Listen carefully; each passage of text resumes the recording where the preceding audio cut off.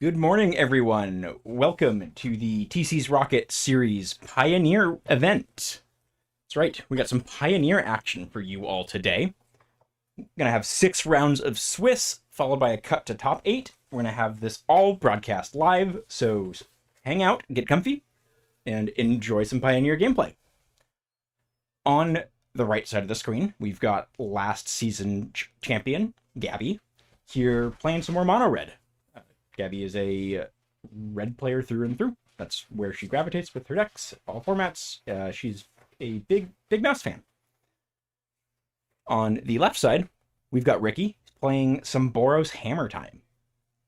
Anyone who's followed Modern going to be more or less familiar with the game plan here. Going to have a bunch of cards and ways to cheat out a Colossus Hammer and equip it to your creatures like a Sigarda's Aid.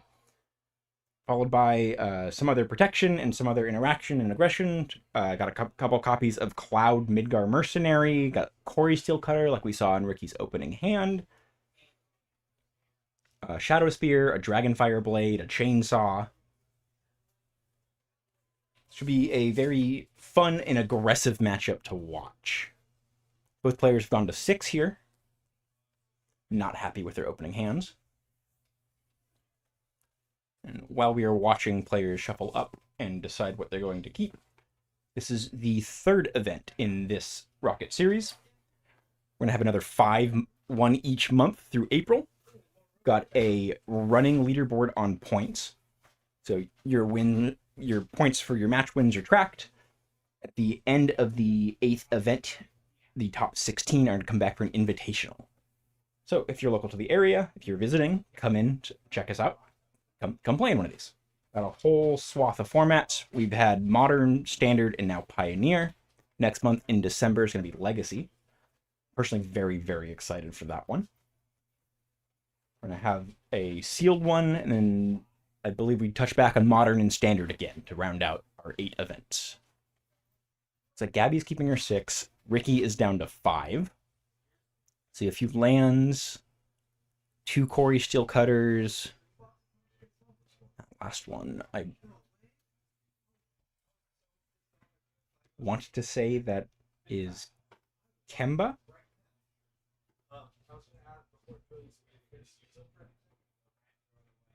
All right, Ricky's keeping his 5, double land, double cutter. Gabby's starting out with a mountain into Kumano faces Kakazan.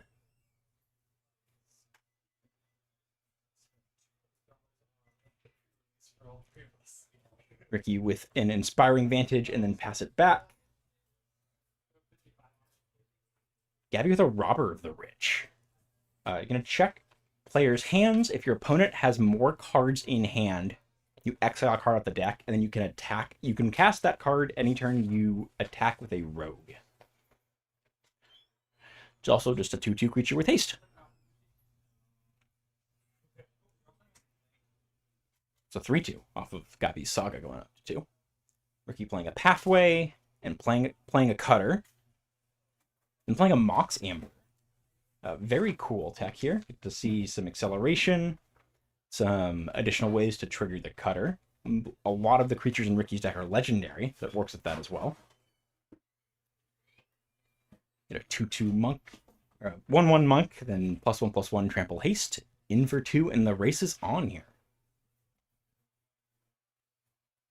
Gabby's Saga is going to go to chapter 3 and flip for another 2/2.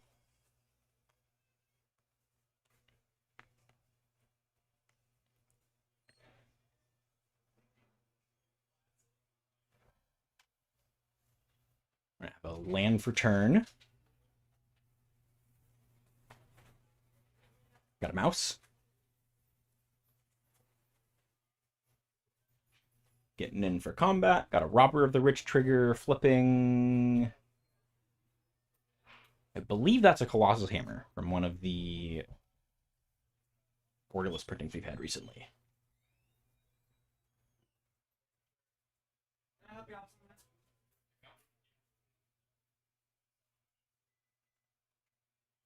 Yes, that is the Final Fantasy printing Gaia's Dark Hammer for the Colossus Hammer.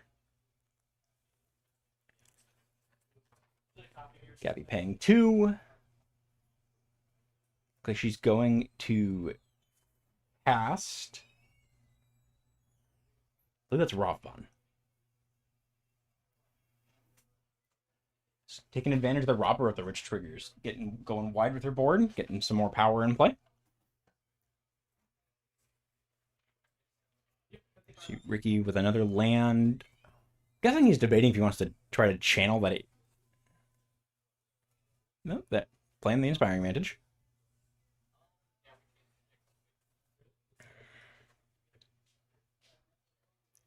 He's got a Cloud and a Quarry Steel Cutter. So it does give Ricky the option to find a hammer. I don't know how much he can make use of it right now.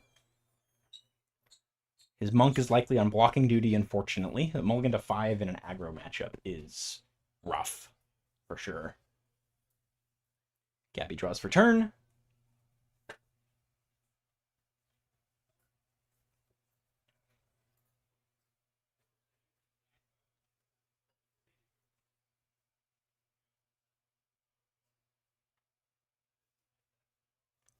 And a Mutavault there.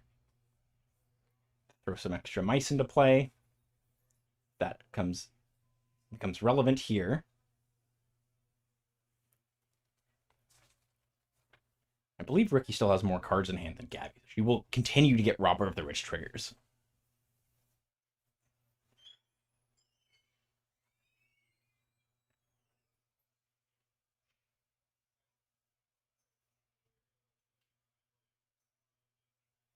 Play an Emberheart Challenger.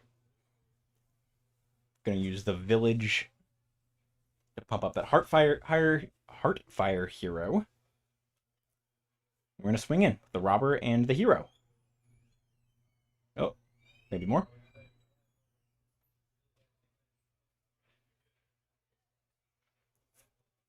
Full send. All in.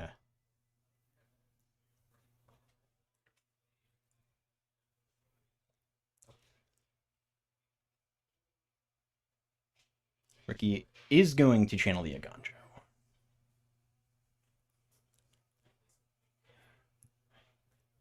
Gonna target the Robber trigger there. Can deal 4 damage to target attacking or blocking creature with that. So he's taking a look there. I think he's going to pick off the hero. Yep. Stem the bleeding a little bit, and then has his 2/2 monk he can block with, soak up some more damage.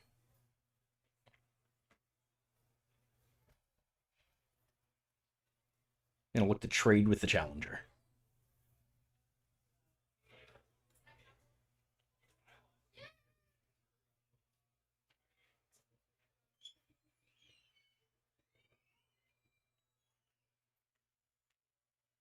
Yeah, and Ricky can't get there. Immolda 5 and Gabby's lightning fast start just being too much.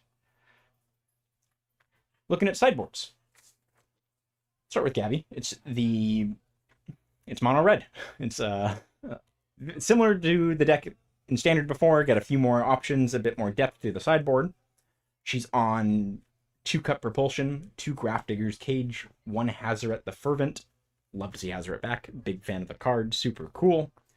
2 Magebane Lizard, 3 Redcap Melee, 1 Sunspine Lynx to complement the 3 in the main deck. I'm assuming those are coming out here. Probably a bit too slow for this matchup. 1 Untimely Malfunction, and 3 Urabrask's Forge. Guessing Gabby's going to want the removal. Could maybe get a little cute with the Untimely Malfunction. I don't know if that's worth it, but that is an option here. Looking at Ricky's sideboard.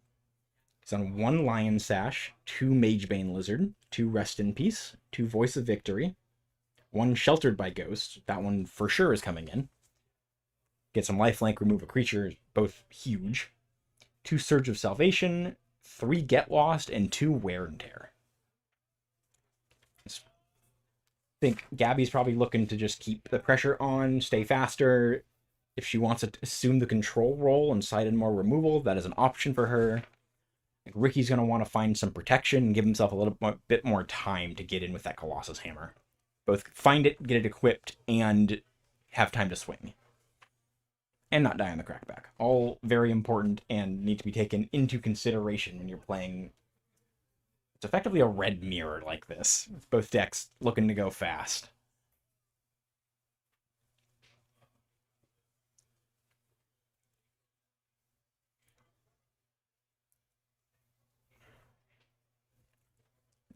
Hammer deck Ricky's on is a very cool deck. Not one you see at the top of the metagame a lot, but definitely has the potential to have some very, very fast starts. And can just sort of go wide, play some aggressive creatures, and push damage. A few different options to be attaching the hammer through Sigarda's Aid, much like the modern deck used. Also on 3 copy of Kazul's Toll Collector. It's a 3-drop Ogre Warrior, 3/2, and you can attach an equipment to itself for 0. Which is only at sorcery speed, but still, that you get around the massive equip cost on the hammer. And Ricky not happy with his hand. Gonna go down to 6. Gotta be evaluating still.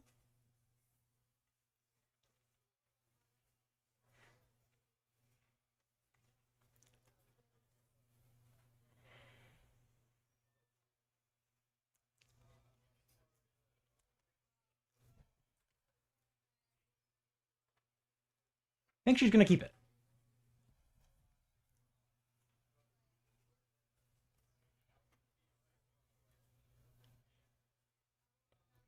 Got some lands. I see a Cutter. I see a Kellen.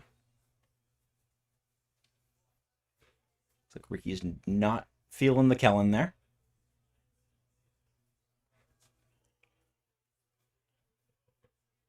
Fairly certain. Yep, we've got a Skrelv to start this off. Sort of a budget mother of runes, if you will. Give some protection to his creatures.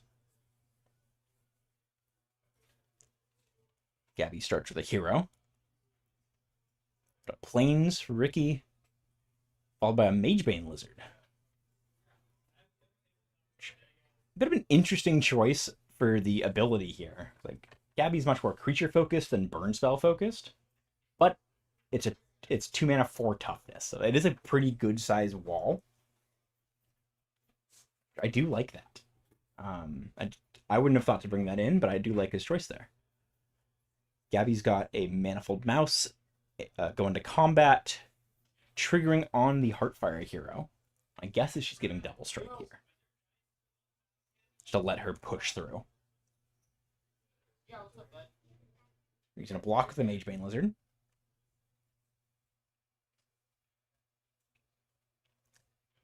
He's looking if he wants to save it with the Skrelv, and I think he just takes the trade, or takes the chump there. Electing to keep his life total higher rather than pay the life for the Skrelv. Ricky does have another Magebane Lizard in hand. He's got a Kellen, the Cutter, and draw for turn was a Cloud. So right now, Gabby's definitely looking to just keep the pressure up, keep playing creatures, keep attacking as fast as she can. The more she forces Ricky to block, the harder it's going to be for him to stabilize and pull out his plan. We're going to see an adventure from Kellen. Exile on an adventure. He's got the token there. Love to see it. Search for, I believe it's an equipment or an aura. He's gonna find a chainsaw. I do like that. Some good creature removal to play off his artifacts and equipments with.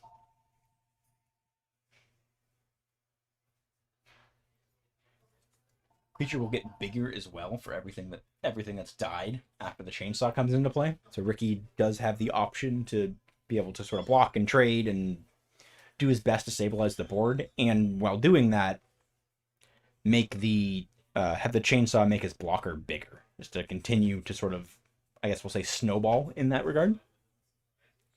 Gabby's got an Emberheart Challenger followed up by Kumano Faces Kakazan.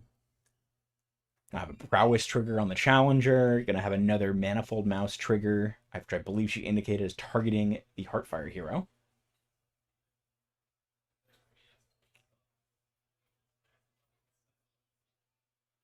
Get in with everyone. I do like that attack. Ricky's only got the Skrelv in play, which if I remember right, can't protect itself. Let me double check that.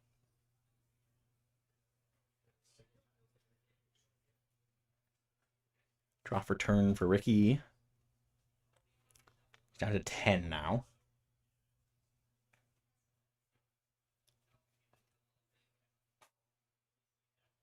Yeah, so Skrelv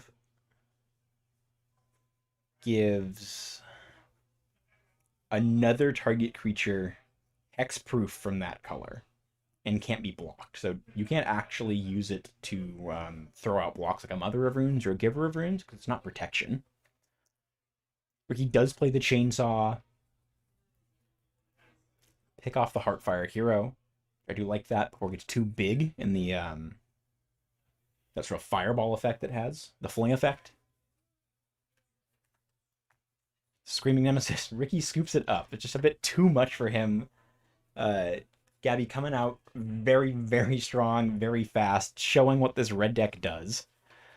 Fortunately for Ricky with the mulligans and then not being able to just hit land drops and cast a spells, it's a really rough space to be against this red deck. Like, yeah, it's that so much of the deck was just in standard before the bans recently, and you could just the mouse package followed accompanied by just some other burn spells, and then I guess we'll say card advantage with like Robber of the Rich is just so powerful. So that does it for round one. Congrats to Gabby for the very strong 2-0 start. Let's see how today goes for Ricky. Definitely not down and out. We got another 5 rounds of Swiss to go. Everyone's still alive for top 8 at this point. Thank you all for tuning in. Sit tight. We'll be right back with round 2.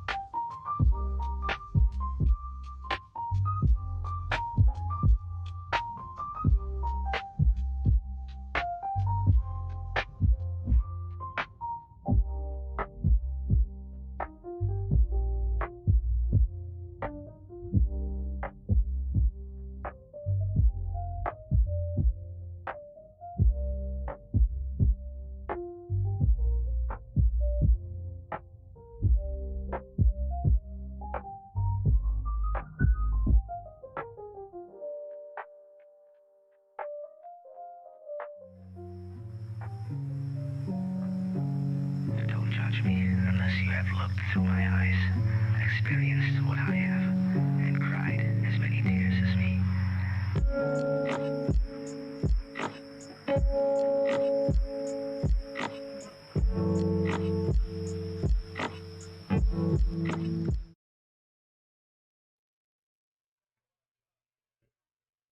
All right, everyone, welcome back for round 2.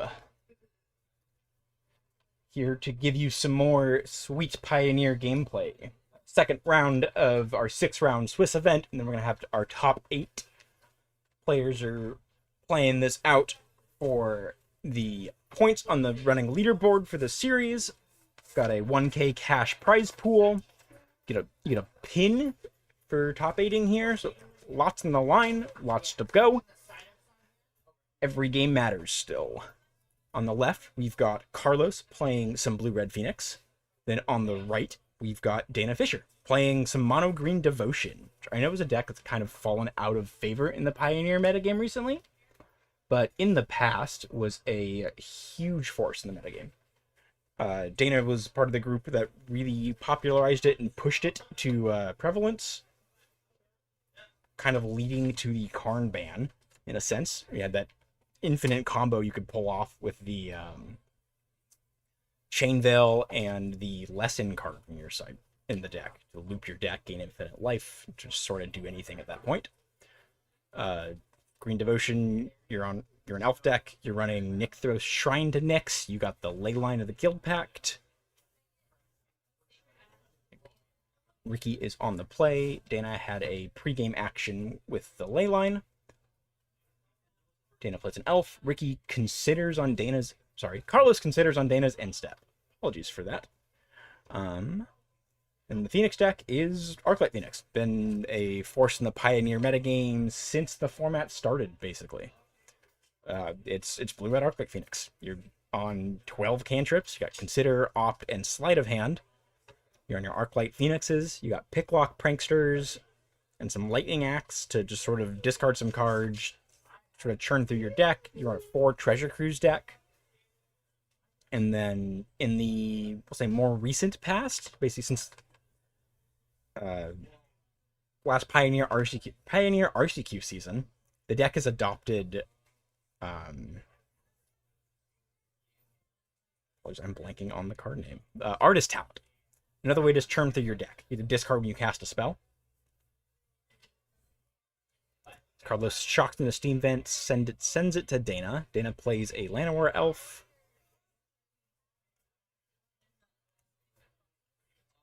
The Elvish Mystic. And then Ricky casts the Adventure side of the Picklock Prankster as a Free the Fae. You grab an instant sorcery or fairy card. So that Phoenix will hit the graveyard. Has the choice between the Lightning Axe, the Consider, or the Spikefield Hazard there. Spikefield Hazard is a one of, but is a very neat inclusion. You get to pick it up as a land off your Free the Fae as well.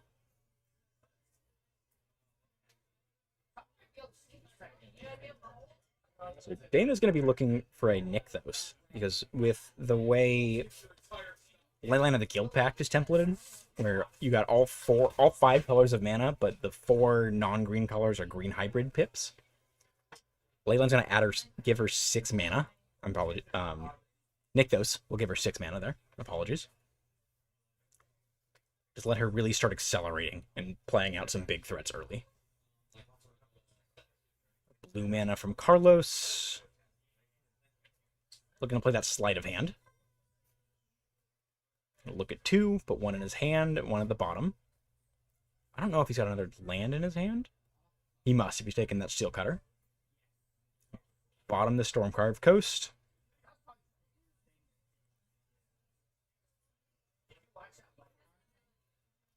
Yeah, he's got a Pathway in hand there. Now, Spikefield Hazard, the Llanowar Elf, is going to exile that.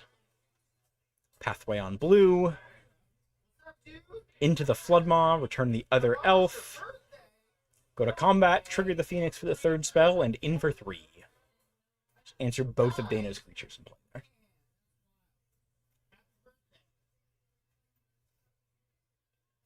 Send it back over to Dana.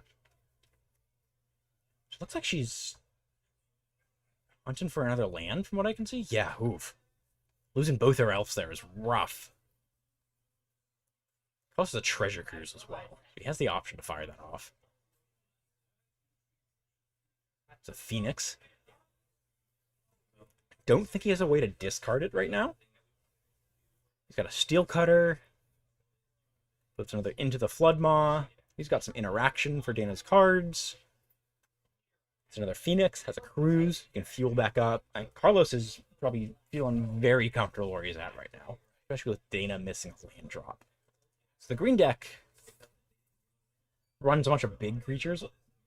So like running 4 Cavalier of Thorns. It's a 5/6 with reach. So that's just a huge pain for the Phoenix player. You need a 2-for-1 yourself to kill it.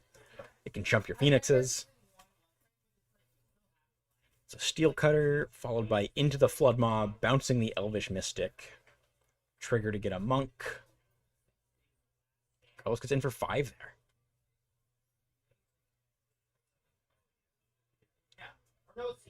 Sending it back to Dana. Another elf draw for Dana. Putting the same Mystic back in play. And not the spot you want to be when you're playing mono green like this. And playing the same mana elf 3 times is not usually a great sign.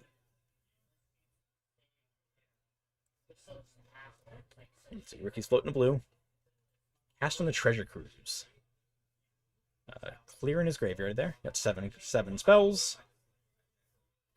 Prowess trigger on the Monk. Gonna draw 3, see what he finds. Big fan, personally, of using the dice for your prowess triggers. Magic's a hard game. There's a lot going on.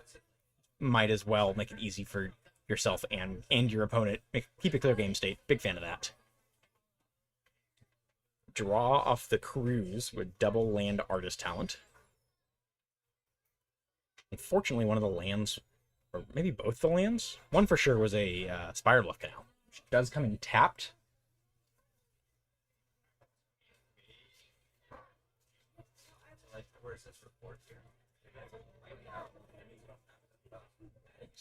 Considering his options, looking to see what he's got. He does know Dana's going to be choked on mana a bit still. So it does give him some time if he sort of wants to take it a bit slower. He has the option of cantripping and digging for a land. Paying 2, looks he's just going to put that artist talent in play. Get the Steel Cutter triggers, Prowess trigger on the Monk. Gonna have a 2/2 with Trample and Haste off the Steel Cutter. The 3/2 Phoenix, and then a 3/3 Monk off those Prowess triggers. Prowess get in for 8. Then there's a 12, only an Elvish Mystic in play. Plays a Spirebluff Canal tapped and sends it back. Yeah, unfortunately for Dana, I just couldn't quite get there. From what I could see from her hand, she had a lot of options, was just really choked on mana, and losing 2 of her elves on Carlos's turn 2 is just backbreaking there, unfortunately. Let's take a look at sideboards.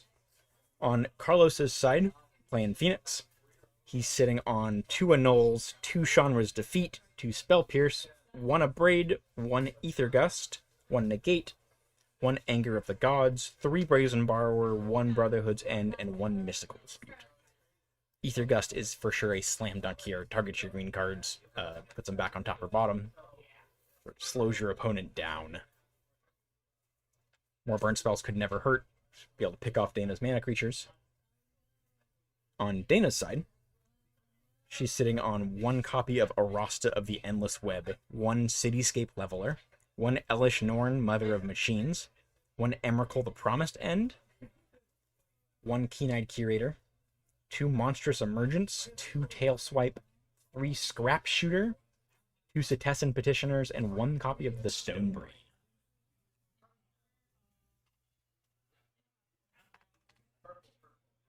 I'm gonna look at what Dana's got there. Looks like she's cutting some copies of Old Growth Troll. Saw a few Outcaster Trailblazers coming out. A lot on Dana's side can help out. Like the Keen-Eyed Curator is huge. Be able to pick apart Carlos's graveyard, pull some Phoenixes out. With some excess mana, can grow it out of a single removal spell range. Become a 7/7 when you've exiled 4 or more card types with it. See, Carlos was taking a second look at that Lightning Axe on his end.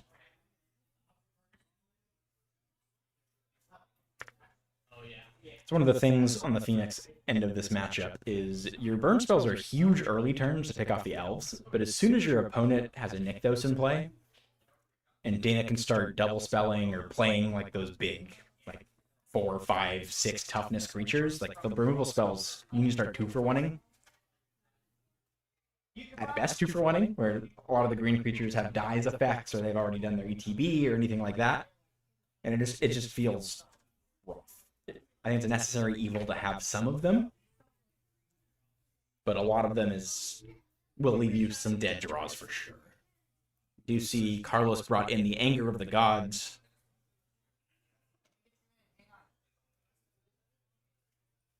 Dana is locked in, ready to go. Yeah, Carlos double checked. Going through one more time, locking it in.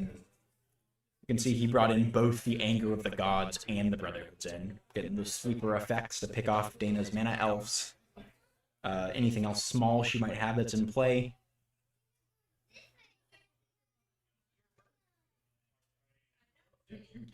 Dana's going to be on the play here. Her hand in game 1 was one where you have a...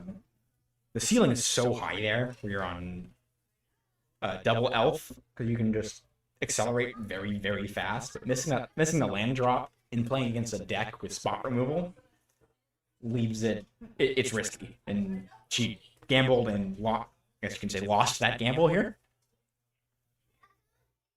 So now that she knows what she's up against, this event is closed decklist in the Swiss rounds. We'll go for open decklist in the top 8, so players will know exactly what they're up against. But Dana wouldn't know she's against Phoenix when she's keeping her opening hand.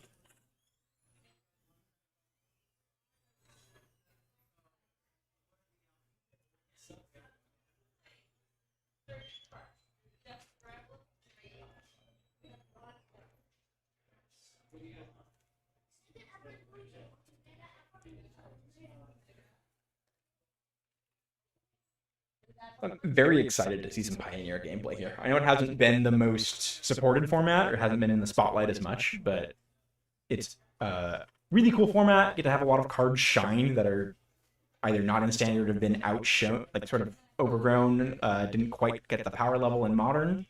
So lots of cool new combos and interactions and archetypes that aren't really a thing anywhere else.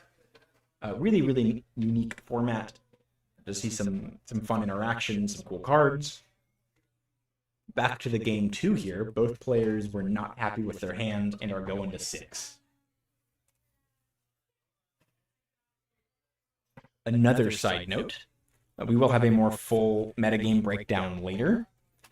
From just initial rounds, from what I've noticed, a lot of stuff that you'd expect from like looking at something like MTG Goldfish, what the top lists are. A lot of Phoenix, a lot of mono red, smattering of blue-white control and Grease Fang, the new 5-color Legends deck enabled by the Spider-Man cards. Got a few of those, a few food decks. Have some other more, I guess we'll say, spicy cards, spicy decks. Got a mono black deck. Have some green-white Collected Company. Then we see some old stuff. Like we got the White Humans deck that was really popular a while back. Got a Spirits deck.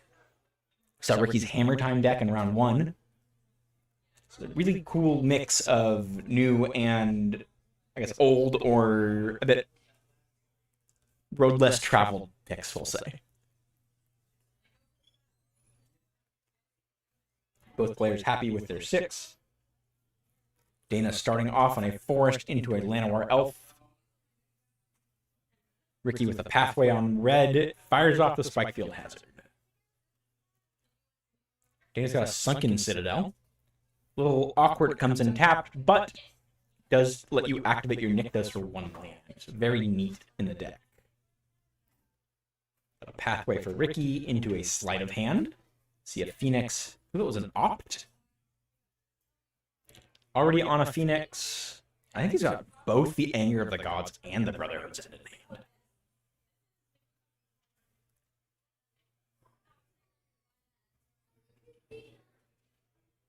He does. Yeah, Pathway Phoenix, double sweeper in Ricky's hand. Carlos's hand. Apologies, folks. Carlos keeps the opt. Sends it back to Dana. Forest for Dana into a Kiora. Kiora's another really cool part of this deck. Lets you untap your Nykthos to really accelerate on your mana. Also lets you swing with a creature, untap it, sort of give it pseudo-vigilance, draw some cards with it too when you're playing your big creatures, sort of allows you to chain. Another sleight of hand for Ricky. Keeping an opt. You see an island and a pathway in his hand. Carlos plays the island. Sends it back over to Dana. That was a Keen-Eye Curator for Dana. There's a Nykthos. Unfortunately, not enough devotion to really make use of that right now. More of just a colorless land for her. That's an Outcaster, Trailblazer, Keen-Eyed Curator. Unsure what that third card in her hand is. We're going to see a Trailblazer from Dana. Come in, make a mana, draw a card off the Kiora. The Cavalier of Thorns. Just going to untap her Sunken Citadel. Not going to go up on mana, but you can filter those two lands into Devil Green here. Oh, apologies. That's not a Keen-Eyed Curator. That's the Scrap Shooter. If you had not checked in with me. So used to seeing green card with the Bloomburrow barrier be the Curator. You are not in the event. So make sure that you come in and check in. Scrap Shooter being a 4/4 reach is huge. Let you block a Phoenix.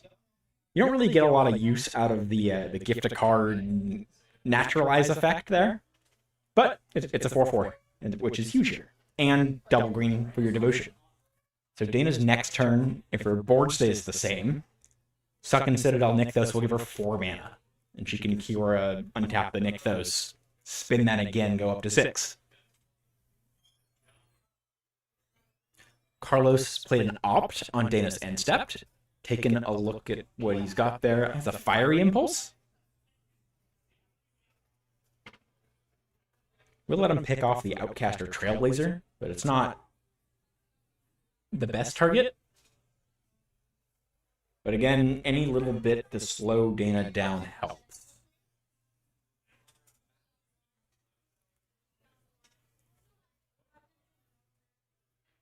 So this is the kind of game that Dana's mono green deck really looks to play in this matchup, where she's got her land drops, she's able to put some creatures into play that are going to be out of reach from Carlos's spells. Even though she did lose her Llanowar Elf, that did slow her down, it's not... She hasn't been all in on that, like in game 1. 4 mana, hard cast the Arclight Phoenix for Carlos. Now hold on to those sweepers in hand. Also short a red source now for them.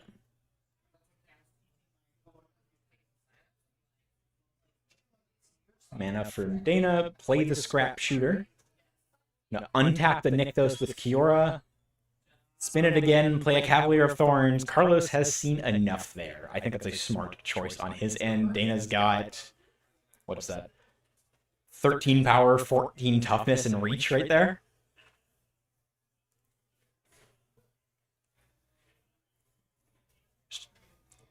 Big creature after big creature from Dana's end of the board. Kiora giving them draw a card when they come into play, keeping her fueled up. Just too big of a wall too quickly for Carlos to cross. Double checking what he's looking at here. I saw Carlos thumb one of the sweepers. Unsure if he's cutting that or not.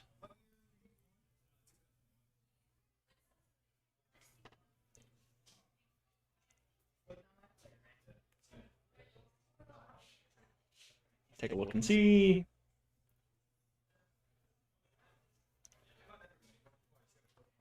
Still see some treasure cruises in Carlos's deck. Brought in the Brazen Borrowers, at least one of them.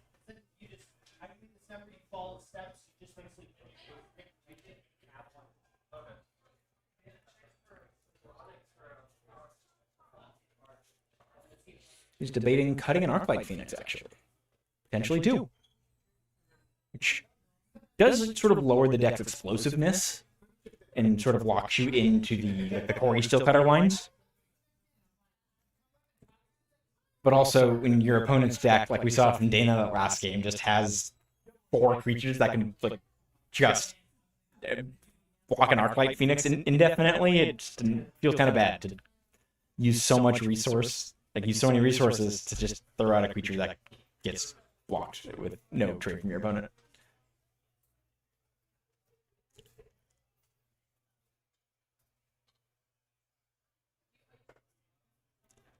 Yeah, Carlos deciding to move that Anger of the Gods back to the board, trim 2 Arclight Phoenix. Make a bit of a swap here for game 3. He'll be back on the play.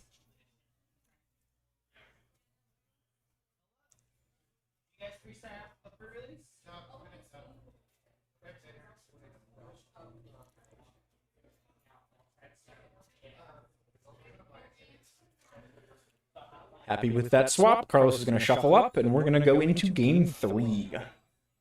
Quick games here today. Got only 20 minutes into the round. Got two games down.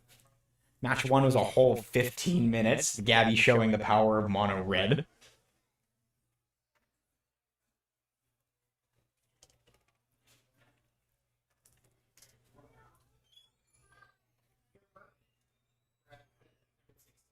One more quick check for Carlos. Just as a reminder for folks, if you're just joining us, we are in round 2. We're going to have 6 rounds of Swiss, so we got this and then 4 more coming up. This is the 3rd event in the Rocket series. And I have 1 more monthly leading up until April. Through April. Last event is April. Each event going to continue to update a running leaderboard of points. The top 16 are going to be invited for that top 16 invitational tournament in April. Winner of the event gets to design a custom token with their likeness on it. So Gabby, is the winner of last season, chose the Monstrous roll off of Monstrous Rage. Before that, Chaz was back-to-back winner. He's got a Goblin Shaman and a green-black insect, like what Grist makes. First season, Alec Pitzer took it down, has a food token. Got some sweet, really tasty-looking pizza on it from the TC's Rockets pizza shop next door. Very, very fun, very cool. Get to see a local community member's face on your cards whenever you're playing. Also, a lot of the time, people choose tokens that are used, so it's just an easy way to get more useful tokens. Players looking at opening hands. I think Carlos only has a single land there, and he's going to keep it. Might have a second one. Unsure. Dana also happy with her 7. Oof. Leyline is the draw for turn. Always feels bad. It goes Forest into Elvish Mystic. Carlos on a Lightning Axe. Does have a basic island, so it has a second land. Fire off the Lightning Axe, discarding the Arclight Phoenix. Steam Vents, draw for turn. Can play out that Artist Talent if he wants. Doesn't have the option to really interact with Dana here. I do like this. Ooh, lost to sleep real quick. Double Forest into a Battle for Ikoria. Acts as a sort of like... Oh, apologies, not... Is it Ikoria? I get these battles mixed up. Apologies. Invasion of Ixalan. That's what it is. Ikoria is the Green Sun Zenith-esque one. That is not what the deck is doing here. This is another sort of like Oath of Nissa pseudo like ponder-ish effect. Get to look at your top cards. You can pick a creature or land from them. Dana grabs a Cavalier of Thorns there. Carlos plays Corey Steelcutter. And have an Artist Talent trigger to rummage, discard one, and then draw. Pitches the Steam Vents. Draws a Fiery Temper. Spire Bluff Canal. Dana draws a Kiora. We see Kiora got a Nykthos in hand. So a bit of a slow start for her, but has the option to really accelerate fast in the coming turns as she accrues some devotion. Electing to not downtick the Kiora, keep the loyalty high. Carlos just sends it back. My guess is he's choosing to keep that land in his hand to have an option to discard. Very cool foil promo signed Elena Danner Forest from Dana. There's a Cavalier of Thorns. Using Kiora to untap a land, get there. Gonna mill 5, return a land from among them into play. Got a Forest. The goal with the mono green deck, like the high roll there, is you hit a Nykthos with mana to activate it again. Use it to keep spinning and play out your hand.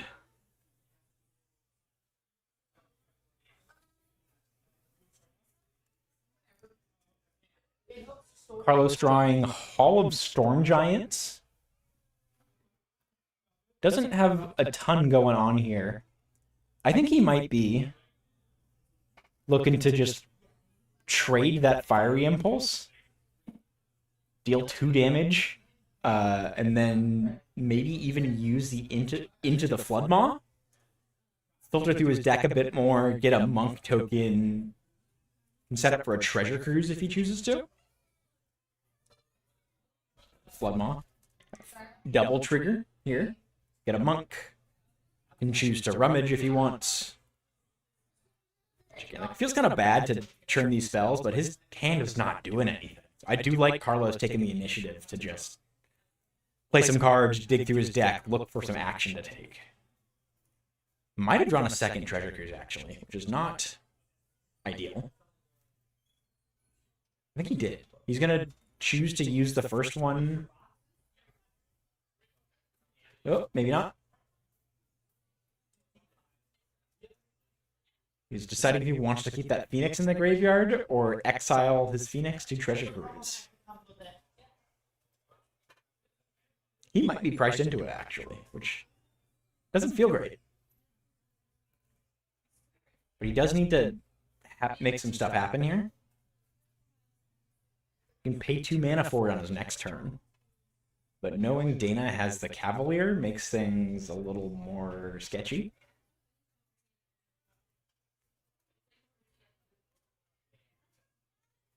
Looks like he's going for it. First prowess trigger on that Monk token. Exile 7 cards for the Delve. Choosing to not discard to Artist Talent. In for 3. See a sleight of hand. Lose a land, not burn spell there. It was an Artist Talent, not a burn spell. Dana's draw for turn. It's another Scrap Shooter for her. Which, with that in Dana's hand, I'm sure Carlos is thrilled he chose to exile that Phoenix. Not going to do much with this in play. Scrap Shooter, just playing it. Draw a card off Kiora, down tick Kiora to untap that Sunken Citadel. Citadel into Nykthos to replay that Cavalier of Thorns. Look at your 5, grab another Sunken Citadel, mill some more. Send it back over to Carlos. It's a quick 9 power, 10 toughness for Dana right there.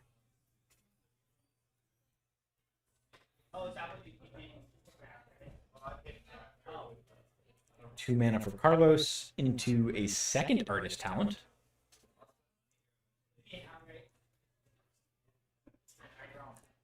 discard that Spire Bluff Canal, play a Sleight of Hand, Prowess trigger, Corey Steelcutter trigger, double Artist Talent trigger. See if he's going to discard the 2. Yep, choosing to do both at the same time. Getting rid of a Sleight of Hand and Opt. 5 in the graveyard. Resolve the Sleight of Hand. Consider to the bottom. Second Corey Steelcutter on top. Play a tapped Steam Vents. Deciding if he wants to attack. Don't think he's got a profitable trade there. Sending it back to Dana. Dana sitting on a ton of mana. Forest for an Elf. Basically free to play with the Nykthos. Nykthos making 5, 6, 7 mana right there. 7 mana for an Outcaster Trailblazer. Gonna draw a card off Fiora, gonna make a mana. Another Invasion of Ixalan. Got a battle there again. Draw some cards, see what she finds. Gonna take an Uvenwald Oddity. I believe this is a 1-of in the deck still. Yeah, it is. With enough mana, you can transform it, give all your creatures the Lord effect, trample, and haste. And yeah, Carlos sees the writing on the wall. I'm so sorry, Carlos. I keep saying Ricky for your name. And Dana takes it down, showing this mono green deck still has some legs. Really cool. Get to play a bunch of creatures, make a bunch of mana, draw cards, which is kind of a wild combination. Carlos showing what the Phoenix deck can do. Unfortunately, just hard when your main game plan is countered from your opponent's creatures being bigger with reach. Just kind of slows you down. It's a pretty solid wall there. So again, congrats to Dana, taking it down. Moving on to 2-0. Well on our way, path to top 8. Got another 4 rounds of Swiss coming up. And thanks you all for watching. That was the end of our round 2. We will be right back with round 3. Sit tight and stay tuned.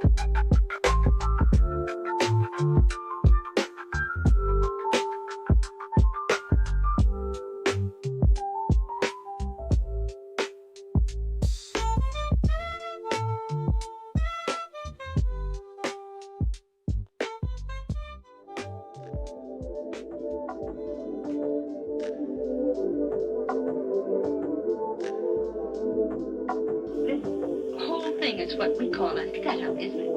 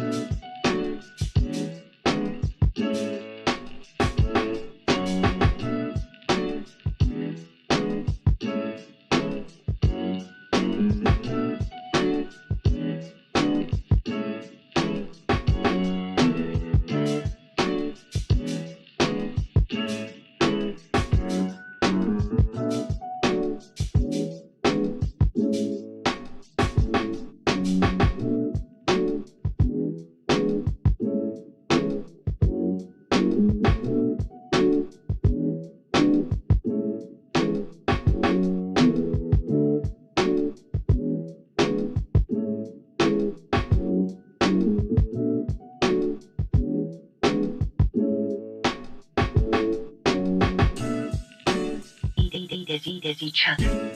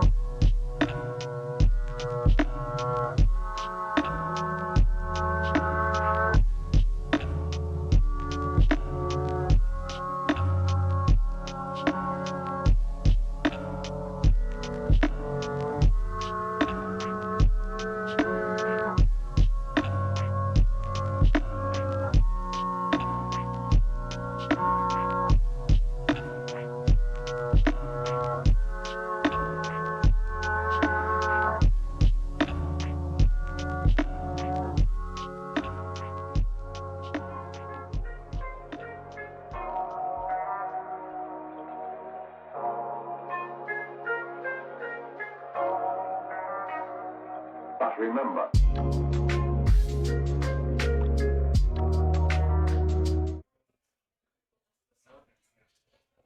All right, everyone, welcome back for round 3 of our Pioneer event. Here we've got Jake on the left playing some mono red, very similar to what we saw Gabby playing in round 1. Got the mice, got some burn spells, got a top end of some Sunspine links, got burn spells, creatures with power bigger than their mana cost, and haste. And we got Michael on the right playing some 4-color Lumra combo. Very cool deck. I believe he's the only one in the room on this, actually. So, sort of in line with Amulet Titan in Modern. You're doing a lot of lands shenanigans, using Aftermath, Analyst, and Lumra. Going to be looping lands from your graveyard. You've got the Wandering Minstrel and your Spelunking effects to make your lands enter untapped, so you can tap them for mana. You're going to be sacrificing them, looping those through, milling yourself. It's on a singleton copy of Thassa's Oracle to mill through his deck.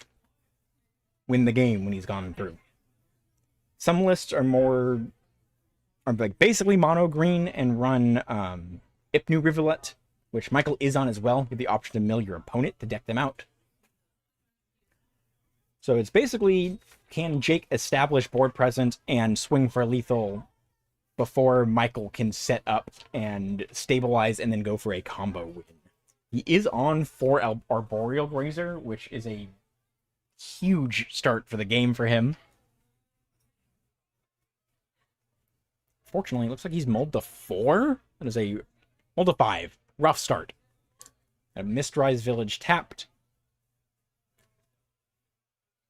Jake goes Mountain into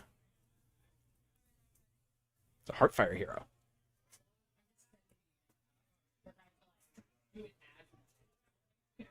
Michael plays a Starting Town into a Wishclaw Talisman. Not a card you see often in Pioneer. Manifold Mouse for Jake. Assuming we're getting double strike there, so getting in for 4.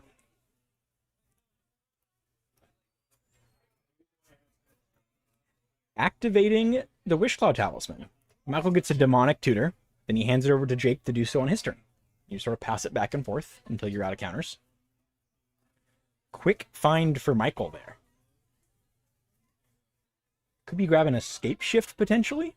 Maybe a Spelunking just to let him get an untap effect. Ooh, I think he grabbed a Wandering Minstrel. So Wandering Minstrel sort of duplicates that Spelunking effect. Your lands come into play untapped. Send it over to Jake. Drawing a Reckless Rage for turn. Mutavault is land. It's a Reckless Rage, a Monstrous Rage, and a Burst Lightning.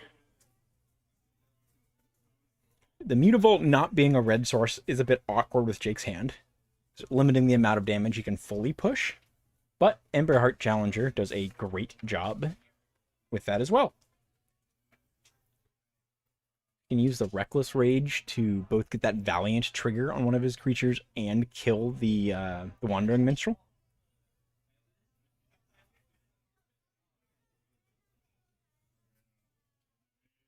Yeah, I was thinking about it, and looks like he's going to go for it.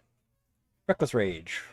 Heartfire Hero, Wandering Minstrel, and Michael scoops it up. I think it was sort of a Hail Mary play with that Wishclaw Talisman for the Minstrel, with him just hoping to have that stick around for a turn, and then my guess is he had another combo piece to be able to pull off a loop after that. Looking at sideboards here. I'm going to start with Jake. Very similar to what we saw from Gabby's board. Few differences. It's mono red. Got 2 Red Cap Melee, 3 Flowstone Infusion, 4 Urabrask's Forge, 2 Magebane Lizard, 3 Cut Propulsion, and 1 Hazaret the Fervent. Actually unsure how much of this Jake wants. A lot of the burn spells don't do a ton, but you can pick off a blocker that helps push damage. On Michael's side, We're looking at 1 Emrakul the Promised End, 1 Farewell, 1 Temporary Lockdown, 1 Ashiok Dream Render, 1 Tishana's Tidebinder, 2 Unable to Scream, 1 Negate, 1 Ether Gust, 1 Into the Floodmaw, 1 Mystical Dispute, 3 Heritage Reclamation, and 1 Sabsunen. I think that's the blue-green god from Ether Drift, if I remember correctly. Apologies, folks. It is 3 green-blue for a 6/6 god. Reach, trample, indestructible. Cannot attack or block unless it has an even number of counters on it. You put in 1/1 counter at the beginning of your first main phase. If it has an odd number of counters, you draw 2 cards. It's a trade-off between attacking/blocking and drawing some cards. Don't think that is the place to be for this matchup. Michael's going to want things that can block. Going to want those removal spells. Sweepers like Farewell's a bit slow, but is very strong. Something like Temporary Lockdown is huge. You'll just pick off Jake's board.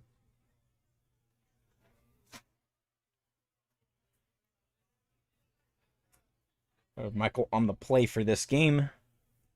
Going to be looking to keep a full hand this time.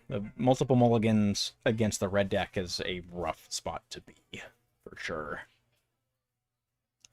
So I know, looking at some lists from online for what I had seen beforehand with this Lumira deck, a lot of the time it was much more, say, blue-green focused. Obviously base green.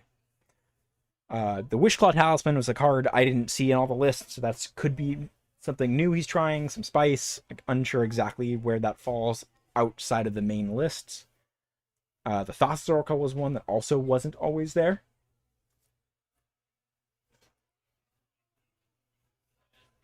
Looking at Michael's hand, see some lands with the starting town. Jake unhappy with his, shipping those back. I saw a stock up or 2 as well in Michael's hand.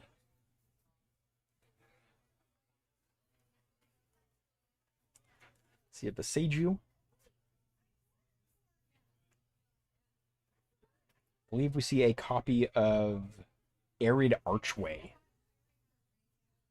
I think that is the colorless bounce land from Ether Drift as well. So cool tech here to come in untapped, returning channel lands to your hand if you want to be channeling those. Taps for 2 mana, which is huge as well. Jake happy with his 6, sending 1 back. Michael starting with a Port of Karfell, one of the lands from Kaldheim. Jake with a mountain into Kumano faces Kakuzan. Dealing damage to Michael there. Michael with another port coming in tapped.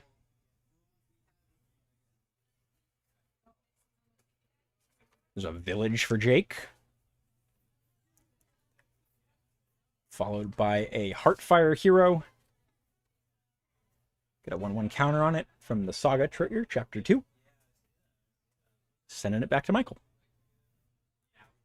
Playing a Boseiju, 3 mana for a Spelunking. Draw a card. Put a Hedge Maze into play, which enters untapped. Choosing to mill Port of Karfell. And then playing an Unable to Scream. Gonna lock down that Heartfire Hero a little bit.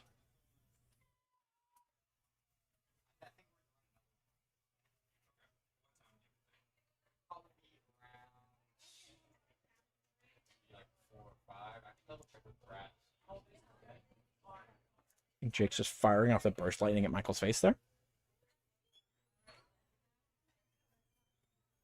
Saga to Chapter 3. Gonna flip and get a creature.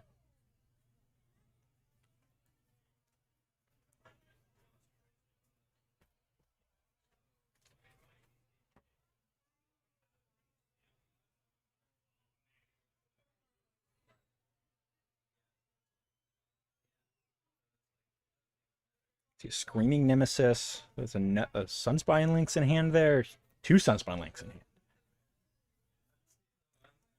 So, Unable to Screen, not as awkward as it could be here, but because the Heartfire Hero still has a power. You can swing, so Jake's got a 1/3 now with it.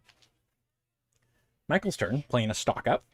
Taking a look there, we see an Echoing Deeps, a second Spelunking, a Lumra, another Unable to Scream, and I believe it's a Lotus Field. I think he's grabbing Lumra and Unable to Scream. That's the Archway, got a Starting Town, got the Lotus Field. Michael's got an Arboreal Grazer as well.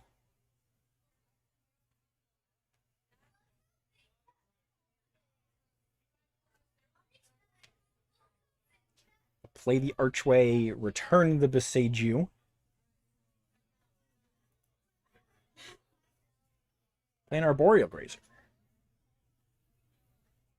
Spelunking, making Michael's lands come in untapped when all these like extra land effects or the replacement effects on the cards would be having them tapped. So lets him use things like the Arid Archway and the Lotus Field immediately off of the Arboreal Grazer. And the Hedge Maze even was a land for turn, and he gets to use the mana immediately. Lotus Field into play off the Arboreal Grazer. Michael's going to sacrifice the Archway and the Hedge Maze, it looks like.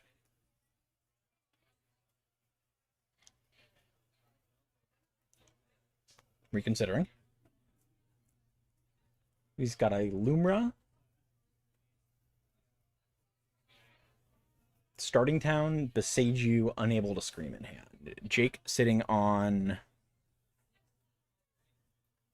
Oh, it's a Teysa. That's not a Tersa. Jake with a Tersa Light Shatter in hand. It was not a Screaming Nemesis. It's off there. Tersa, double Emberheart Challenger. Michael sacrificing the Hedge Maze and one of the ports. Jake plays an Emberheart Challenger. Bit choked on mana, unfortunately. Michael's going to use the Arboreal Grazer to block the Challenger and then channel Boseiju. Going to destroy Kumano Faces Kakuzan. Is a touch awkward because Jake was choked on land a bit, but saving some life is the most important thing, especially with Michael having the Lumra in hand.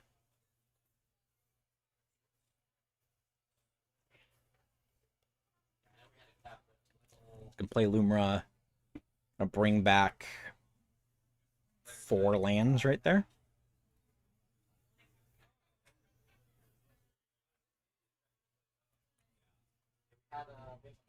There's 5 mana for Lumra. 6 mana for Lumra, apologies. Mill and 4. Bring back... Got 6 lands there. Milling the Lotus Fields. Big grab for Michael. Can Surveil. Another Lumra in the bin. Lotus Field Sack trigger as well. I'll float some mana.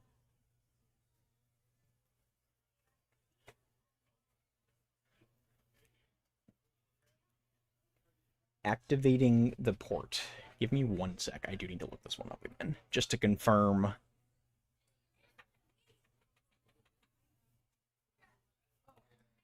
6 mana, 3 blue, black, black, tap and sack. You're gonna mill 4 cards and then reanimate a creature from your graveyard. So I believe Michael's demonstrating a loop here. He's gonna mill his deck with his Lumras. Continue to sacrifice lands with Lotus Field. Reanimate Lumra. Find an Ipu Rivulet. Continue this loop, but use mana he's making to mill Jake. And there we have it. That is what this Lumra combo deck can do. Very Amulet Titan-esque. You're going to utilize effects like Spelunking and Wandering Minstrel. So you can, when you're looping your, I guess, Splendid Reclamation creatures, we can say. Any of the return your lands from the graveyard to play. Going to come in untapped, so you can utilize those effects, spend the mana. Use the port to flip the Lumras in the graveyard, reanimate one, legend rule the other to the yard, mill some cards, bring back any other lands into play. When you're sacrificing Lotus Fields, like Michael was, You'll always be able to recast your Lumras. You can use your port as well to bring them back, and you can continue in that fashion to mill your deck, creating extra mana. And then can continue to loop and use the Rivulet to mill your opponent. He also has the Thassa's Oracle, if that's still in the list, to win if the opponent has given themselves hexproof or something along those lines. Jake making a swap here. Assuming he didn't know exactly what Michael was doing until seeing the list. Also got to see the cards. It's a potential downside of a combo where you mill your deck. Your opponent does get to look through it. Like they did there. Jake was a good opponent. Michael explained the loop. Jake knew he was dead. Scooped it up. Knew that was the game. And then took the time to look through Michael's deck. Look and see what was sideboarded. And then make some changes accordingly.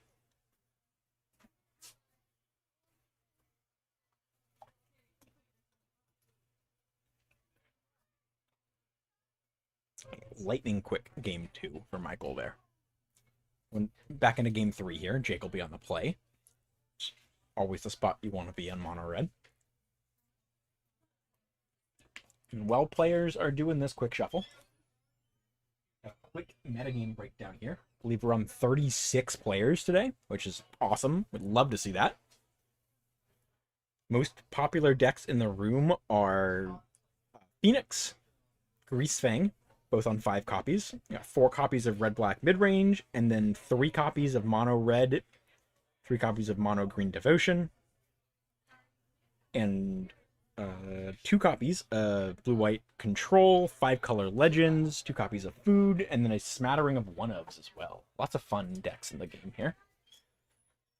Jake starting with a Kamanu faces Kakuzan, Michael with an Arboreal Grazer into a Surveil Land. Jake playing a Heartfire hero, getting a counter on it from his Saga. I'm going to Reckless Rage. Use the Valiant trigger to grow the creature. And get the Arboreal Grazer out of the way. Knocking over that brick wall of a blocker. Anyone who's played an aggro or an aggressive deck knows Arboreal Grazer is the last that turn 1 you want to see usually. It is a pain to get through. 3 mana for Jake into a Screaming Nemesis. Fast start for him here. Going to combat, Michael's going to enter the Floodmaw, the Emberheart Challenger, back to Jake's hand. Still take some damage, though. There's a port for Michael. 3 mana for a Spelunking. See what's a Crumbling Vestige? Yes. It's an Otawara as well. And have 3 mana from the floating from the Vestige into a stock up. So I'm unable to scream, snapping off that one. I believe he's taking unable to scream, Crumbling Vestige. Don't think Michael has what he needs to complete a combo yet. Mountain for Jake. Second Screaming Nemesis. Full swing with the team there.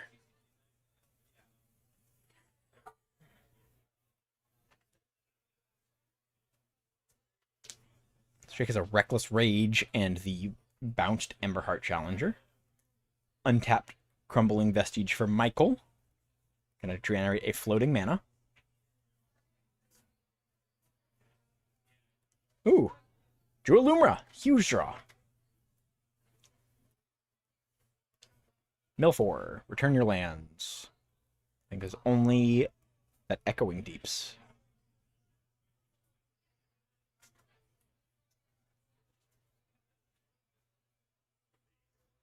Which isn't the best, but Lumra's a 7/7, which is huge. Left a blue floating with the Crumbling Vestige, I believe. Can use that to unable to scream on a Screaming Nemesis. Double checking some life totals. Michael's at 9, I believe.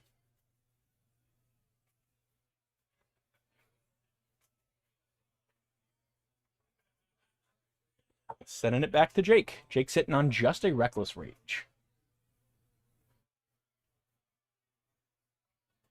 or sorry, Reckless Rage Heartfire hero that we knew of.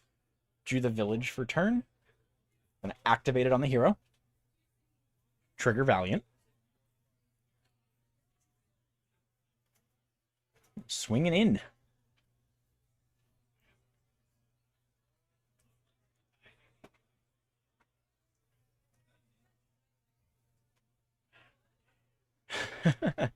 Michael flipping the top card. That Lotus Field, I believe, would have gotten him there, unfortunately. Super cool to see this Lumra deck. Really, really neat loops. It's really intricate with it. Like, very similar to Amulet Titan, which Michael is no stranger to playing in Modern. Jake once again showing why this mono red deck is the top of the metagame. Very fast, very strong, pretty resilient too. Showing what their changes were. Michael cut some land, the Thassa's Oracles, and some stock ups. Brought in some more relevant removal and interaction. And that'll do it for round 3. Jake moving on to 3-0 undefeated. Michael still at 2-1, very live for top 8. We're going to have another 3 rounds of Swiss coming to you, folks. Followed by that, well, we will have the full top 8 play out at all 3 rounds live on stream. So, got another 6 rounds of Magic to go today. Stay tuned, sit tight, we'll be right back with round 4.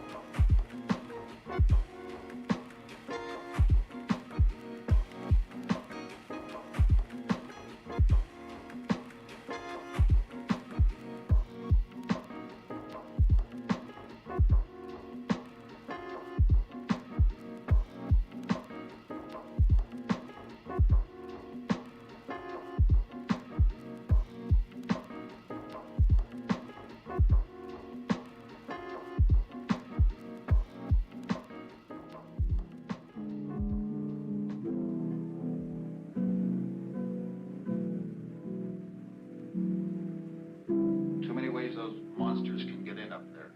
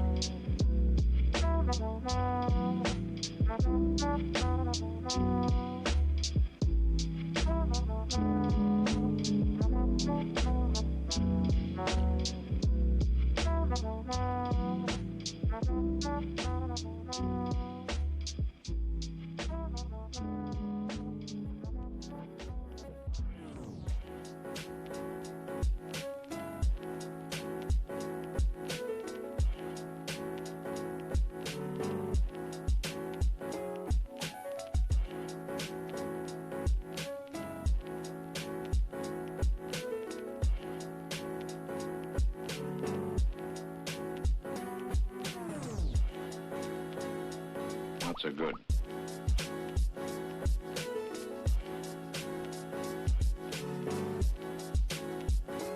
Trying to make a fool out of me.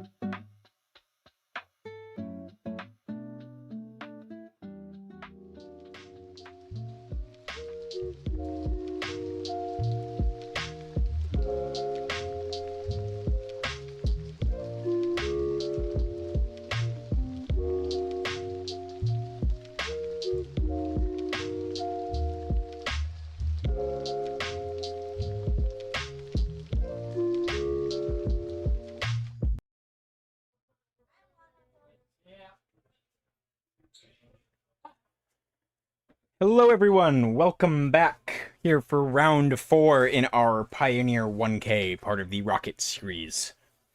Got Gabby back on the left side, playing some mono red. On the right, we've got Matt playing green-white collected company.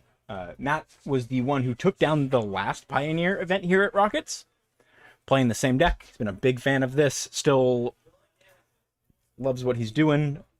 Got elves, got some white hate bears like Thalia, got Enduring Innocence, Skyclave Apparition, Archon of Emeria, Aven Interrupter, 4 copies of Collected Company.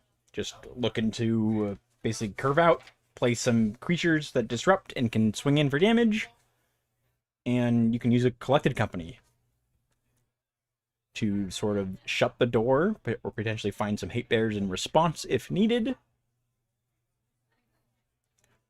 Matt on the play, going Razorverge Thicket into a Llanowar Elves.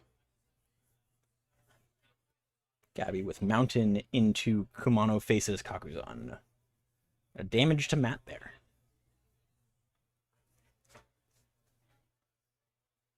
Draw for turn from Matt. Basic Forest. Playing Knight of Autumn. Going to disenchant the Mono Faces Kakuzan. Knight of Autumn is a really cool card. We don't see it as much anymore, but it's really, really effective. Lots of different modes. Very hard to find it not relevant. Gabby plays an Emberheart Challenger. Sends it back to Matt. The 2/1 Knight of Autumn, enough to knock that down. Thank you, Gabby. Peek at the hand, see a Burst Lightning, another Emberheart Challenger. I believe there's a Reckless Rage, Screaming Nemesis up front. Lots of options, lots of removal. Matt plays a Boseiju and passes. Able to hold up either an Aven Interrupter or a Collected Company using the mana from the Elf. Knight of Autumn, basically just on blocking duty now. Soak up some life. Potentially trade with a creature if possible. There's a Burst Lightning from Gabby. Prowess trigger on the Emberheart Challenger.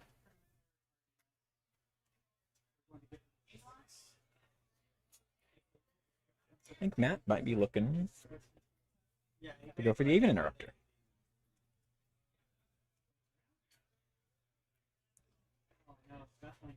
There's a Werefox Bodyguard as well. He's on that too. Allows the Burst Lightning to go through. Gonna lose the Knight of Autumn. Gabby gets in for 3. There's the Werefox Bodyguard. Gabby's going to Reckless Rage. Pick off the Bodyguard. Matt uses the Elf to block the Challenger. Keep his life total up. Draw for turn for Matt. Temple Garden tapped. 3 mana for an Archon of Emeria. Gonna have Gabby's non-basic lands come into play tapped. And then both players are now relegated to 1 spell a turn. Definitely makes it hard for Gabby to really chain up the prowess triggers with any of those aggressive creatures in her deck. The second Emberheart Challenger, sending it back. Archon being a 2/3, able to lock those. Pathway for Matt.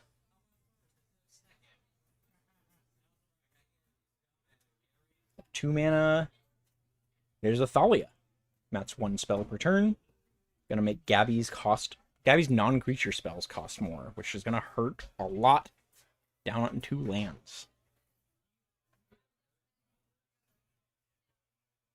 So we know she's on a Screaming Nemesis in hand. Just Kumano Faces Kakuzan. Got prowess triggers, got a ping on Matt. Getting in for 6 with the challengers here. So Matt can double block if he wants. Looks like he is doing that. So trade creature of his choice for a creature of Gabby's choice for the Emberheart Challenger. Still taking 3. Yep, Gabby wants that Archon of Emeria off the board. both these creatures a big pain for her. Gotta choose one, and the one that you can't, you need a prowess trigger to actually kill is big. Matt with another Knight of Autumn. Getting the Saga off the board again. That was the second of 2 in his main deck. Gabby draws for turn. Sitting on 1 Emberheart Challenger. We know she's got a Screaming Nemesis in hand.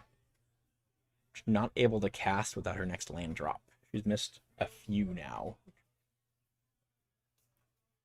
In for 2, Matt double blocks. Gabby gonna pay 2. Burst Lightning, the Knight of Autumn. Now, Prowess trigger, Matt will end up losing both his creatures in that exchange. Matt at 16, I believe, because he did take a hit off the Emberheart Challenger. Gabby draws. In for 2. This is a Collected Company. A huge last card to have in hand for Matt. And I'll look at the top 6. Choose to put 2 creatures, mana cost 3 or less among them into play. I see 2 Enduring Innocence. I think it's a Skyclave Apparition as well.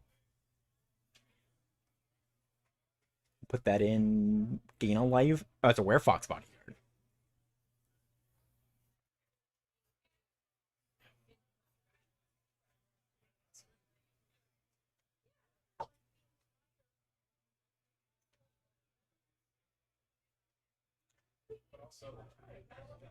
Going to exile the Emberheart Challenger until it leaves the battlefield.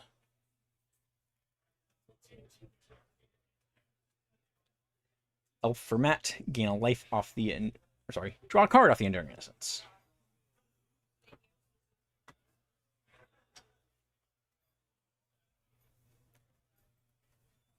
In with the Enduring Innocence, going to trade with the Heartfire hero. That's going to gain some life off the lifelink.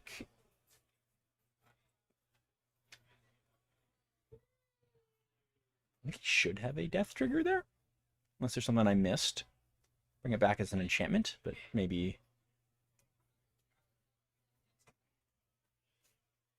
Screaming Nemesis for Gabby. Going to be met with an Aven Interrupter by Matt. Oh, there he is. He missed his trigger. Yes, did miss the trigger. Noted it there. Trigger was missed. Going to stay in the graveyard. Screaming Nemesis is in exile. Gabby can play it at a later time off of the Aven Interrupter. 3 mana for another Enduring Innocence.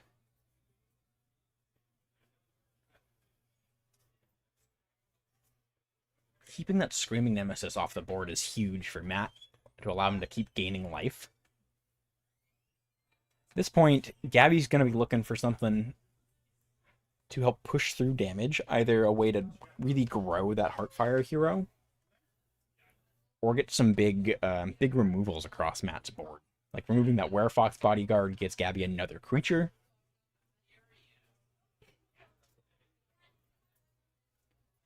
Land 4. Sunspine Links, there we go. Sunspine Links being a sort of pseudo Price of Progress. Matt's on 5 non-basics. Gabby's on 1. Do some damage to everyone there. Also a 4/4. Definitely relevant with the smaller creatures in Matt's deck. Everything is a hit off of Collected Company. Matt playing Spider-Woman, Stunning Savior, and a Skyclave Apparition to exile that Sunspine Links. Swing in again. Including the elf. Elf's getting in there. Love to see that. Yeah. Gabby looking to trade with the Enduring Innocence.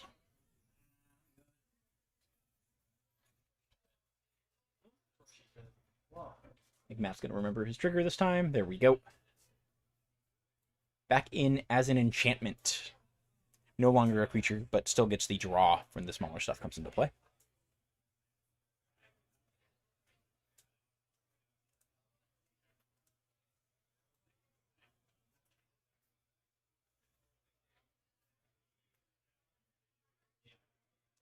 Matt with 1 card in hand, Gabby drawing up to 2 as the Screaming Nemesis sitting in exile from the Aven Interrupter. Now it's a pretty wide board at this point, too.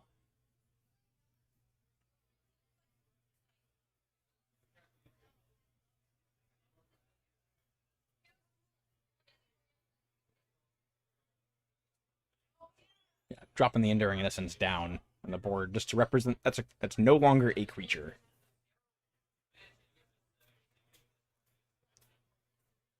You get 3 mana from Gabby for a Screaming Nemesis. Coming into play tapped from Spider-Woman. That draws for turn. Is this a Werefox Bodyguard?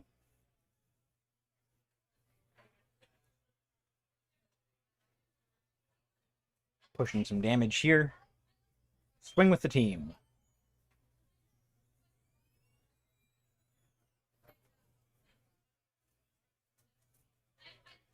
I believe all of these are 2 power other than the elf, which is lethal at 9. Yeah, Burst Lightning from Gabby, stopped by an Aven Interrupter from Matt. In for lethal there. Matt takes down game 1. Very well played by him. Nice sequencing of his cards. Didn't take extra damage from his lands. Did his best to stay up on tempo, stay up on bodies, and to keep it a little difficult for Gabby to push through and get through the blockers. Gabby was stuck on 2 lands for a while, though. Definitely was a rough start for her. Going to sideboards here. Gabby was on stream round 1, so just quick brush back through. We're on 2 Cut Propulsion, 2 Grafdigger's Cage, 1 Hazoret the Fervent, 2 Magebane Lizard, 3 Redcap Melee, 1 Sunspine Lynx to complement the 3 main deck, 1 Untimely Malfunction, and 3 Urabrask's Forge. Matt, playing this green-white Coco deck, is on 4 Clarion Conqueror, 3 Brutal Cathar, 2 additional Werefox Bodyguard, complementing the 2 main deck, 2 Gideon Ally of Zendikar, 2 Rest in Peace, and 2 Portable Hole. Lots of good options here on both ends. Gabby can be on more spot removal to help punch through Matt's creatures, kind of mitigate the hate cards. Grafdigger's Cage helps lock down Collected Company.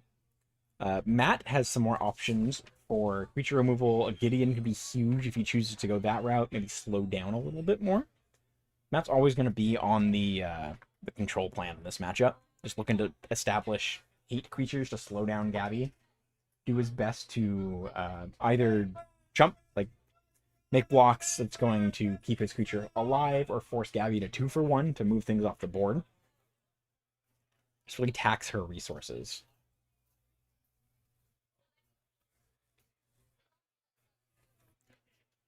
Both these players are 2-1 currently, so not able to intentionally draw off of a win here to lock top 8, but still definitely live there.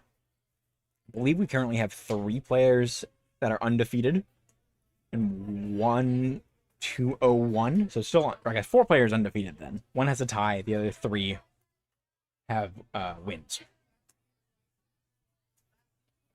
So after this round, we'll probably have some intentional draws, players looking to lock their top 8 slot. We'll definitely have plenty more Magic to bring you. Definitely another 2 rounds of Swiss, and then the top 8. Discussed before a bit at the end of last match. Had a pretty wide open metagame here. I think we're on 34, 36 players, somewhere around there. No more than 5 copies of any deck in the room.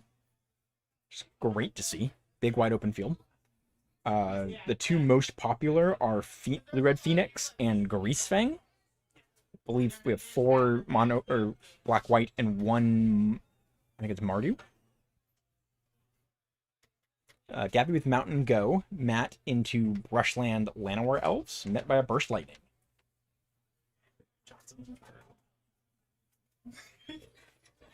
Gabby with a Mutavault into an Emberheart Challenger, swing for 2. The Brushland start as a green land for Matt is not where you want to be in a creature deck situation. Matt playing a Spider-Woman. Gonna slow down Gabby's creature beats.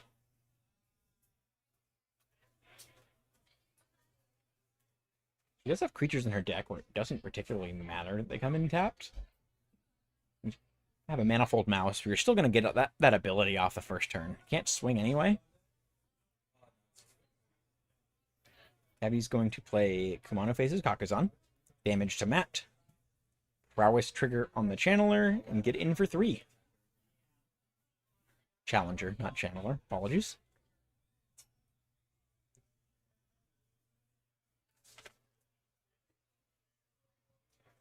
Got a removal spell. Drop Spider Woman. Send it back over to Matt.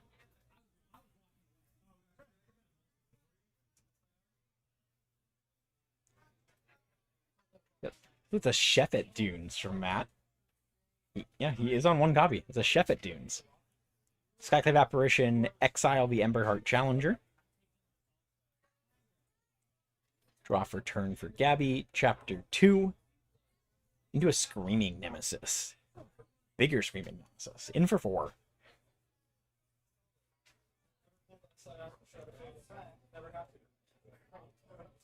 Draw for turn for Matt. 3 mana for a Brutal Cathar.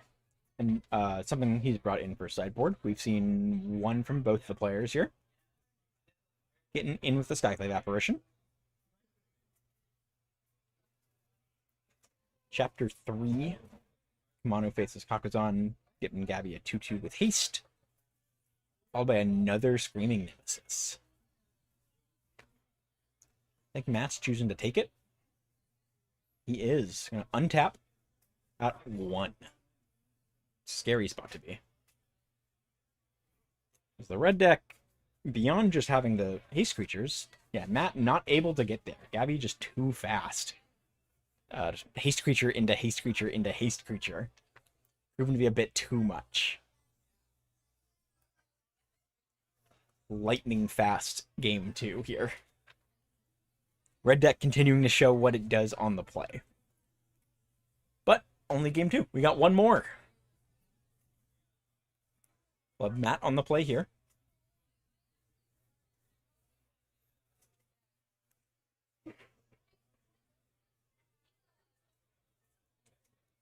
Gabby taking a look at her sideboard, just double checking.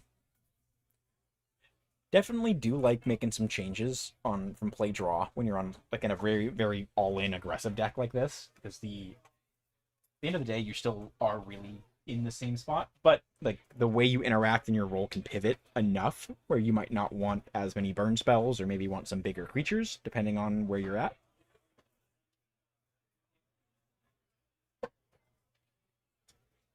Just pulling 2 cards out, it looks like. Matt locking in the same 60 as last game.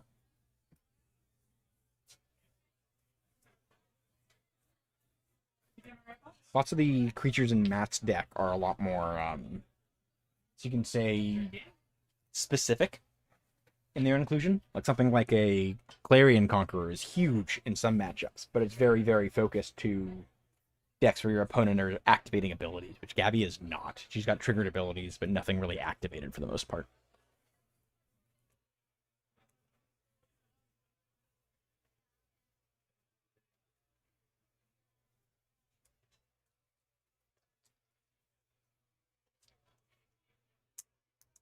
Got some cuts there.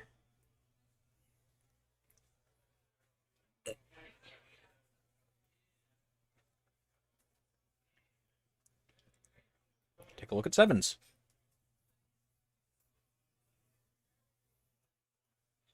See a Thalia in Matt's hand. Not loving what he's got. Gonna go down to 6 on the play. Looks like Gabby's gonna keep hers, I think.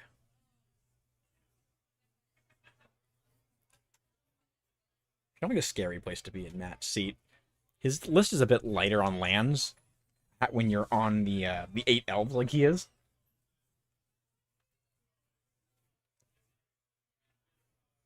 Yeah, he's on 21 lands, I think. And then 8 elves, which is huge to accelerate. But when you're against a deck like this red deck, where if Gabby either can just play a haste creature turn 1 and push damage, or something like Kamano Faces Kakuzan to buff her turn 2 play and then also burn the elf and just cut off Matt's mana like that. It does make it risky to be in there.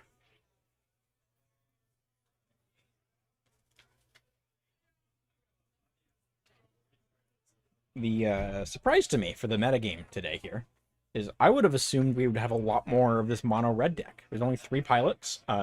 We've seen 2 of them on stream here with Gabby and Jake. Gabby showing her hand, Double Mountain, Manifold Mouse, Kamano Faces Kakuzan, Screaming Nemesis, Reckless Rage. Mountain, Kamano Faces Kakuzan. Matt's elf lives to untap. Second Razor Verge Thicket into a portable hole, targeting the Saga. 2 mana for a Thalia. Huge turn 2 for Matt. To remove Gabby's turn 1 play and then tax her turn 2. 2 mana from Gabby for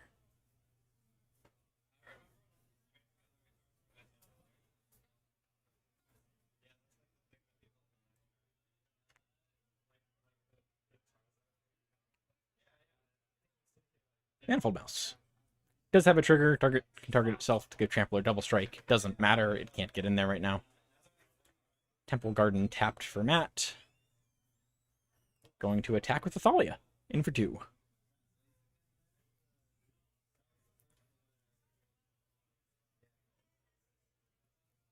Two mana for... Give me 1 sec.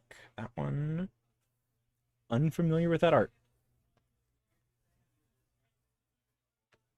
Blue-green. It's a Voice of Resurgence there. Good old throwback from Return to Ravnica block.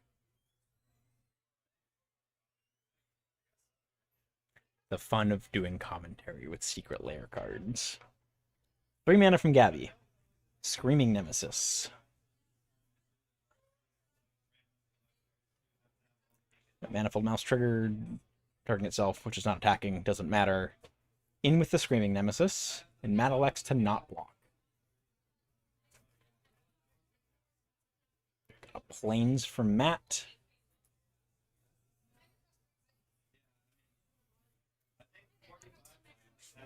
Sending it back to Gabby. In Gabby's seat, definitely considering what Matt's running. With the Thalia in play, she's not as worried about the Collected Company. Is something to consider if Matt blocks with it.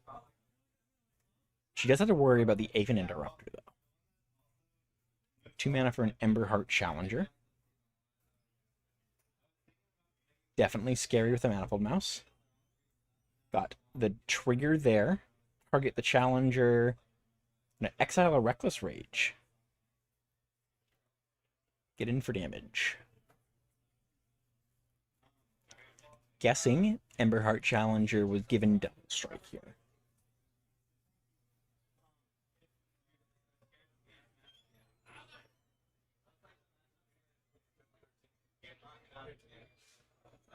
Matt's going to throw the Voice of Resurgence in front of the Emberheart Challenger.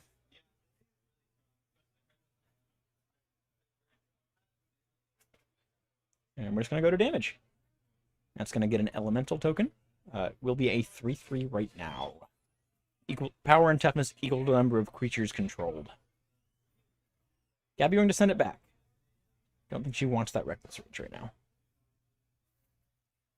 Land for turn for Matt. Say Plains. Sending it back to Gabby.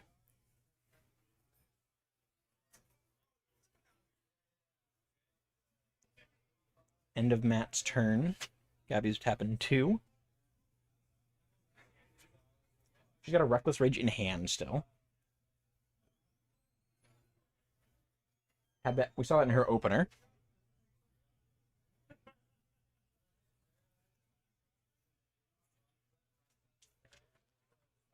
Targeting 4 damage at the Elemental token, 2 damage at the Screaming Nemesis. Give a trigger on the Screaming Nemesis to the 2 damage to Thalia. It's a huge 2-for-1 for Gabby here. think she was also fishing for even an interrupter out of Matt with that play, which I guess means he doesn't have it. Have the Emberheart Challenger trigger, revealing a mountain for Gabby. Matt's going to block with the Llanowar Elf, which is met by a Monstrous Rage and Gabby's Monstrous Roll token. That was her token she designed for winning the series last year. See her as a monster. Doing some combat math here. And enough to punch through. Fortunately for Matt, looks like he just kind of flooded out there. Didn't really have a lot of options after that really good start. Yeah, Gabby just showing what the red aggro mice can do. So congrats to Gabby, up to 3-1. Matt's at 2-2, which is likely out of contention for top 8. Always the option to maybe have one, potentially two people sneak in depending on breakers. They're definitely not dead. These events, people are going to play them out. You care about those series points a lot. Matters a lot. And that'll do it here for round 4. Thank you all for watching. Stay tuned. We will be right back with round 5. Bring you some more sweet Pioneer gameplay.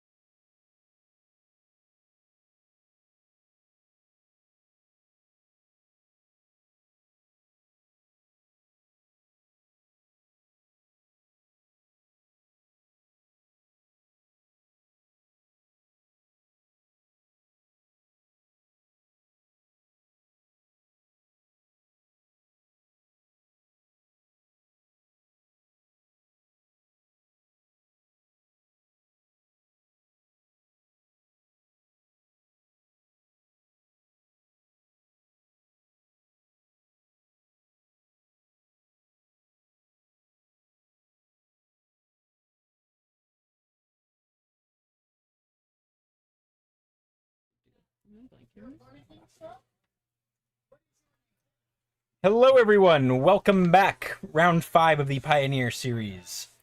Once again, I am Joe Betty, joined by Michelle Tanner here. Hi. Welcome. Yeah. So, an interesting matchup that we have going on here. Boros Hammer. So, a little hammer time. Not quite as explosive as it is in Modern, but a lot of the cards are Pioneer legal. Versus I don't know if I would say this is exactly Mono White Humans. I think it is. It's pretty similar. Yeah. It's like one of the decks that Greg played this before when it was one of the top meta games and just made some upgrades. Pretty similar. I think the only thing that's like in the main deck that's not a human is the 4 portable holes. I think everything else falls under Honorary that. human. Yeah, human or human adjacent. In like the case of Mutavault. Yes. Yeah. So Ricky is back on again here on stream after round 1. He's for his redemption Yeah, round. he's here for redemption. We want to see Ricky cast some spells. Heard that unfortunately things went a bit awry for him versus our with previous champion Gabby running rough showing. running a to start this off. quick red deck, huh? But yeah, not sure who's on the play here. Maybe it's Greg looking like he's making decisions on a mulligan. Yeah, so we got Greg on the start here. All An right, recruitment officer. recruitment officer's a solid, just 1-drop 2/1 that in a long enough game, you start paying for draw a mana, card. start digging deep.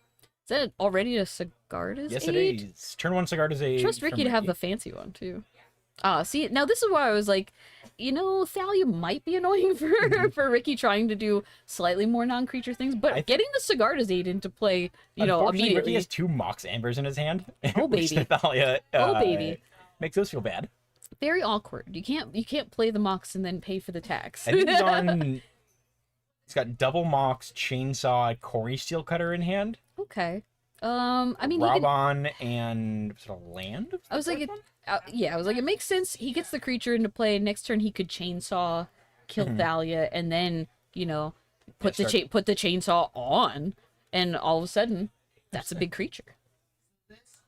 Chainsaw getting plus for every creature that dies. It's huge. Yeah. Significant. Even if it's not from the actual effect. Yeah. It it's just good. once it's on the field, creatures dying is a liability. And of course, Greg with the portable hole Right on time. that he also has to pay 1 extra for because Thalia doesn't Pay care. extra mana. She pay doesn't. some, She does not like non-creature spells. pay some life for that ward trigger. Yeah. Which Greg with I think- Ricky with another non-creature draw. Second Corey Steelcutter in hand. I think the only way that Ricky has to interact with a portable hole game 1 is the one sheltered by ghosts. Oof. Not ideal. Because he has 2 Iganjos as like lands that can do stuff, but that doesn't hit artifacts, just creatures. Chainsaw does get the Thalia off the field though, so Yeah. unlock Ricky's hand. We do need to Greg- start somewhere. And right before Thalia's lieutenant coming out, In for 3. that would have been a lot more damage otherwise. And with Greg still with 3 cards in hand, my goodness, trying to get a look. and not land. We know it's Yeah. not land, so Ricky drew a Kellen, I believe, was his draw for turn. I mean he has 2 steel cutters, so he could get one and then play the Mox, and then play the second one. Not the ideal situation, but he could get 2 steel cutters into play this turn, I don't trigger one of I them. think the Mox taps for mana though, right? Doesn't have a legendary in play. Oh, that's true. Yeah, he still gets a creature, what you do. which is still good. I'll do the Kellen. I don't know how much he actually cares about the creature part of that beyond the Oh, adventure spell. Is that the other card in his hand? Is Kellen? That was his draw for turn. Hmm. He's Interesting. got double strike, so He it's could've- not. He could have played the Kellen. I mean, he can wait until next turn to play the other steel cutter, then play Kellen, and just have probably a little bit more to do. So not a startling explosive start, but he's gumming up the ground a little bit. He's playing some spells. He's It's, playing some spells. Lands and spells. Is a Warden of the Inner Sky for Greg. which, you know, is a human. Surprise. Get Yes, an one of extra the car- counter on One of the Dice cards Lieutenant. where it's just happens to be a human.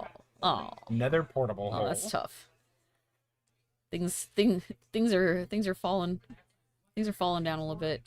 So yeah, Warden getting to go ahead and tapping any 3 creatures / artifacts, you get to scry And grow it. and put a counter on it. And then if it gets 3 or more counters, it gets flying and vigilance, or does it just I know flying for sure. Yeah, flying for sure. I think it's vigilance too. Yeah.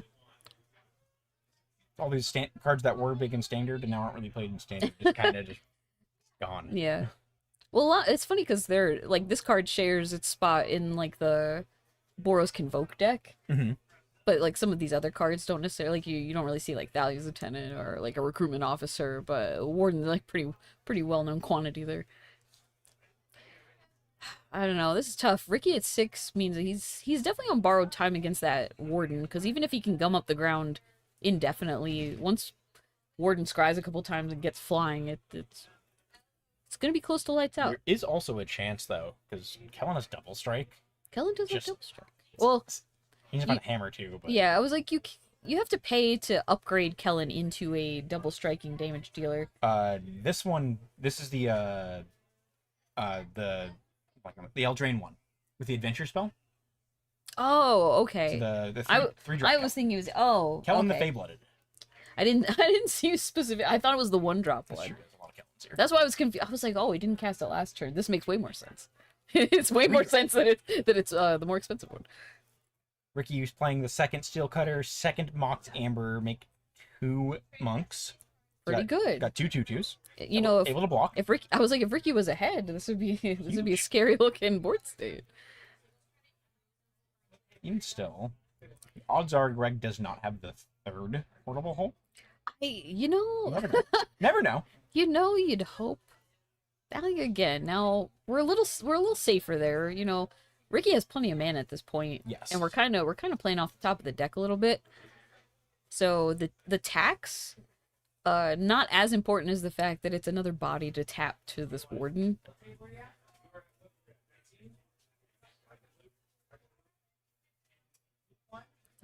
This attack's not very free here, but I guess we'll see. I mean, he has some 2/2s to block with, and I don't think he can't really afford to double block anywhere. Yeah, as much as he would like to take the Lieutenant or the Warden off, Greg has kind of placed him into a spot where Ricky needs to be double blocking just to soak damage and maybe just kill the recruitment officer to pull a body off the board. Yeah, I mean, realistically, as long as he can make more of them again, so if he can draw another, like if he can get 2 spells in a turn, these are replaceable. Which I don't know. It's, What's I the can't what's tell the what- adventure? you search for an aura or equipment for 1 and a white. So 1 and a white. He'd have to pay 1 extra. Yeah, Thalia making it awkward for him. So this actually one of the few times that he 5 mana, quite a bit, but he needs 6. I don't know. Yeah, need 6. Or an active Mocked Amber could. So I mean, what he could do is he could spend the 3 to get like a Shadow Spear, something he could pay a small amount for. He doesn't have an active Mocked Amber though. Is the other issue. So he needs. Oh yeah, that's true. another land. I kept thinking we still need the Kellen in play for some reason. So yeah, we're a little stuck on that. I think Ricky might be out of luck here. I believe it's a Sigarda's 8 in hand with the Kellen. Now we could do both of those. You could get Kellen into play the other Sigarda's Aid. We have enough mana to do that, But and then make 2 creatures to block. he won't get the creatures though. He needs second 2 non-creature spells for the. Or no, it's just 2 creatures. Yeah, I was like, you just need 2 spells. He You're just needs raw spells. So it would just cut him off from being able to use the adventure side, which is like unfortunate to not search up, because I think that's kind of where he needs to use like a Shadow Spear or something. He's kind of priced into this. And then also, I feel like this chainsaw should have counters on It it. definitely should. I don't know if he's keeping track of like how large it is someplace else, but we definitely lost some monks Yes. last turn, and I was like, unless I'm misremembering, Chainsaw cares about when anything dies. We had 4 creatures or something. Yeah, I was like, He's So- choosing to adventure. Let's see.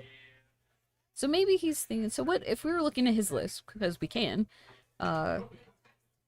You said it specifies the wording which way? Aura or Mm. aura or equipment.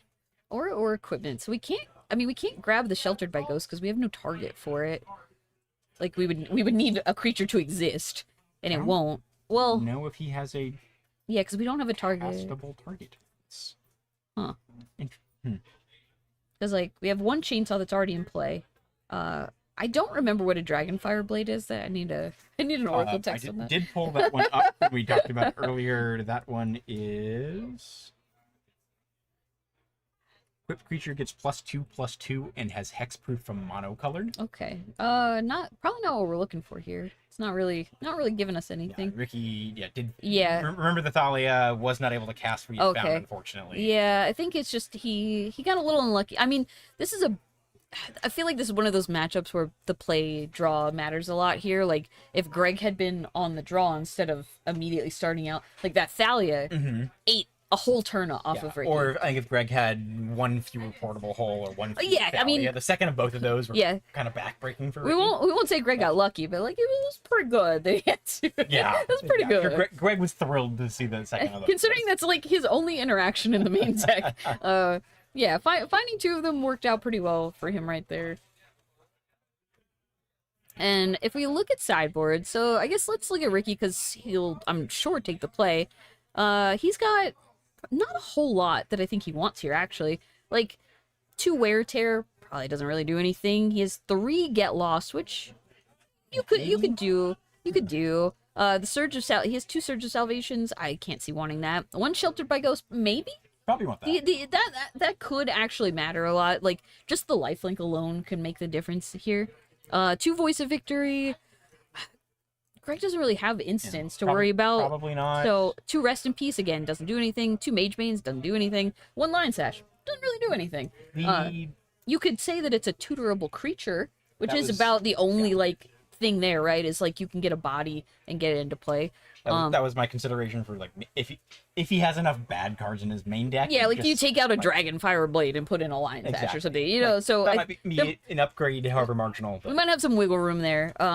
But yeah, not a ton. I don't think this was the matchup Ricky was it really was like planning playing sideboard for. against Gabby in round 1. He brought in Mage Bane Lizards because it was like, well, I have bad cards and Yeah. these blocks. I just need something block. that's better. And then let's see, on Greg's side of things, he has 2 Deccan Stone, maybe? That is some more removal. 2 Rest in Peace, can't imagine he wants that. 2 Spider-Woman Stunning Saviors, 2 Extraction Specialist, maybe? The 3 Aven Interrupters, 3 Wedding Announcements, I don't know, because if he wants to keep high on Thalias, then you don't want to bring in too many non-creatures. Yeah, I don't know if I like the wedding announcements. The I Aven think- Interrupters. I think I like those. Yeah, I was like, I can see the Aven Interrupters coming in. You could probably trim down on some of the slower cards because, again, Greg will be on the draw here. So maybe cut like an Adeline here, you know, something there. Like just some of the other top-endy ones that don't necessarily like affect the board as Yeah. quickly as you would like them to. Because the Spider Woman is one that you usually like if you're in like a more aggro-based matchup. Yeah. Ricky's not really coming in with haste too much, so it doesn't do a Yeah. ton. And then Ricky gets to start out with the turn 1 Skrelv, which is a good start.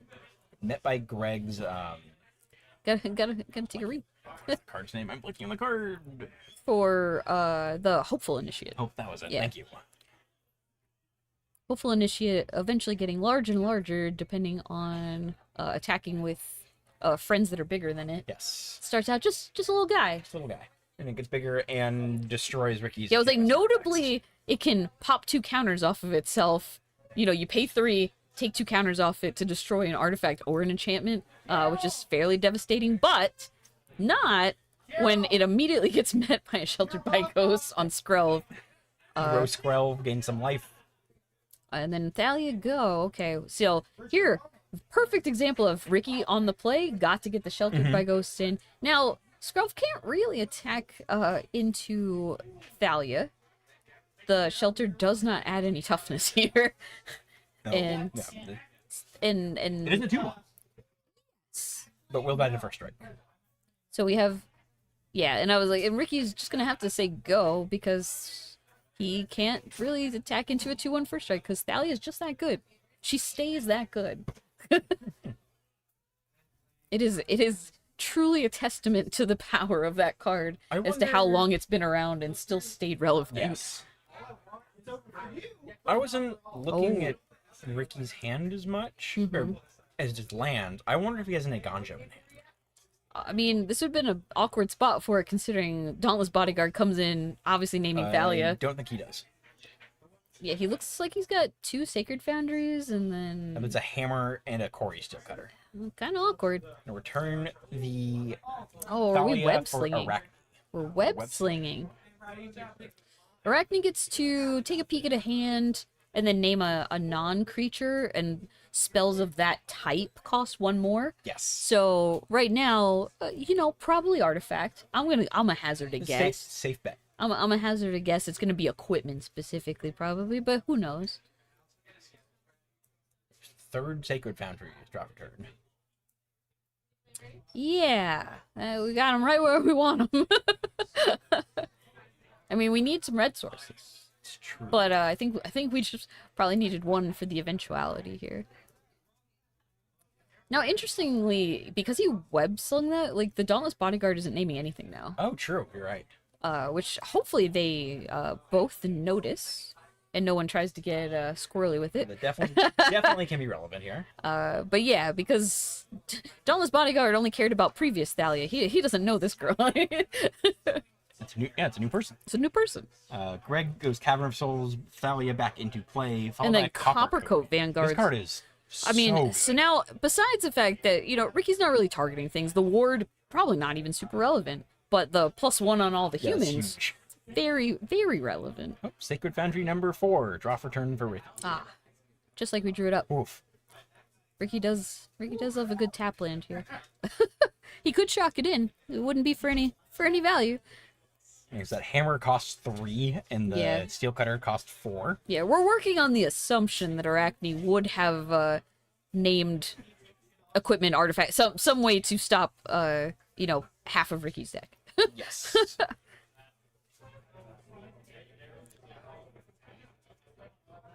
Going through life. I think Okay. we're just kind of reconfirming. that Yeah, you maybe should have just- taken 3 there. Just having a quick chat.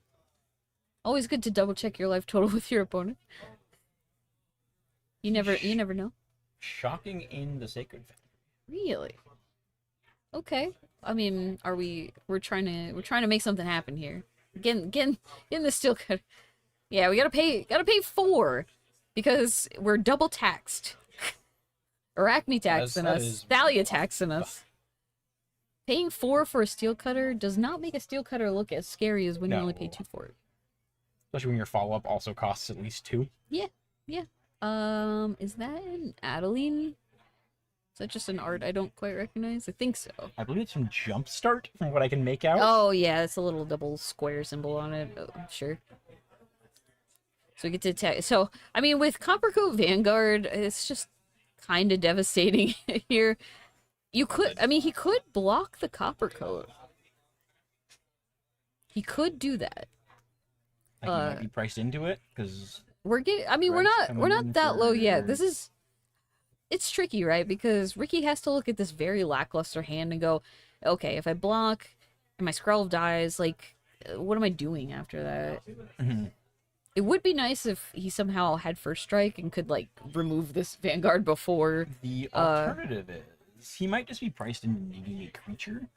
And if you can find a way to equip that hammer to the Skrelv that has lifelink, Yeah, I think that might be what Ricky's thinking. yeah. I think if you're not dead, you kind of have to take at least 1 more draw and just hope. There's a Kellen. Does Kellen help us? So we can get a hammer, but we can't do anything good with it because we don't have a Sigarda's Aid. Maybe he has the hammer in hand right now, actually. Or he does have a hammer. I think that's the card on the right. So can we get the Sigarda's Aid and cast it? I don't think we have Not enough with mana. Kellen. Or it only gets an aura, and Sigarda's Aid's not technically an aura. It's a tough spot.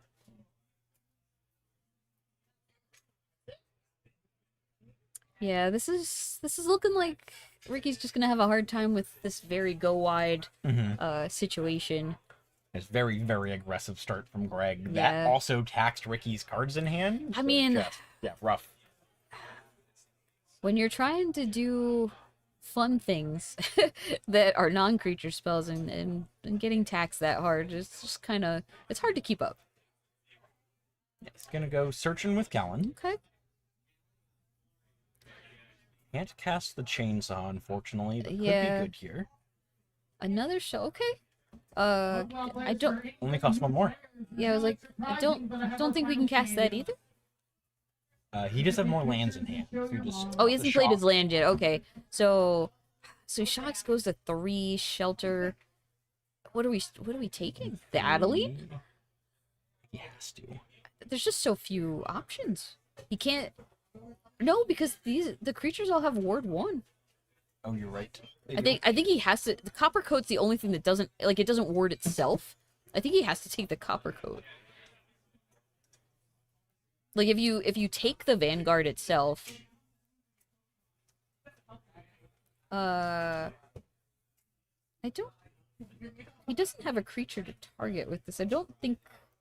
Like this doesn't. He has to put it on Skrelv. Has to go on spell. Yeah. So he can cast this, but it has to go on Skrelv. Yeah, you have to choose the target of your aura when you cast the spell, Yeah. not when it's in play. So even though I could see like hypothetically thinking, oh well, it's on cast, you get the creature, but like the shelter needs a target before it can even be cast, right? Like it's you're not animate dead. Yeah. It's the one weird aura. yeah. I mean, it's the difference between it being an enchantment versus like Yes. just some instant or sorcery, right? But because it's a permanent, it needs a target to start the show. You need a body for those pants. So he can still do this. He can still make another creature that can hypothetically block here. I'm assuming he's getting a judge call Yes. on exactly what we're talking about. See an extra hand there. Either way, Yeah, I was gonna like- have a sheltered by ghost to remove a creature because he's tapped out and Mhm. everything other than the Coppercoat Vanguard has ward 1. Ricky will need to target that And I still don't think this is enough. and soak up. Chump 3 damage from, or have a bunch of damage from Adeline, Mm-hmm. and then it'd be block the Thalia. I guess I can't block the Thalia. No, Block I mean Dauntless Bodyguard. Anything bigger? it's like if we sheltered and we take the Vanguard, which I believe is what you have to do here. There's still just so much lethal damage coming through here. Like don't forget, like Greg also has a Mutavault just sitting there. Oh, true. You're right. So then you're priced into blocking. Let's say the two biggest things are Adeline and I don't know Arachne. It doesn't really matter. Then you still taking 7. you still have so much damage. So coming taking through. 8 because And that's assuming Greg does nothing. Like just fires up a Mutavault and says, "Here we go." And I haven't been able to see Greg's hand to know if he does have anything else here. Again, he doesn't have a ton of like actual interaction. But like even if like what if he just rips a Thalia's lieutenant? Yeah, like just, that's like- lights out. It's already lethal, and he's like push another 6 damage or whatever, Yeah. 7 damage with that. Okay, so he. Targets Ricky- the Adeline. I was like, Got a Ricky, ward please, you trigger. have to take the Vanguard. Yeah, Oof. I don't think he had a play here, unfortunately. Yeah, I I think think he tried to do what he could with and Oh, we were man. just ripping lands. Oh, so man. like even if he could have somehow found a line to not die that turn, it wasn't a winning line. It was No. just we're gonna stem the bought bleeding time. for Yeah. a little bit. That was a tough spot. Tough spot, Ricky. We Rough. still love you. Beats for Ricky on stream I mean, today. victory for Greg. Greg, been an enjoyer of this style of deck for a long time. He's cast a human once or twice. I would argue he's cast a human once or twice. But yeah, Showing this human deck still has legs a little bit. funny enough, like very similar like ideas, right? It's just Ricky wants to get one creature into play and then stack it up, whereas Greg wants to Yeah, put 9. 3 to 12 creatures into play and then stack them up. Deck and Stone, always a fun one for for creature. Oh, yeah. For the creature tokens that you're like, you know what? That's a lot of monks you got there. How about Nope. how about they all go away? Have some clues. Have some clues, as if you'll have enough time to crack any of them. So yeah, that'll do it for round 5 here. Yeah. Uh, So Again, rough beats for Ricky. Congrats to Greg. yeah, and I guess we only have one round left before we cut to top 8. 'Cause Mhm. this will be 6 rounds. 'Cause we started with what, 36 players. So Yes. yeah. So it looks like we'll take a short break. I'm gonna guess we probably won't be able to get a backup match. A lot of people are probably already done. There's only 20-ish minutes Yeah. left. So moving pretty quick today. yeah, so we'll have a nice long pause. Get up, stretch your legs, make a sandwich. I don't know. Do you? Whatever But- you're feeling. Whatever you're Sit feeling. tight. Stay tuned. We'll be right back with some more Pioneer gameplay for you all. Woo! See ya.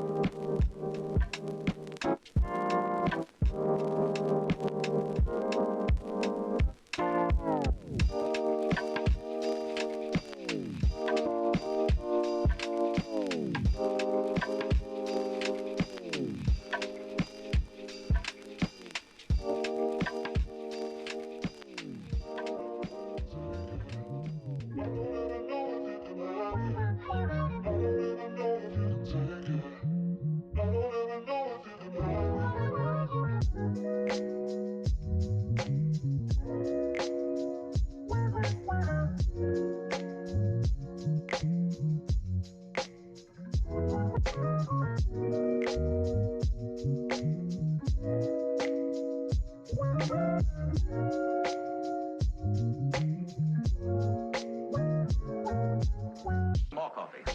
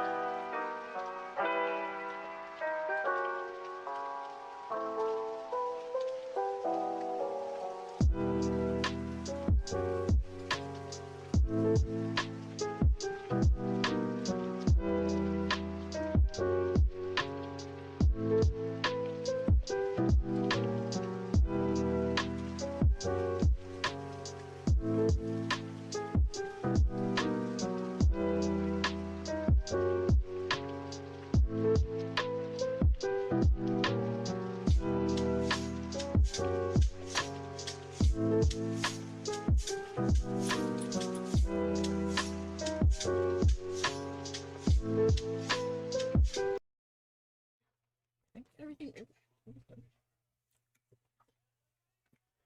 Hello, everyone. Welcome back for round 6. Wrapping up Swiss here. We've got Oh, did you hear the gong? Michael and Dana both back on stream again. Both live for top 8. Got some interesting breakers here. Yeah. And it's going to be between these two, and then Gabby and Carlos to round out. Yeah, so we'll see how it ends up. But I mean, yeah, round 6 of our Pioneer 1K, the 3rd event in the Rocket series. So we're almost halfway through the season. Still a lot of points to win, a lot of stuff to shift around. I mean, you know, I don't know who's in first right now as far as the leaderboard. But anything can happen. I mean, I would like to stay in first, but we'll see. Might have some shifts after today, but Yeah, I was like, given how hot I ran today and why I'm doing commentary right now, we could have a big shakeup after tonight's events. But a really interesting matchup here is both decks caring about land a little more than some other ones would be, with 4-color Lumra versus just mono green Devotion. Which, funny enough, like, mono green been really in and out. I mean, you could argue Pioneer not being played very much anyway right now. I think it was the word for word from Dana saying why she's on mono green. It's like, well, Pioneer hasn't been played much. This is why. Yeah, and I mean, she played a lot of it before, does well with it. She knows how it works. Definitely. So why not just lean into that? And then, I mean, 4-color Lumira, you're doing slightly Titan-esque things. We're channeling a little modern energy. But we're doing other stuff with them. We're getting big bears instead of giants. Went from Wishclaw. Oh, which cloth out? Vintage Cube All Star. Some spice in Michael's list. Oh, one of the key cards of the deck, Akiora. Akiora allowing some fun Nykthos shenanigans. And Michael with a Spelunking. So here's our pseudo amulet setup. Both players looking to set up their unfair. This is thing. really feeling like a modern start here. With we got the Grazer, we got the Spelunking. We're really doing all the things. We're just missing a Lotus Field right now, I suppose. But yeah, you can. I mean, mono green kind of does things. Well, we'll say the fair way. As fair as it can be. More or less, yeah. I mean, it needs its permanence in play. It needs specific lands. It doesn't really have a ton of ways to actually like tutor anything. It's kind of just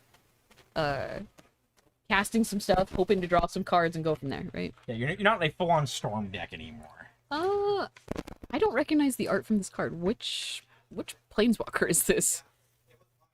I think it's Nissa Who Shapes the World. Why does she look like a bug? I think it's the Bloomburrow one. She is on. Oh, Dana is on okay. one copy. I think that's Okay. I think she's a frog there. If I was like, I've never seen this art before. But yeah, it is definitely Nissa. Frog. Dana's gonna be very upset at us that we don't. The animal. Don't be is. mad at me, Dana. She'll forgive me. I'll ask her to show it to me later. But yeah, I mean, getting to start out with just a few simple Llanowar elves, and then all of a sudden Nissa, we're animating some land. We're gonna tap for more mana. Oh, and Michael scape shifting. Scape shift out of nowhere Who would've guessed? With the spelunking in with a it. Spelunking. It's a ramp spell. Now, what are we gonna do here? What are we getting? Don't Mountain Kill, not really where it's at. Dana reading We're not Valakutting. Port of Carfell. Well, what's it do? Do the people at home know what Port of Carfell I hope they does? remember. We did run through this earlier. Well, for our new people new tuning people in. on stream, not Michelle. New Yeah, people on stream. definitely not me. Come on Port now. of Carfell is a land from Kaldheim. Has an activate ability of I believe it's 3 blue black. Tap and sack. Return a creature from your graveyard to play. Okay. Now, what do we want to return? Typically, it's Lumra if you can find one. That does seem If like the you realistic answer. Can't find. Oh, Michael's going for 4 Lotus Fields. That's a lot of triggers. A lot of Lotus It's a Fields. lot of mana, a lot of triggers. Pretty much all land going to the yard. If you cannot find, yeah, I mean, we wasteland only have 5. Each one requires a sacrifice 8 of 2. lands. We actually don't even have enough. If you cannot find a Lumra, Mm-hmm. Aftermath Analyst also does the trick. Yeah. So here, what is Michael having as graveyard? Yeah, a little tricky to tell. I mean, I think it's it's just all the lands he had in lands and play. Scape It's just the scape shift and all the lands he had in play.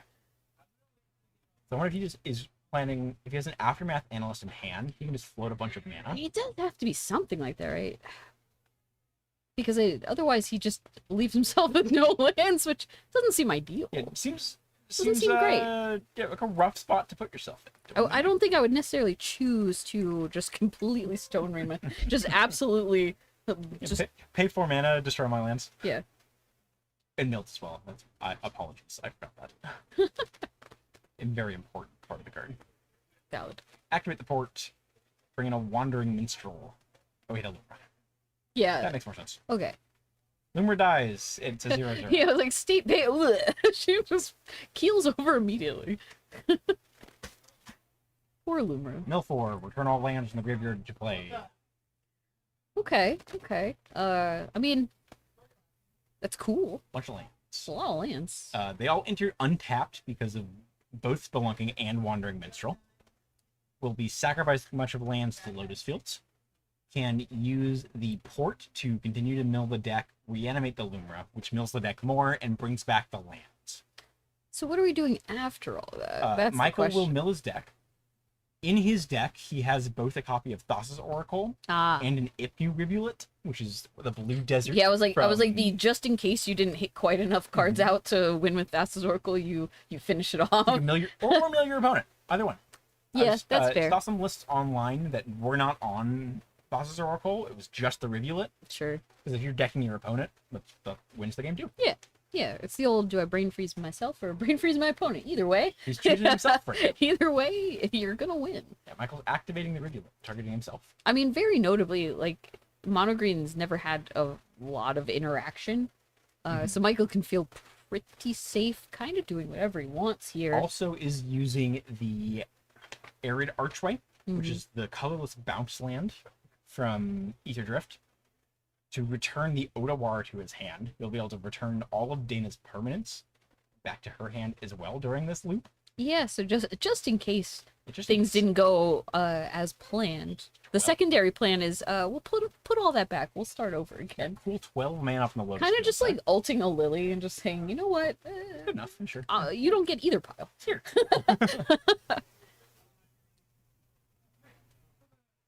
Turning the lands. Yeah, and unfortunately, Dana can realistically just watch as this is happening. That that one forest not very threatening as a 3/3 or a source of mana right now. So Michael does need to find a second Lumra or an Aftermath Analyst to continue actually looping here, Yeah, because the first Lumra died. but he can just Without- return it with the land. The first one went Right. to his graveyard. I think he might just Otawara the I Lumra think he is just doing that.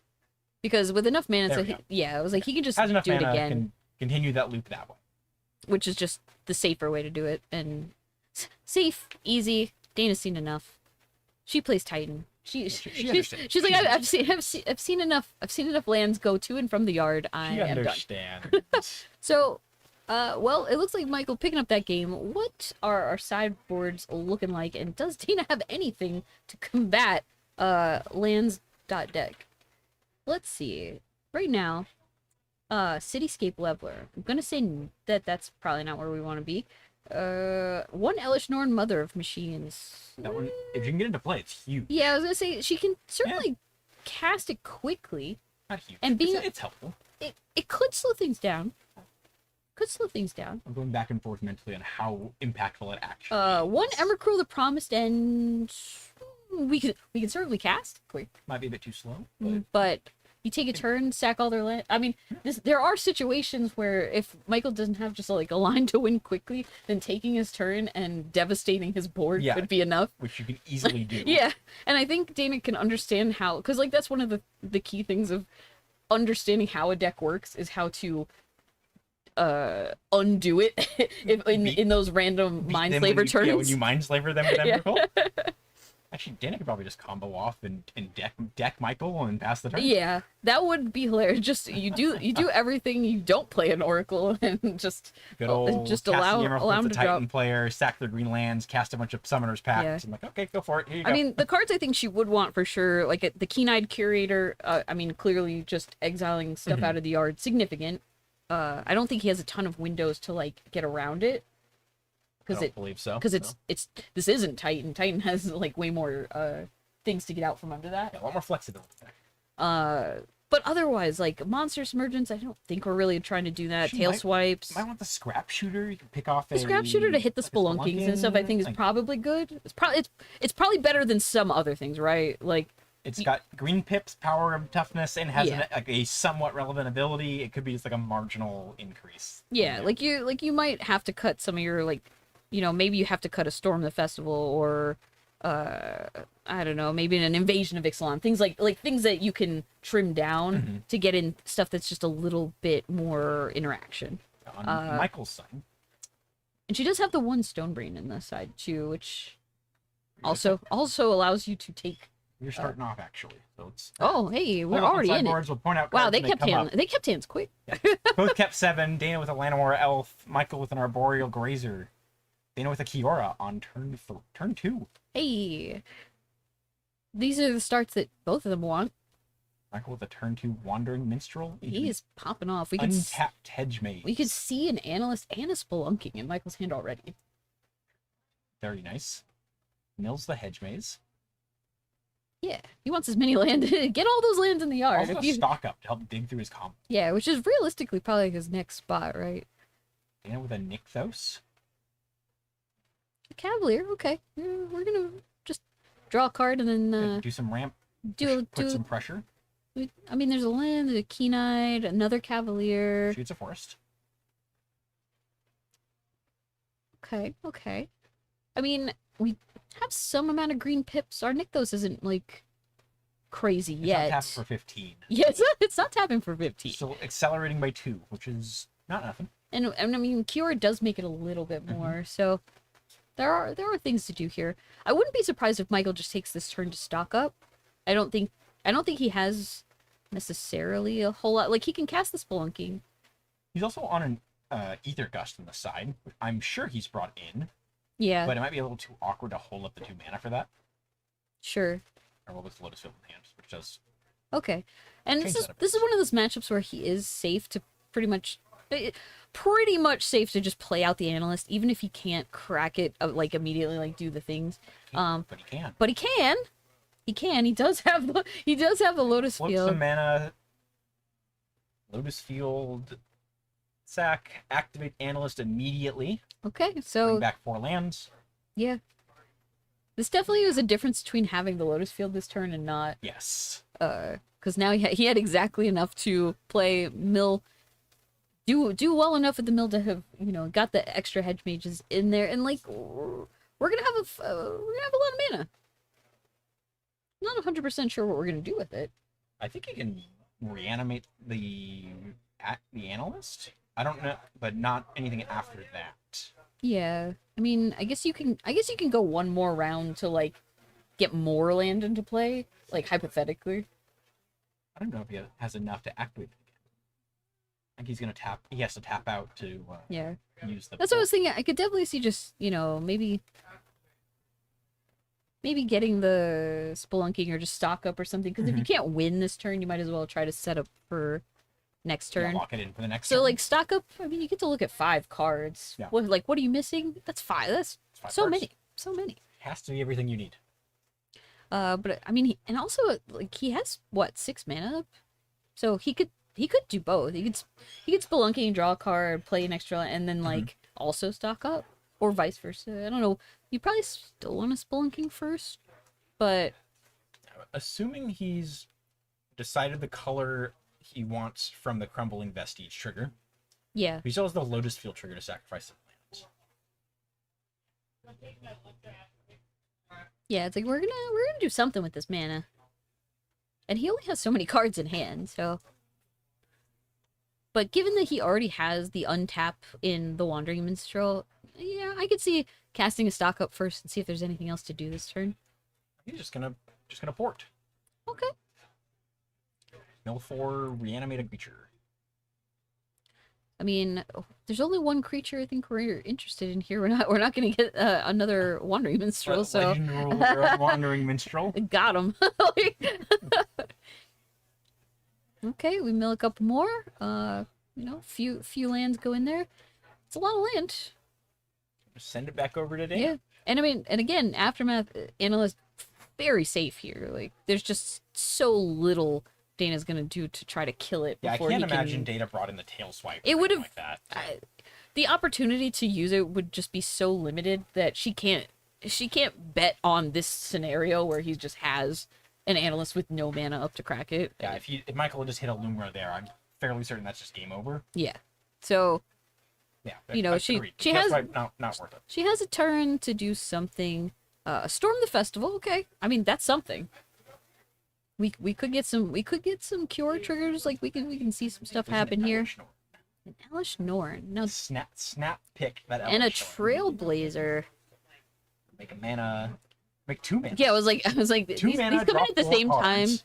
time. We get to double up triggers. It's a heck of a hit. Heck of a hit. Pretty good. Also nice to not actually need to create white for this. Yes. hitting it off Storm the Festival is so awkward. free. So free. Yeah, so Elesh Norn doubling all triggers for permanents you control. And saying no triggers. Now, Michael did get that Analyst in right while the getting was good, but for, ones coming after this, he's really gonna need like an Odoar or something Yeah, maybe Dummy to get that makes out of there. a bit awkward too, because you don't have the Lotus Field Michael doesn't have the Lotus Field putting his lands back in the graveyard Yeah, anymore.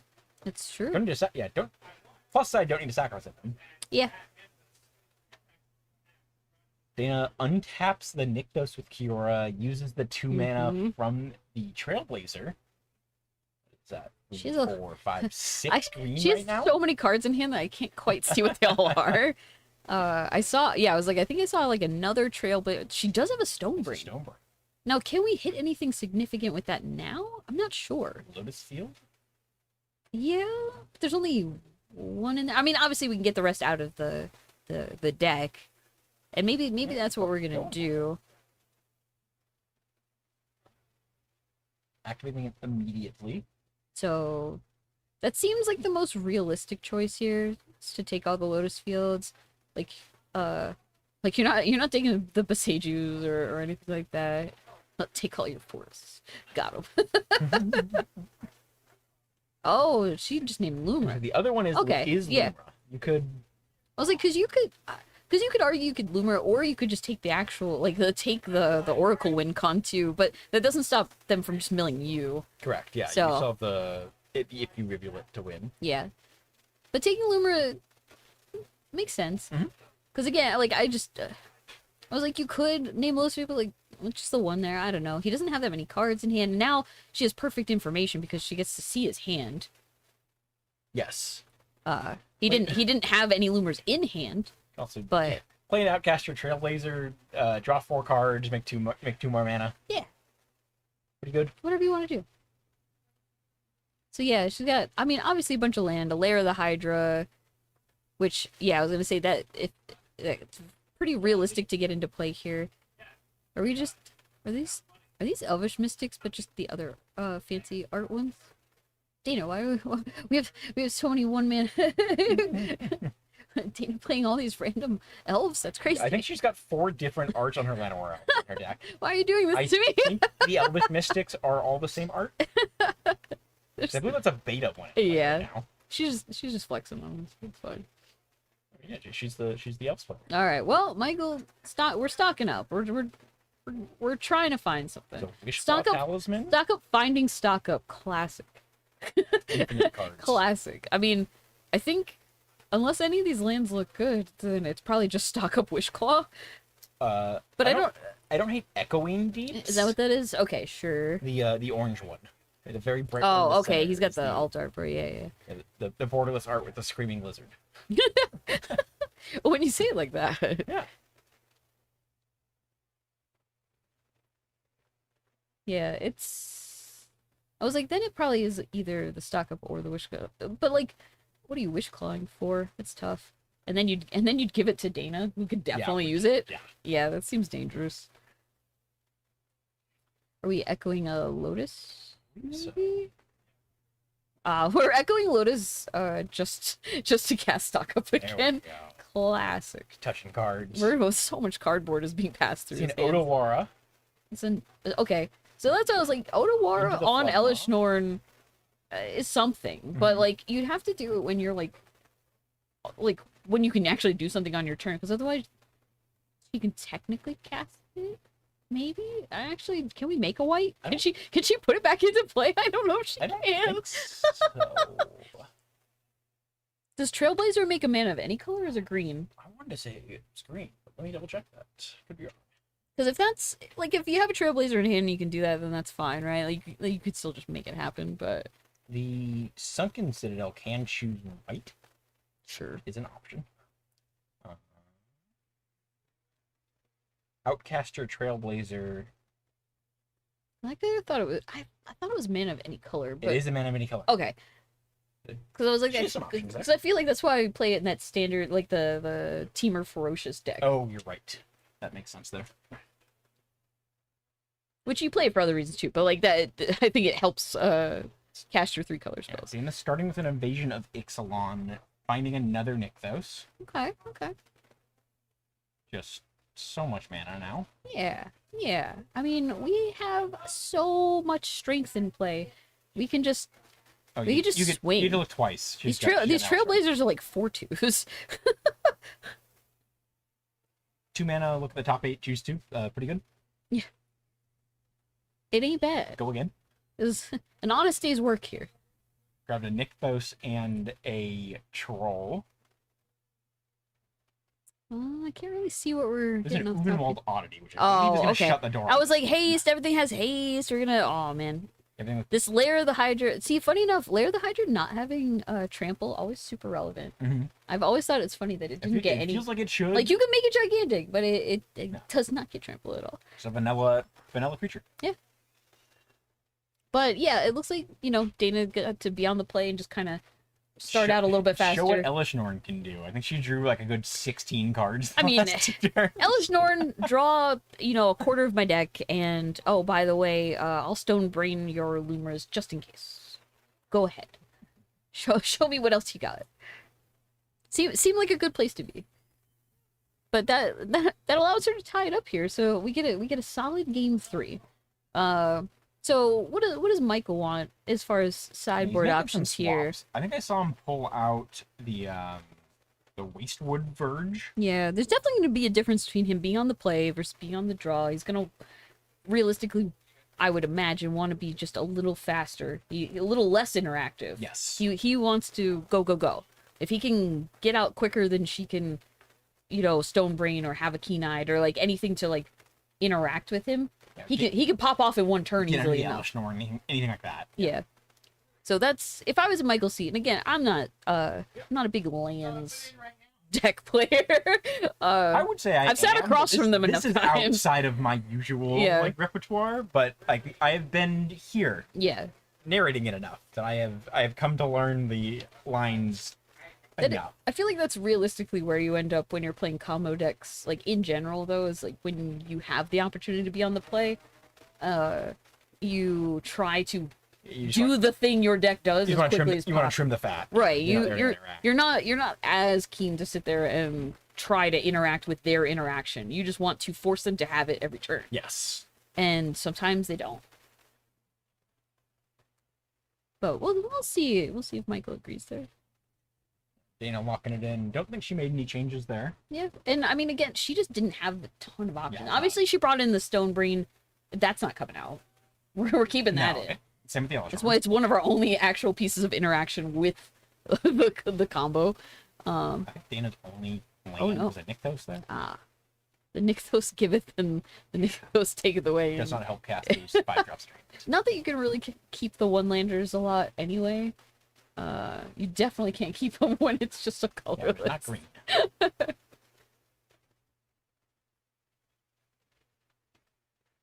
But I don't know. I mean, I think some matchups are very play draw dependent. I think this one is actually a little less. Agreed. Yeah, those players are such like a big. They combo decks. They both have a chance to be explosive.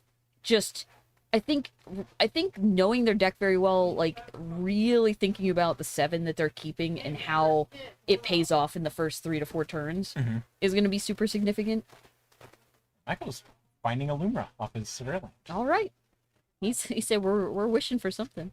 Wishclaw Talisman. Not this turn. Next turn maybe. Dana with Elf into Kiora. I mean, this is the start. This is the start she wants, being on the Yeah, draw. for sure. Does he have? He does have the Spelunking as well. Hey. I mean, Michael has like the good And a setup here. Michael got a great hand here. So we have the Spelunking. Don't have anything to do with the Lotus Field, so we just don't play it. I would assume, right? Because why would He you? can't do anything yet. Like, the only thing I could see is if he somehow wanted to wish, but then he's sacking 2 lands, and that doesn't seem useful here. I'm assuming we're gonna be using the Wishclaw Talisman this next turn, and Yeah. then start to do some shenanigans on Michael. Well, I mean, using the Wish Claw is a cost because you are giving it to your opponent. Correct. So you do always have to consider, hey, can I do something this turn and win? No? Then maybe I don't want to do the it. Maybe fair we'll wait. Wishclaw is Yeah, like a bold move usually. Dana finding a Nykthos off of Okay. that Cavalier of Thorns. interesting because Michael does have a Beseiju in play. Maybe there's a way to get that back into hand. I don't think so. There's that one So- bounce land. He has to get lucky to. Yeah, so this again, not like the modern version where like you're playing so many bounce lands, right? You have very little opportunity to He's get your on lands one back in now. your hand. Dana use Kiora, untap an elf, tap that Nykthos she found, play another Battle of Ikoria, and pick up the Uvenwald Oddity. Okay. So So Michael, Dana is in combo range. I think. yeah, she's to getting close to this the out. she's getting to the point where she can definitely just find just find a line for lethal, off damage. Yeah, I think she's like basically there. Yeah. Michael was 6 mana here, using that Crumbling Vestige, Okay, activating. we're Wishclaw. wishing. I wonder if we're wishing I for think escape he's shift. escape shifting. Yeah. That would make sense there. Okay. Escape shift sacrifices 5 lands. Yeah. But I was like, as soon as he picked up all of his lands, Yeah. you kind of have the idea that He's doing something. I think he's revealed his hand. I believe he's demonstrating to Dana that he has this. sure, I think because he gets 1, 2, 3, he has I think 5 with lands to 2 get. Lumras, that's a guaranteed loop. Because we have one Loomer in the yard currently, one and then in he has hand. the Loomer in hand.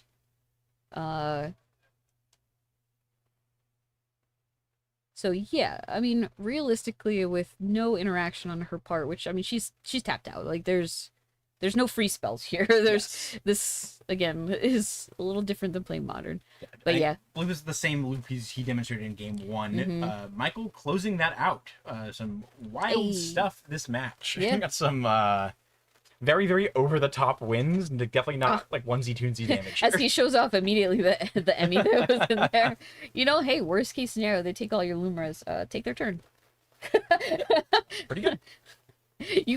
You can also do that. You're allowed. But yeah, we can kind of see how you sideboard in a little into the Flood Maw, like you said, the Aether Gust. But again, like I said, pretty light.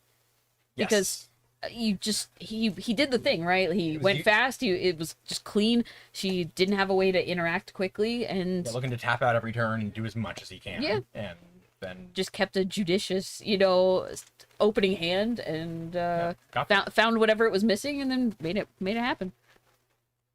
And then yeah, it looks like Dana just brought in what Stonebrain, the Keen-Eyed Curator, and the Elvish and Norn. the Elvish Norn, which again is pretty much all we assumed. So yeah, about what we figured. But really fun matchup.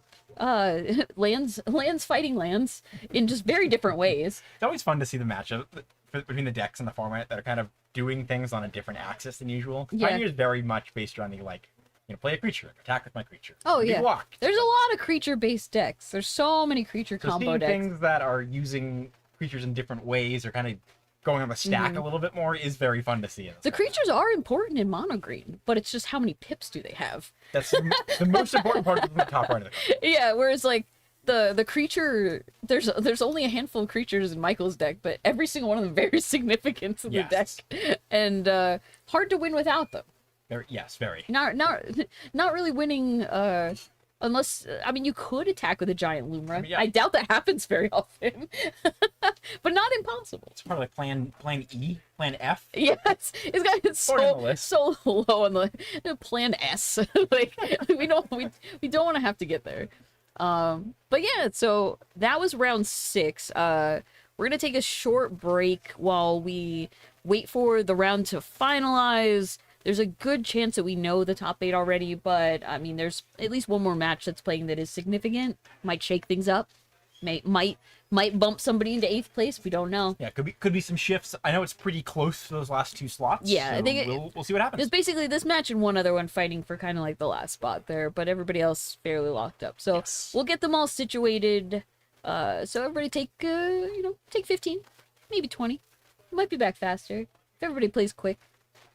The rounds have been going fast. It's been nice. Yeah. Well, the last round, people try to get out of here. But yeah, so we'll be back shortly with top 8. So join us then. Thanks all. Stay tuned.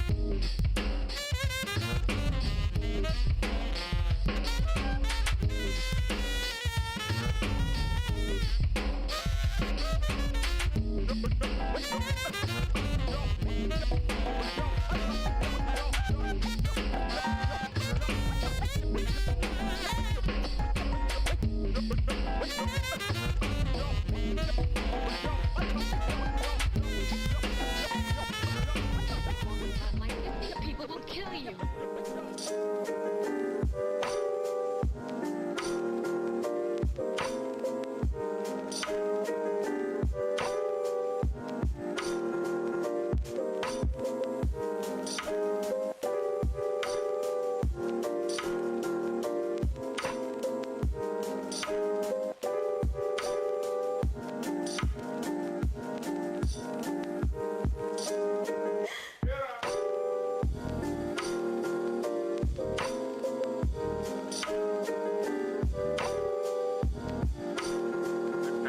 Very good.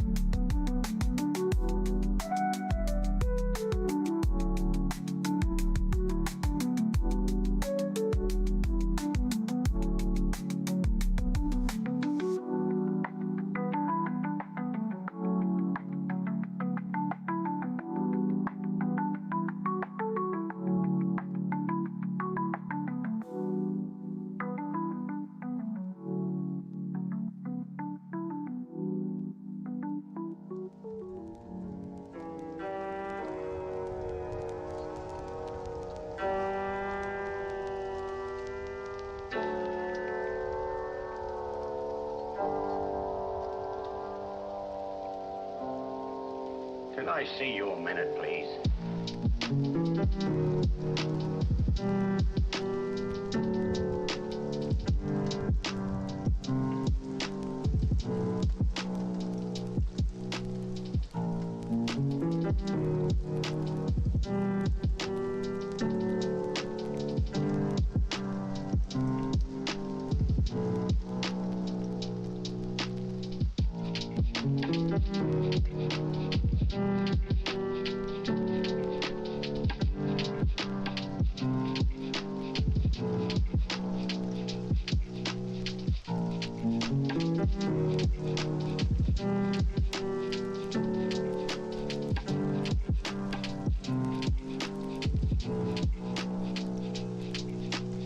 Leave the car here.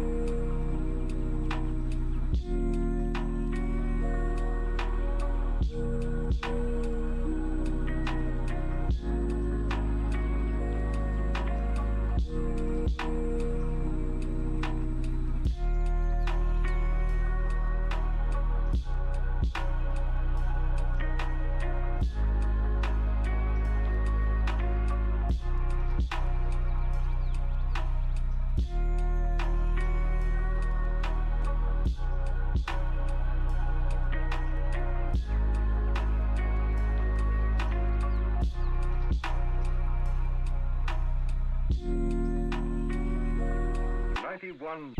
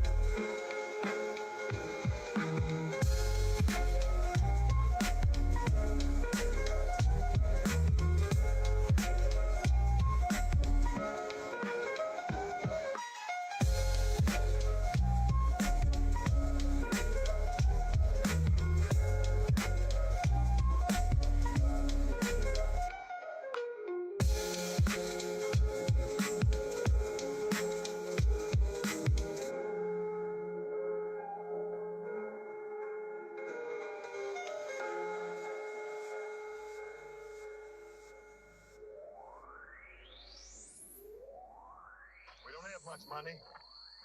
We don't want your money. Then go away.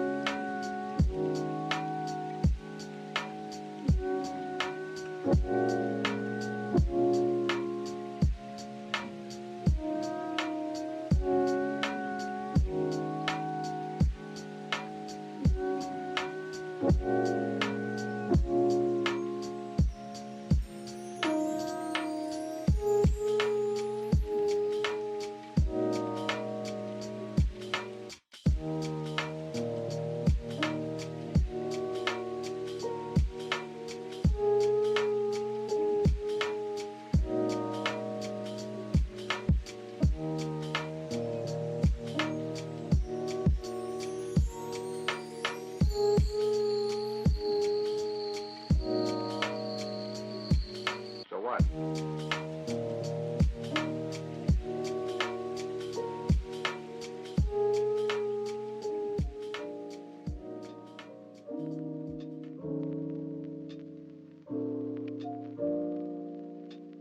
There's nobody else can do this job because they got too much feeling.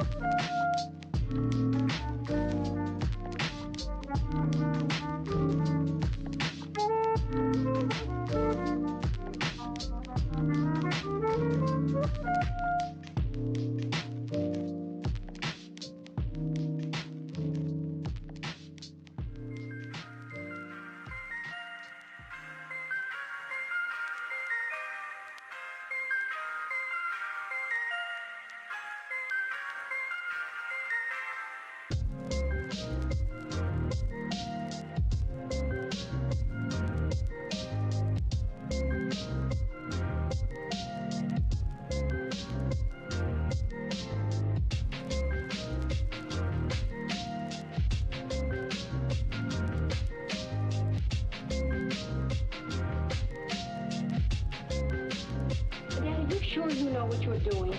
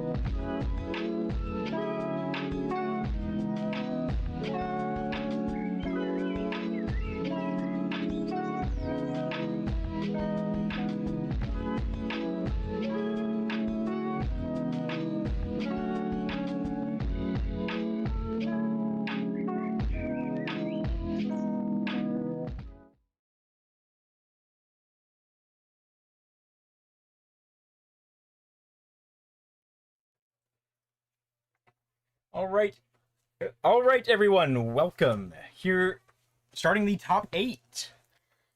We're popping in after 6 rounds of Swiss into the Rocket Series. You know, Pioneer 1K. I'm Michelle Tanner. I'm Joe Vetti. And welcome back, everybody who's been here for the whole thing.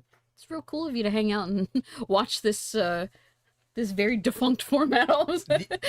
Exclusive format. This is the one space you can see competitive REL Pioneer. It was, I mean, honestly, it was very fun for to just see all the decks that people aren't getting a chance to play very It's often. been a blast to watch. I mean, Some really cool stuff going on. outside of Arena, there's just not a whole lot of options. So here at Rockets, we try to give you a little bit of everything. You want to play some Magic? We'll give you some Magic. You will have options for Magic. But yeah, so jumping into it, our top 8, fairly diverse. A little all over the place. Got a little mono red, a little Phoenix. You know, we got some creature decks, some lands, and like, here's 2 decks that are kind of ships passing in the night. I mean, mono red. Jake's just gonna go fast. Jake being, you know, first seed coming into this, he's gonna be on the play, which is, for the rest of the top 8. That's where he wants to be. And Michael, I mean, Michael just isn't gonna have really any interaction at all. He's going to try his best to win quickly or die trying. Michelle, Michael has our Boreal Grazer in his deck. Ah, yeah. Well, It's you know a brick what? wall of a 1-drop. Grazer, best card in Modern Titan. Almost the best card here too, I think, especially in this matchup. Debatable, yeah. So, I mean, this is really going to come down to Jake's specific choices, I think, in his main deck, which, if we can find his specific deck list.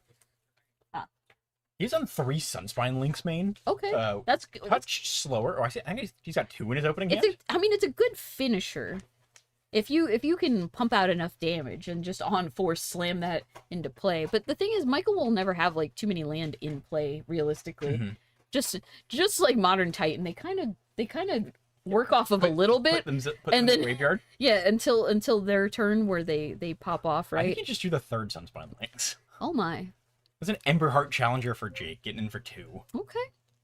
You know, nothing too crazy. I mean, no 1-drop or anything here, right? Echoing Deeps into an Aftermath Analyst for Michael, milling a Lumra and a Lotus Field. So Like- 2 big hits there.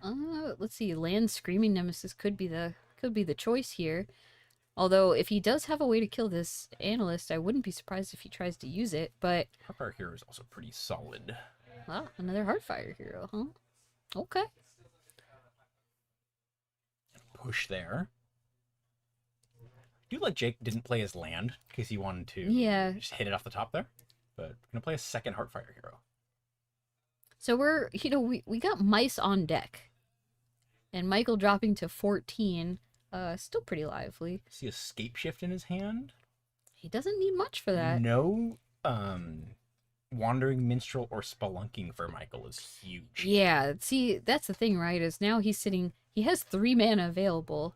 Next turn he could pop this analyst, but will he get the opportunity to do so? I think he will. Oh, actually, I don't think Michael Jake has a way to do anything here. Michael has both Wandering Minstrel and Spelunking in his hand, Mm-hmm. but the Echoing Deeps was a colorless source. So short the 3rd mana or short the blue or green. That is the tricky part of playing a 4-color deck. Is you have all the options, but like Lotus Field only makes 1 color. You get 3 of them, Mm-hmm. but you only get 1 color. Heartfire Hero number 3 for Jake. I mean, this is a big hit.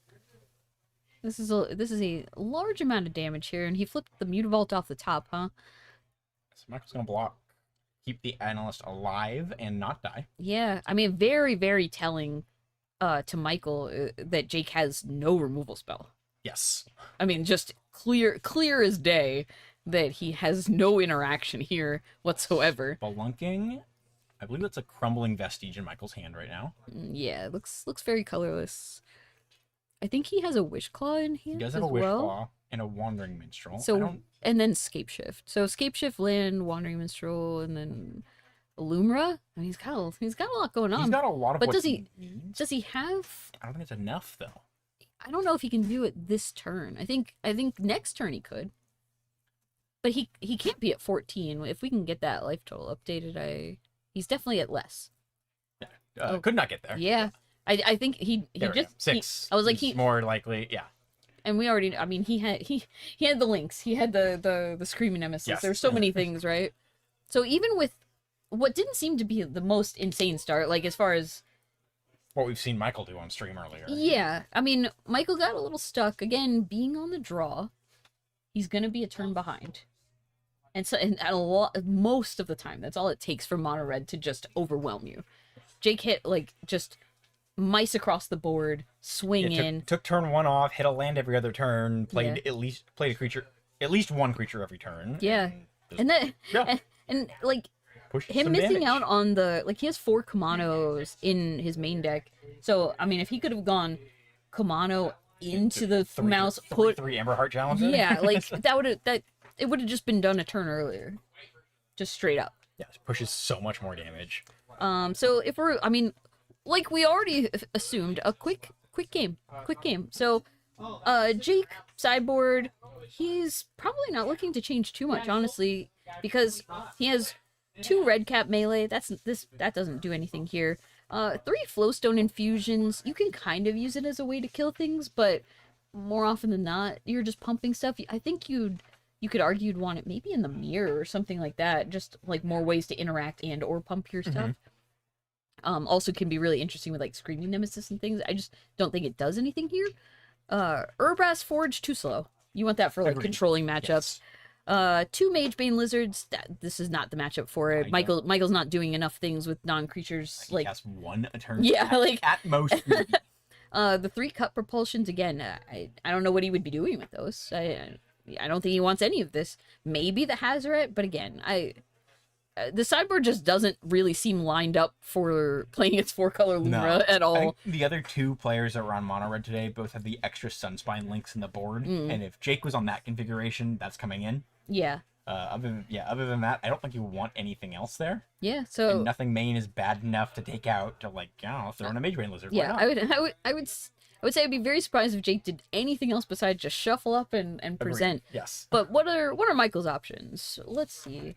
So he's on the Emrakul. He's on a Farewell, a temporary lockdown, an Temporary Ashiok, lockdown. Tishana's Tidebinder, Unable to Scream, Negate, Ether Gust, Into the Floodmaw, Mystical Dispute, Heritage Reclamation, and Sab Sunen, Okay. the Green God from Ether Drift. Sabsunen does I a lot, believe- but she's very slow, so I would say no to that. But there's actually quite a few cards that he... I believe these 2 were the Swiss pairing we Yeah. saw here. I know Michael played mono red. I believe it was Jake. Mm-hmm. He brought in temporary lockdown, Which 2 makes Unable to Scream, the Ether Gust, Yep. and I Probably the Into the believe the Into Floodmaw? the Floodmaw. And Yeah. the 5 cards. I was like, those all make sense because all he wants to do is mitigate. And I could argue he could bring in the Tidebinder too, like Tidebindering like a Sunspine Lynx or any of those kind of like a mouse. There's a lot of triggers, and it is just a 3/2 you can flash in. If there's enough cards that Michael doesn't want to see, but that would be like This is better than the bad card I have. the question. Yeah, I was like, that's the question mark card for me.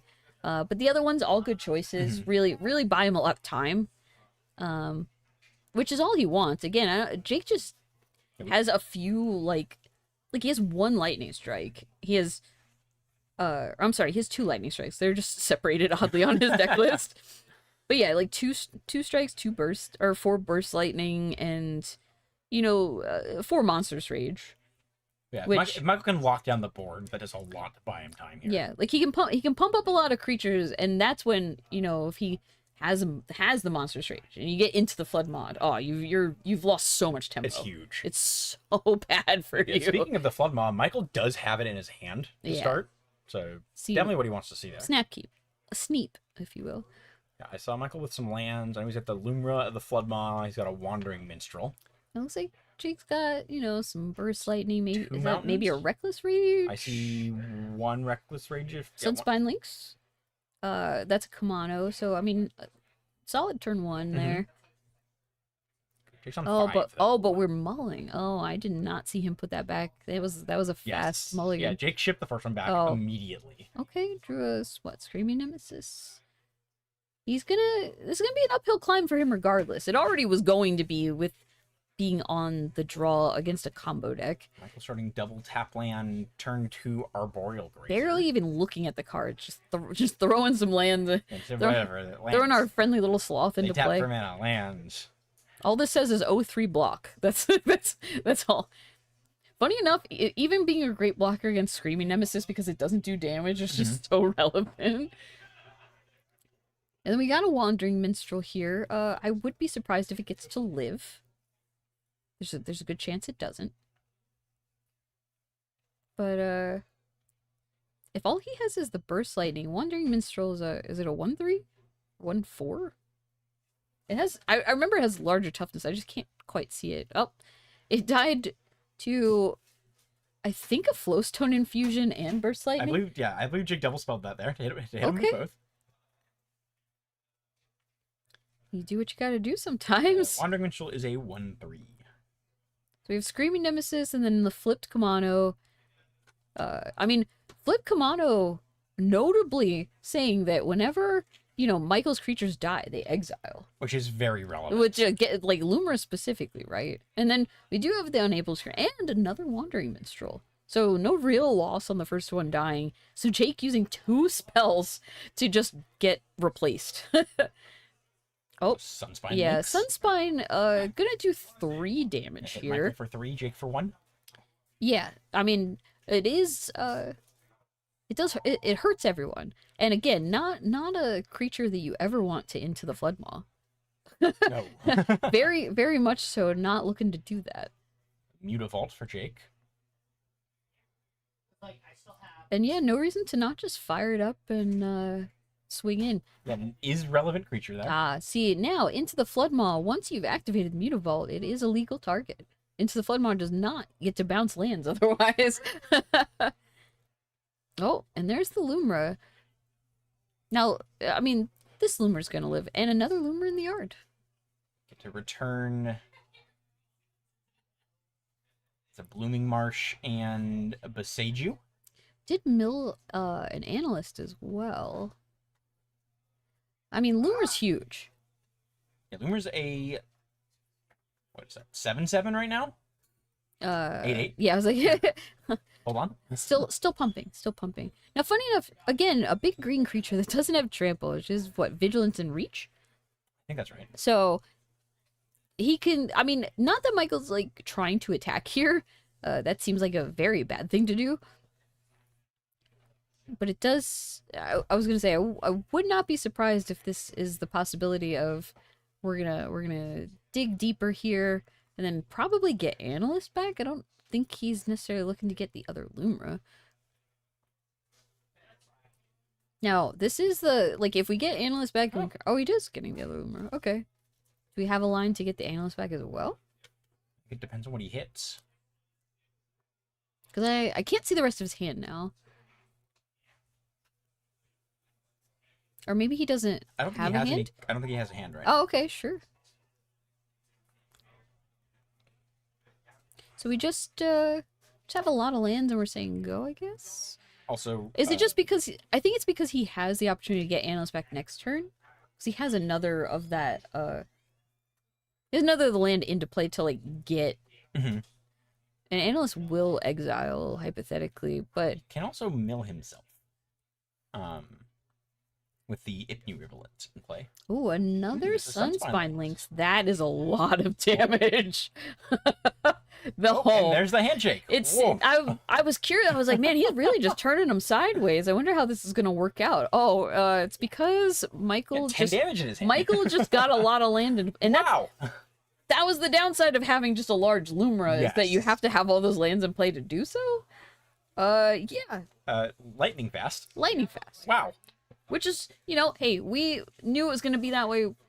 Regardless, we have a lands combo deck playing against a blisteringly fast mono red deck, so somebody has to win in like the first 5 turns, or the game ain't going right. Get to see what a Sunspine Lynx can do. That's why it's in the deck. So we're gonna take a very short break and hopefully get a backup match out here real quick. We'll see where everyone else is in their matches.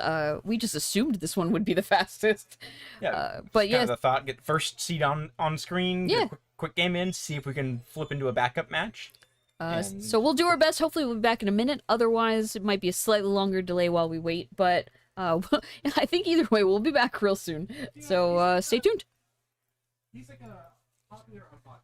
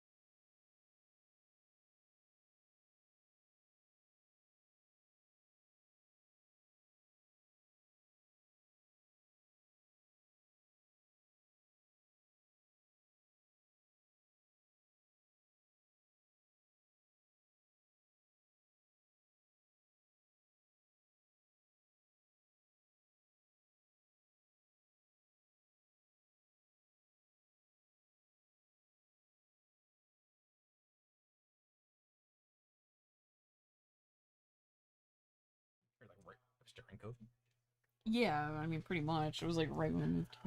Welcome back, everybody. We were able to grab another backup match, so thanks for hanging out. And if you left us, well, you're missing out because we're moving on to the Greasefang Mirror, which apparently we haven't seen yet. Yeah, Greasefang tied for the most played deck today, and just didn't get him on earlier. So we got both Greasefangs for you in the top 8. Yeah. Playing the mirror match. And as we were just discussing, this is the newer version of the deck. I mean, before, like, I've played a lot of Mardu Greasefang personally.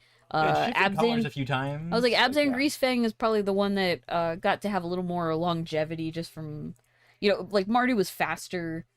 Abzan but was sort of Abzan has the a little new more tech answers. the Pro Tour or the RC. One of the big events was kind of the big breakout deck there. And now we're really streamlined down to just very, very specific black white, playing a lot of just 2-drop creatures that say discard a card, do something. It doesn't matter what. Most of them does not matter. I was like, most of them make themselves indestructible or something irrelevant, but the free discard is what we're looking at because, hey, boom, we've upgraded. We're playing in both lists 4 Monument to Endurance. So Such a cool card. even if we're not grease fanging, even if we're not doing plan A, plan B is to, Free cycle endurance or lightning amount. bolt or yeah, there's so many options there. And I'm guessing this matchup is going to come down to who can make the better use of their Monument to Endurance. Yeah. Assuming you don't just get like turn 3 Parliament. And importantly, we're going into game 2 already. Gil obviously up a game, so let's immediately look at sideboards because that's going to be relevant here where Zal's going to be on the play, right? So, I mean, Zal looking at it's how many exile effects do we have? We have 2 go blanks. 2 seam rips could be relevant on some of these 2-drops. Really easy to get around that whole making themselves indestructible thing. 3 vanishing verse, very significant. And Gil is on the same number of all of those so far. And 2 containment priests, which I don't think does a ton here, but we just and 1 strategic betrayal for Zal. Now that's getting rid of a That creature is a and difference. exiling the yard, making them sack a creature and exile. That's everything you want to be doing here. Yeah, that actually could be the Mirror Breaker here. Yeah, because Gil that does not have one. yeah, I was like that is the big difference. And Gil only has 1 go blank, so just a little less likely to see it. He's on a copy of Exercise. I don't know Sorcery how relevant speed that will be. sorcery speed hurts it. It does. I mean, you can certainly get rid of a big artifact that's troubling you, which realistically in this case is going to be the Monument to Endurance.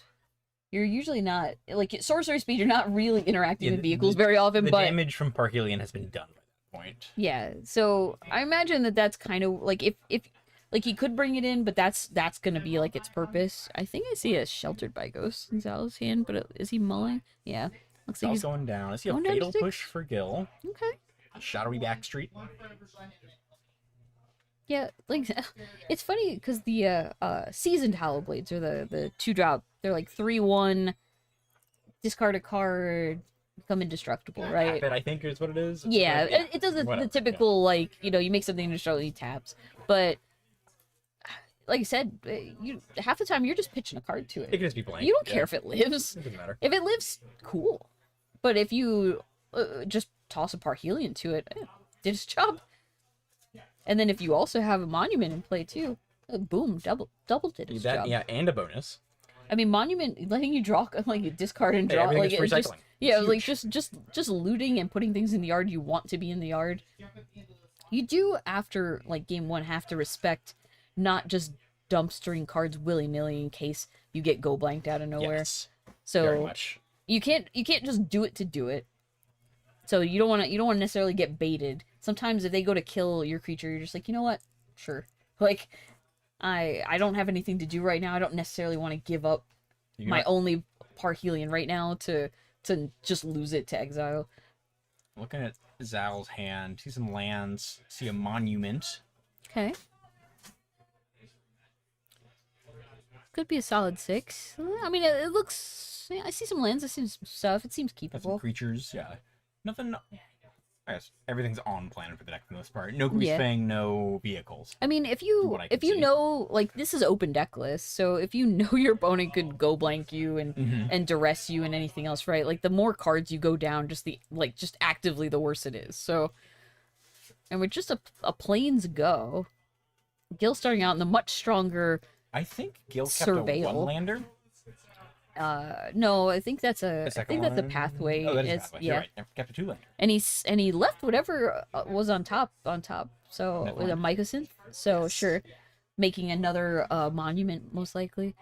And then we have Guardian of Nubenalia for So the- Zal. so our cards- Seasoned Hallowblade. our cards can stare at each other while they both can Effectively discard. the same thing. So kind of fun. You do have to wonder, like, if you attack, like, who kind of pushes the button first here. And yeah, see, Zal slamming a monument into play, not bad. Not too shabby. But he did... I mean, and it makes sense, you do this before combat because you want to get some value out of your discard. Mm-hmm. But it is kind of funny because now Gil knows he's not getting Fatal Push or anything in response to this. He can just kind of toss Zal it. tapped out. And safe. very safe. And then... Also kind of risky, because, like, if Gil had Grease Fang, you could just... If Gil has the combo, you just pitch the Parhelion and just smack Zal with it. But I mean, Zal doesn't have a lot to go off of here, so if he doesn't have, like, an immediate answer, then I think you just have to... you go shields down for a turn and hope for the best. I think that was the plan. Yeah, both players discarding a card, Zal pitching a redundant Guardian Numenalia. And wow, look at that! A monument! Who could have guessed? Now we have dueling monuments. We're pitching that Fleeting Spirit, a redundant creature. Fleeting Spirit does have a way to come back out of the yard too, I believe. So I think it's you pay like a white or something like that, and then get like 3 cards out of the yard to return it or something of that nature. We'll get the proper text on it, but it does have potential to do things in the yard as well, if I'm remembering it correctly. I don't believe it when it's in your graveyard. I think it's just there. You can pay a white, exile 3 cards from your graveyard to give it first strike. Oh, is that what it is? Okay. I was like, I remember it interacting with the yard in some fashion. And you can discard a card to flicker it. Yeah. You exile it, return it into play at the beginning of the next end step. Sure. It's like there's so many spirits with like disturb mechanics that I was just like thinking it was one of those. Okay, so with this many Mycosynth, like interesting enough, like we could just make another monument. I don't know if that's ideal here. We want to get some stuff into play, so Guardian staring down Guardian. Thoughtseize kind of awkward, and I can already see a Vanishing Verse in Zal's hand. So this Guardian not long for this world. It's a second one for Zal after this is actually exiling in this. It's actually really unfortunate that Gil didn't Thoughtseize he's got him. Both. Zal has had all 3 Vanishing Verse. Now he can't Vanishing Verse the monument, luckily. But Gil's gonna feel real sad that he didn't Thoughtseize this away. Now he doesn't know there's a second one. Because he didn't Thoughtseize it. But he's exiled. Oh, discard a Thoughtseize, draw a Thoughtseize. Ah, just like we drew it up. It's a sign. So obviously we just did the quick in response, we'll loot away, get our monument trigger, and then Bitter Triumph pitch this, which means we get a secondary. So it's either, I mean, he can either make a treasure or make Zal lose 3 life. Yeah. Either way, I'd say if he doesn't need the treasure, yeah, go for face. 3 damage is 3 damage. Yeah, we gotta start somewhere. No one's assembled any parts of the combo at all yet either. Yeah, because I mean, the important thing to note about Monument is you only get to pick one of the 3 things once per turn. Yes, you can't discard and draw multiple times. And he pitches the second Vanishing Verse to save his Guardian. Sure. I mean, Guardian is the outlet right now, and with both players running low on cards, keeping Guardian around is pretty relevant. And then I think with a second Guardian, Zal's looking pretty good right here, especially with what I believe is a Grease Fang in his hand, but nothing to actually bring back with it. So just a casual Grease Fang hanging out with him, but these 2 Guardians are really putting in the work without it. Yeah, swinging for 6 every turn is no short clock. Yeah. I mean, we can play the Seasoned Howlblade, hold the land in hand to have something to discard, and then next turn make another Mycosynth, like turn the Mycosynth into a monument. And just pitch whatever you draw potentially. I mean, that might be the line. On a long enough timeline, Zal is at the lower life total, and if Gil gets a second monument ahead of him, then he can start going for 6. He's double bolting him. But on the other hand, Gil does need to be blocking here, because if Zal gets in for 6, he can make a second monument and just I was like Zal also has both players have basically the same setup. So I feel like it's gonna end up who goes for it first. And given that like I said, I'm pretty sure Zal has a Grease Fang in hand that isn't actually doing anything. I'm not sure what, he just drew. Okay, well, he didn't set it up. And I think he could have, right? Because Megasynth is just X and colorless. I believe so. So it's like, unless I'm miscounting, I believe he could have done it this turn before combat. But maybe he's prioritizing casting something in his hand. Yeah, Gil just took the hit there. Yeah, I mean, I think he really wants to hold on and try to not pitch a card until he can copy this monument. Yeah, if he can hold both and keep the Halloween alive. Because Gil only has, I believe, just a land in hand. I believe that's correct. So getting double value out of it, like Zal's at 12. Yeah, Gil. This would be a 2-turn clock So essentially. Grease Fang for Zal. Okay. Yeah, Gil can just copy the monument, discard on his turn, discard on Zal's turn. Yeah. Just That's damage. true. So let's see if he finds the line here. I would certainly hope so. Again, assuming that I know how this card works. It looks like I do. Copy the monument. Copy the monument. For the ones, it's usually played in Titan. This is also just a free attack. Like, you can attack here. You're pitching the card anyway, so you're gonna do 3 damage. If he wants to block with a Grease Fang, sure. Absolutely. Go ahead. You're not? Okay, well, we're gonna pitch this card. You're gonna take 6, Go to 3. and then I'm gonna pass turn to you and do this in your upkeep and kill you. I wonder if Zal wants to discard his card right now just to cycle it. Let's see. I don't know what he can draw into. I don't think he gets an opportunity. I mean, on his instep he can, or on Gil's instep he can. Oh yeah, But I'm not also- saying you're wrong about just trying to draw the card. I just don't think he would get Yeah, an there's nothing opportunity to do to there. interact whatsoever before taking Correct, yeah. another 6. So yeah, I mean, went about how I thought is just whoever was ahead getting that second monument. But we saw Grease Fang in play. We saw Grease Fang. We saw Grease Fang. Saw 0 vehicles from either player. Actually, none. I saw 0 in the yard, 0 in hand. None. Grease Fang, name of the deck, not doing much that game. But Congrats to Gil, taking Yeah. it down.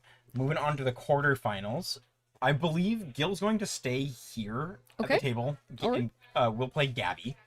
okay. And then, sorry, not Gabby. We'll play Jake. Jake will be coming back. Oh, yeah, I was like, Playing Gil. mono red or mono No, red? it is mono red. And then Gabby has won her match and will be playing Alex on Phoenix off stream. So we're going to okay. have mono red against Phoenix off stream, and then Grease Fang against mono red here. Okay. So sit tight. We will be right back, swinging right into our semifinals match. Yeah, it looks like we should just We're going to keep rolling. yeah, it's like take about 2 minutes and BRB.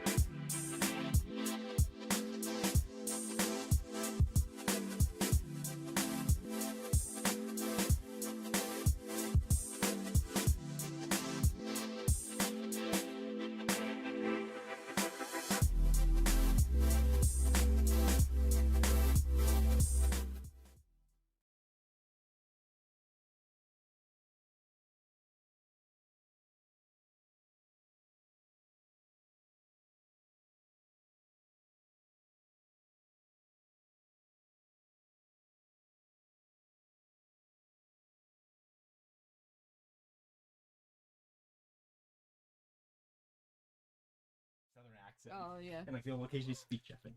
It's very funny. Hey, we were like right on the money, folks. It's about 2 minutes later, and then boom, we're back with Gil on Walked Greasefang. out, asked, "Hey, you all ready?" And they said, "Yep." And Pedal to Here the we go. metal. We are all about the Fast and Furious magic games today.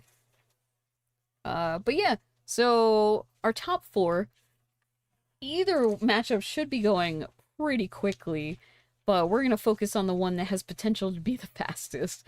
Mono Red, look, Jake being top seed, gonna be on the play. There's no other choice for him to make.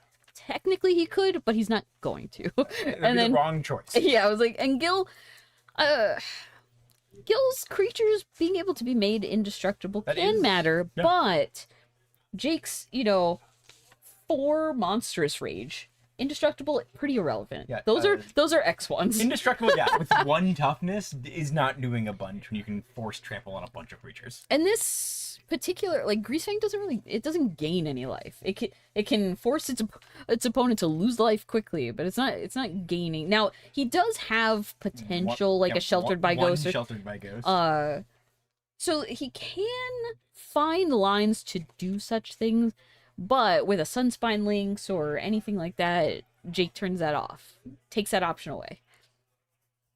Yeah, it's so- gonna be another race. It's gonna be tough. The theme of this top 8 is just full out, all Like no holds barred, lightning fast average. all gas, All no gas, brakes. Yeah, all gas, no brakes. Vehicles, we're going so quick. It's only, 5 o'clock here in, Yeah, we are in sunny burning through. in sunny San Diego. Although with the time change, it's like already getting dark now. It's dark now, unfortunately for us. I know. Oh, I was like, I already see a fatal push in Gil's hand. That's a strong start. I see Greasefang. That's 2 fatal push. Okay, that's Yeah. kind of where he needs 2 fatal to start. push, Greasefang. I think it's a lively dirge.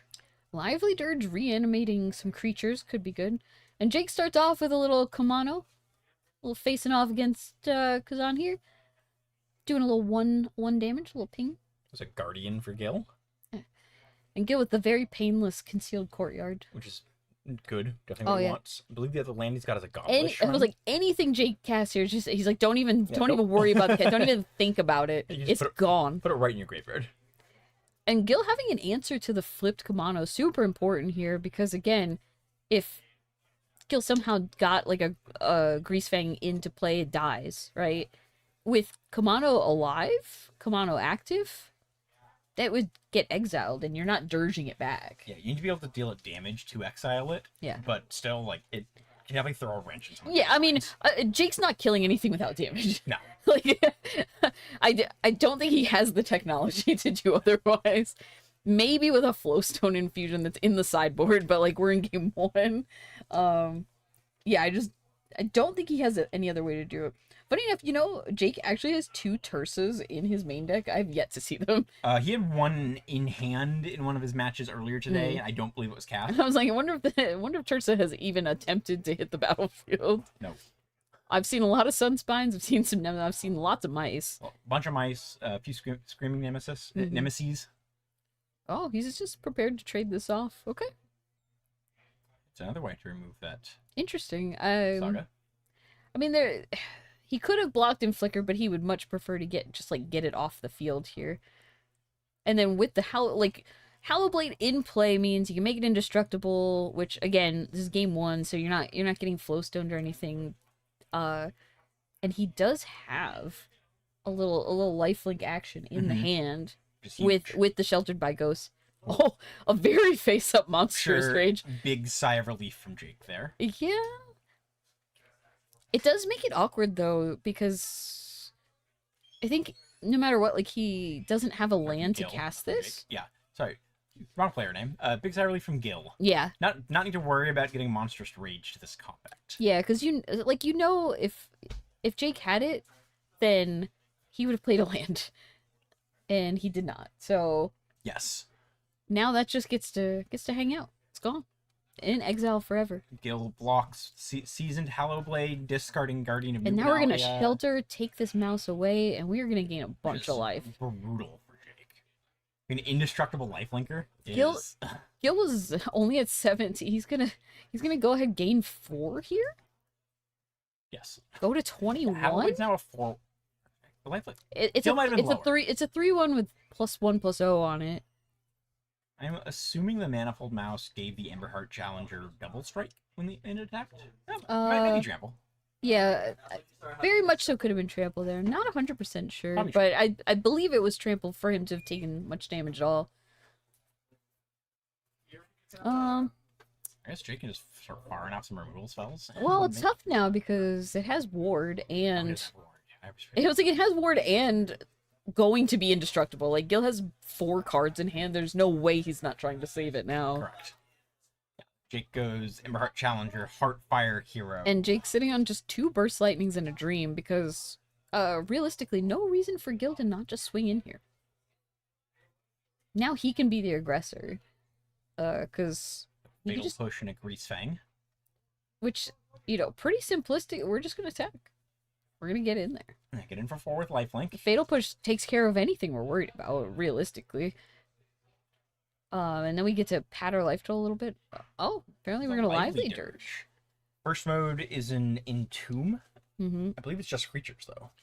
Or is it Um, any permanent? I can't remember if it's any permanent. Any well, permanent. I was going to say, There we go. I think it has to be any permanent or he has no benefit in doing this. You maybe just don't want to draw another Grease Fang. because he has Okay. Grease Fang in his hand.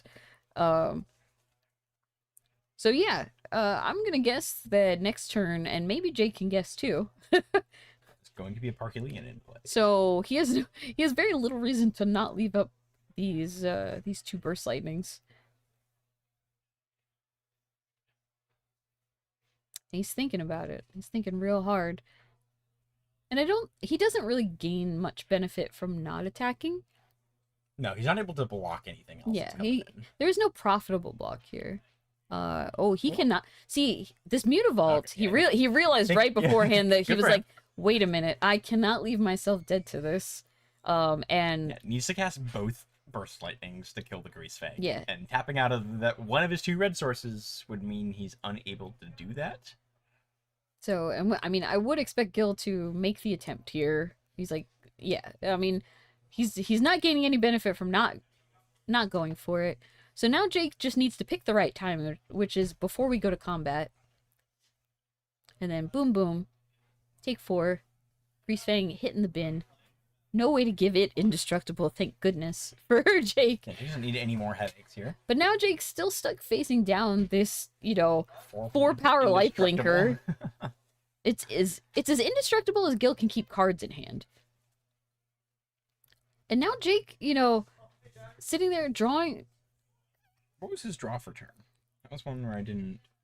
his draw for turn. card ra- is He that has a lightning? he has a lightning strike. That's a lightning strike. Yeah. So interesting spot to put him in, right? Because he could just sit back, say go, present blocks, let Gil pitch a card to give it indestructible, lightning strike in response, make him pitch another card. Then he has 1 card left. Now, well, okay. Then he will have 0 cards left because he cast the Fatal Push. So this might be Jake's window.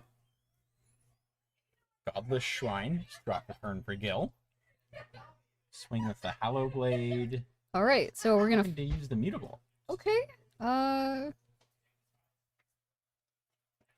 was like, I'm a little surprised by this one here. Maybe not. Okay, I think he's like, hold on. I wonder if Jake Okay. was thinking it was So- a 4-2. Oh, I'm not. Oh, that's, you know what? He would have to pay the ward here. That's what stops him from being able to do the lightning strike as well. Because he doesn't have the land for it. Oh, So now Screaming Nemesis. Good draw. Now that Screaming Nemesis on blocks, not something you see very often, but I believe that is where it's gonna end up. Yeah, it's just a simple, hey, Screaming Nemesis, go. What you got? Yeah, locking down Gil's ability to gain life with the Screaming Nemesis is huge. This Definitely. very much so can end up being just play Guardian, say go. This is not an attack worthy position here. No. Jake also has the Lightning Strike in hand, which does kill a Grease Fang. Gil has the Perhelion in Graveyard. Mm-hmm. Guardian in play, say go.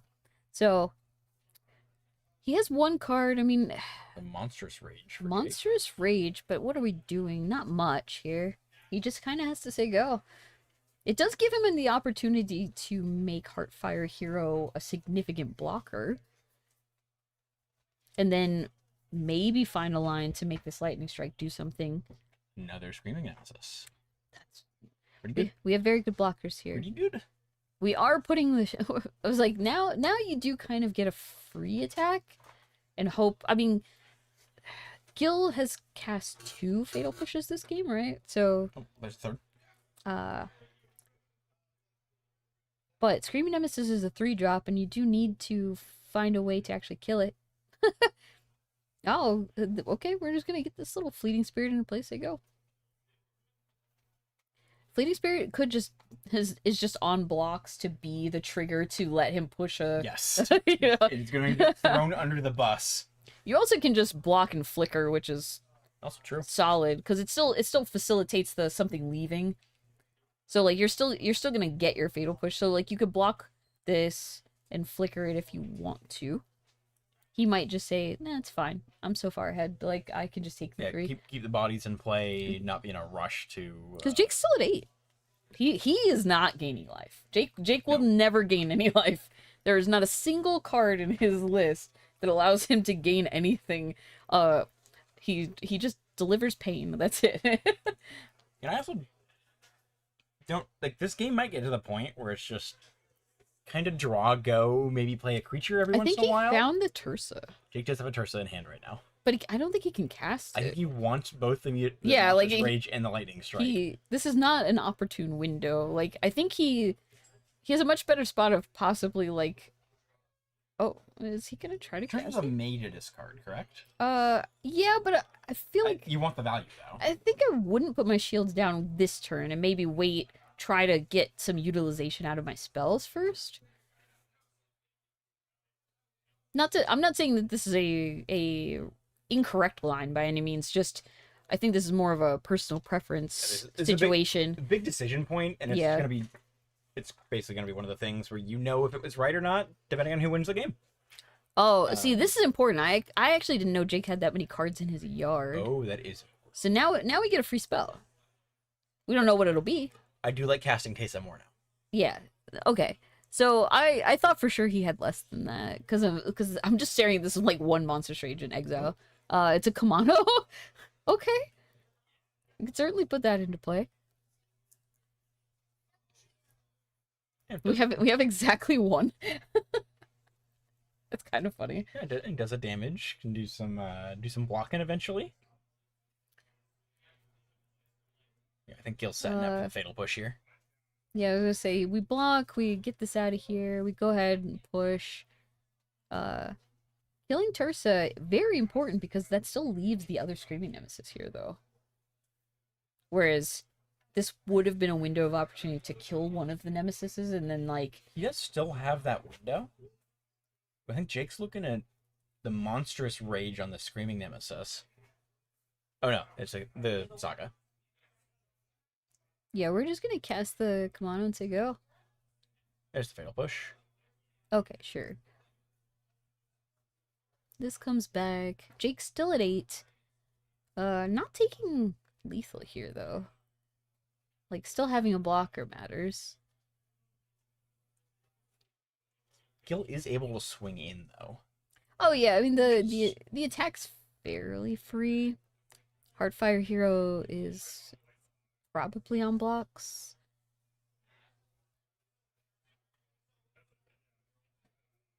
Yeah, discarding Yeah, another I was like, Seasoned Hallowblade. Gil notably pitching his last card, I believe, though. So Yes.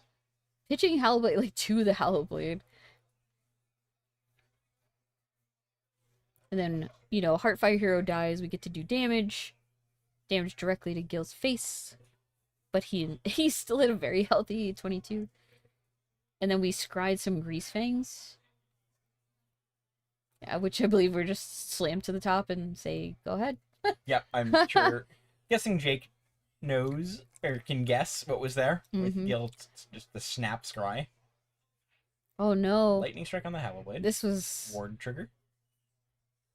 not the best time for this, unfortunately. He held that strike for so long, and now there's a Greasefang just on top, Which- and Parhelion Yeah, in the there- yard. Like, I mean, it's just unfortunate. Quick. Was that you swing for 16 with Parhelion? Uh, 14? it's It's more than 10. it makes 2 4/4s, and then it's 5, so I believe it's always 13. Okay, Yeah. It's 5. I was like, as Six. many times I play Greasefang, you're always like watching your opponent shock themselves. You're like, wait till I hit that threshold. It's like, okay, they're dead here. because you're like, this is basically guaranteed. Like, if you get to attack, you're hitting, or you're like realistically. So you're like, this 13, I only need to find a way to do just the little bit extra, which, you know, like I said, I played Mardu, so like it's usually your like turn 2 Blood Tithe Harvester and stuff. You're like, oh yeah, we're gonna get him with this 3/2. Hit them once, and you're good to go. Back into sideboards. Both into players on stream recently here. Mm-hmm. Just a quick recap. Jake is sitting on 2 Red Cap Melee, 3 Flowstone Infusion, 4 Urabrask's Forge, 2 Magebane Lizard, 3 Cut Propulsion, and a Hazaret. Again, I just don't think he's looking for much here besides Maybe some spot removal. Like, I think maybe. Well, the Flowstone infusions make sense again because they're +2 -2. Yes. So yeah, if you want to get around indestructible, it's your best way to do it.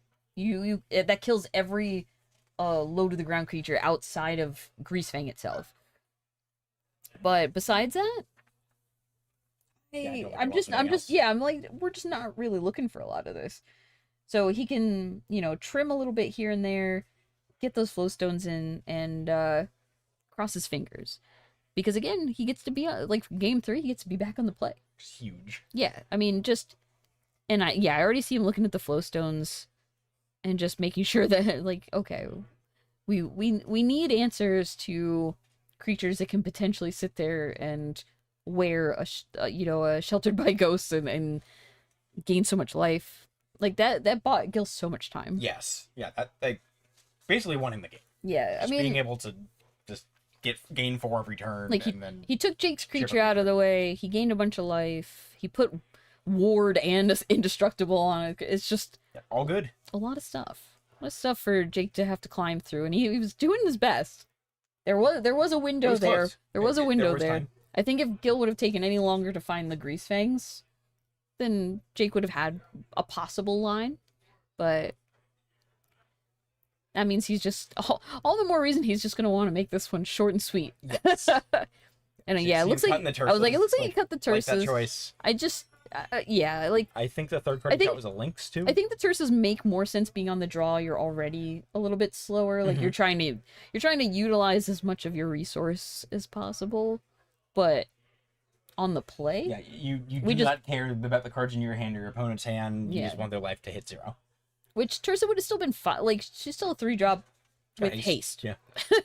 she has the most important keyword on her, but yeah, you have to trim somewhere. So On Gil's side, like, definitely wants the 4th Sheltered by Ghost. He's Oh, got yeah. 1 on the side. Yeah.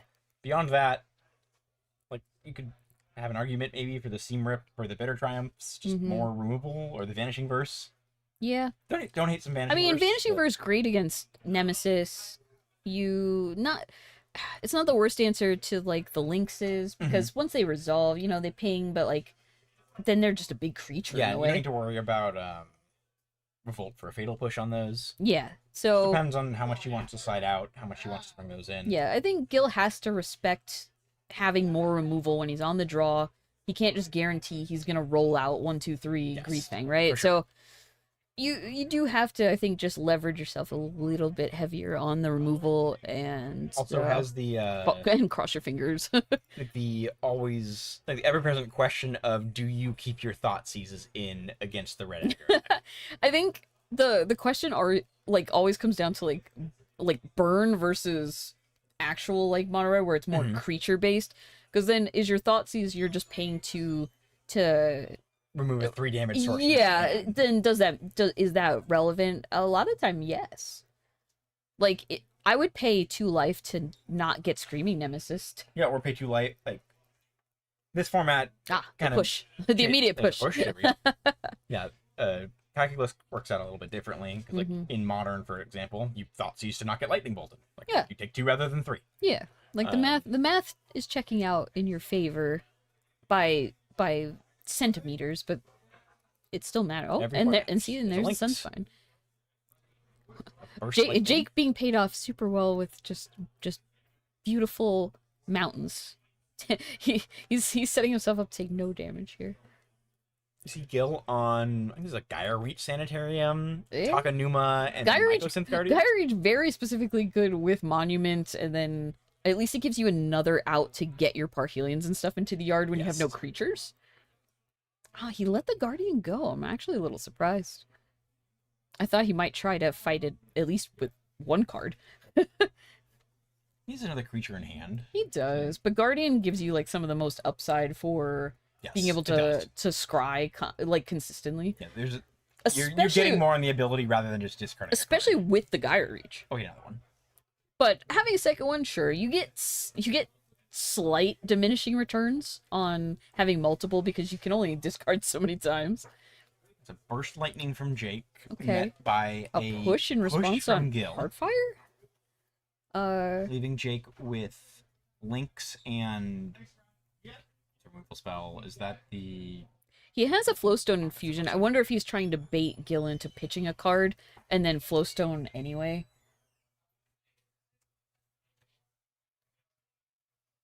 Gil is just happy with this. Or, yeah. Yeah. There's, And now, there's yeah. the pitch. I was like, and now this would be the opportunity to do it. Get rid of this. And now we leave Gil with just a Mycosynth in hand and I think a Fleeting Spirit. I believe it's a fleeting spirit. Jake ripping another Heartfire Hero, can't Huge cast it draw. fast enough. I mean, he would have loved to get this Lynx into play and just start swinging with it, Mhm. but and Gil finding another Guardian. So, all right, can we hit the land? Reckless Rage. Reckless Rage. Now, what are we doing with that? Nothing. No, on I was this like, actually nothing. I think. one. Maybe force Gil to discard a card. Yeah, To keep it as a if 1 for 1. Gil didn't have 2, maybe, but It's it's just, only 1 for 2, not for that's a 2 it's for 1 not yourself. not great value here. I feel like, yeah, I don't see Jake doing much besides just saying go. Life total's still about the same. Oh no, a Sheltered by Ghosts. Oh, this is problematic. We really need that 4th land for this Lynx, like real fast. Yeah, it's gonna be where Jake's hopes are here. Okay, so I mean, if he wants to do anything, he has to do it in response. It just makes sense. He's gonna do this now, make this happen, get rid of this Heartfire Hero. Yeah, force Gil to discard a card. Yeah, which he doesn't. It's always a cost, and it's not something he necessarily wants to do. And he's looking at Jake with 1 card in hand, still going, you know, if I pitch this and this doesn't work out, like. Yeah, so if you don't know, this card does damage to both creatures. So you have to do damage to your own creature. You gotta have a damage to target. your opponent's 2 damage to yourself. It is Yeah, so great with like something like an Ember Heart and he challenge. found a Monstrous Rage, but not the 4th land. Yeah, Reckless Rage is great with something like an Ember Heart Challenger, where the prowess trigger gets it above the lethal damage from Yeah. taking 2. Well, plus sometimes you're just okay with your creature taking the damage down, because like if you take damage, like you do it to Screaming Nemesis, right? Okay, here we go. There's the land. There's the Lynx. Hit Gil for 4. Jake taking 0, Gil taking 4, and notably, Lynx just straight up says players can't gain life. Now Jake was never gaining life. He's fine with that. That's what he signed up for. That's But another Gil Screaming cannot Nemesis. attack into this because Lynx is a 5/4. And a Screaming some- Nemesis. some Okay. Draws from Jake. This is I was Leaks gonna say into Screaming Nemesis. this is an attack I respect. Because he is absolutely forcing this. Now and Monstrous Rage. Ooh. This is kind of brutal. I mean, Gil can still save the Guardian. He has a card in hand. He can do that.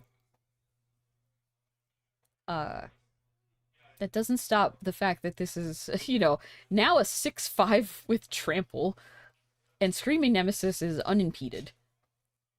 So he's doing first strike.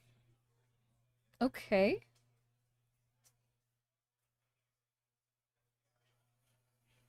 I'm gonna save the Guardian, I believe. I'm not sure. Not sure if the first strike is doing anything I don't here. believe it does. I was like, am I missing something? Does it get like +1/+1? Is it adding toughness or something? I don't have the text. Like, I don't have all the text in front of me on I this think it card. I have it up. Give me 1 second. Unless I'm. I was like, because I feel like we're missing something here. Pay 1, exile 3 cards from your graveyard. Fleeting Spirit gains first strike. okay, so Guardians 2, it gets plus. Fleeting Spirit is 3 power. Or Fleeting Spirit is 3 power. It's a 3/1. Oh, okay, sure. I'm still not sure if the first strike was relevant, but okay. Another Sunspine Lynx. Ooh. That was a 4 damage. To heck of a Gil. rip. Heck of a rip. I mean, again, Gil cannot gain any life here. I'm not sure what would be a good draw here.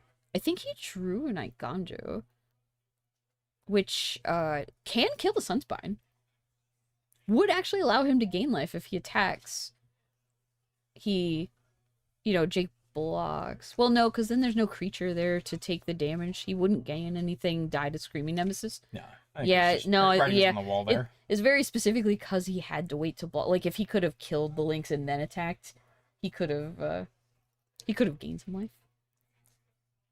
But yeah, looks like Jake takes it down. Sunspine Lynx, good card in this matchup. Yeah, could you imagine if he would have played it on curve? He was waiting so many turns for the opportunity, and then finally just slams it into play. Looks like Gil did trim all 4 copies of Thoughtseize. I saw him grabbing the Bitter Reunion. Hmm. Or I Bitter, guess- Bitter Triumph. Apologies. I think this is one of those decks that you can make a better argument for getting rid of Thoughtseize because you're discarding so many cards that Yes. Thoughtseize at some point could be a net negative, but at the same time, you can just pitch it to your creatures. So I don't know. I mean, I think I like setting it out here. paying 2 life is a cost, not an insignificant one when, everything that your opponent's doing is chipping away at your life total.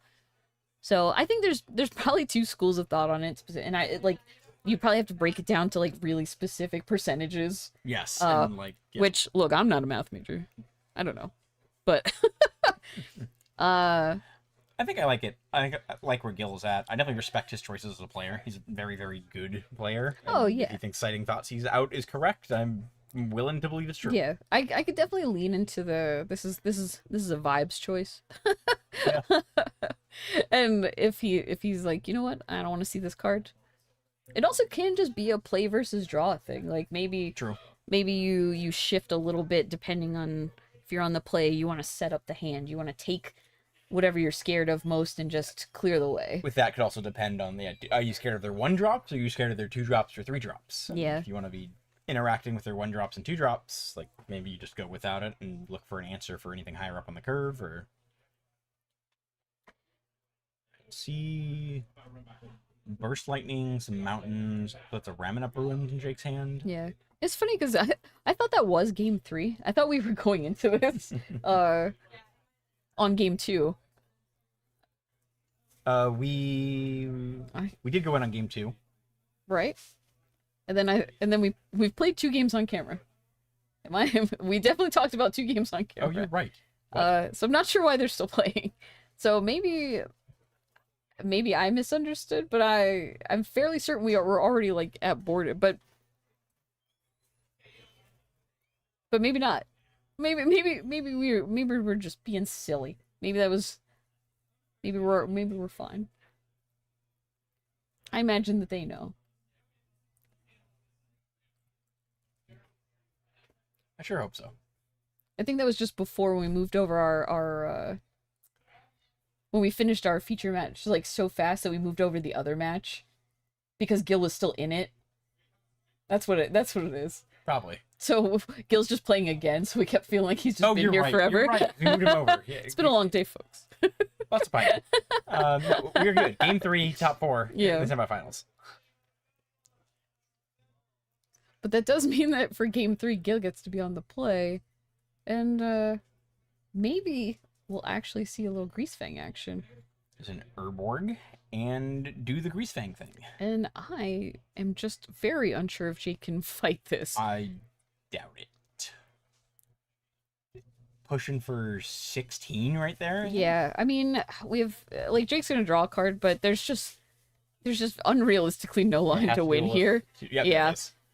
I mean, lightning fast game. if there's any way the Greasefang wins against Mono Red, that's the way right there. Just clear skies, easy day. 2-drop lets you discard turn 2, pitch your Farhelion, turn 3 Greasefang. Yeah, he smack him. He did the thing. It's in the name of the deck. Yeah, we've seen the Greasefang line. The Greasefang happened. It happened.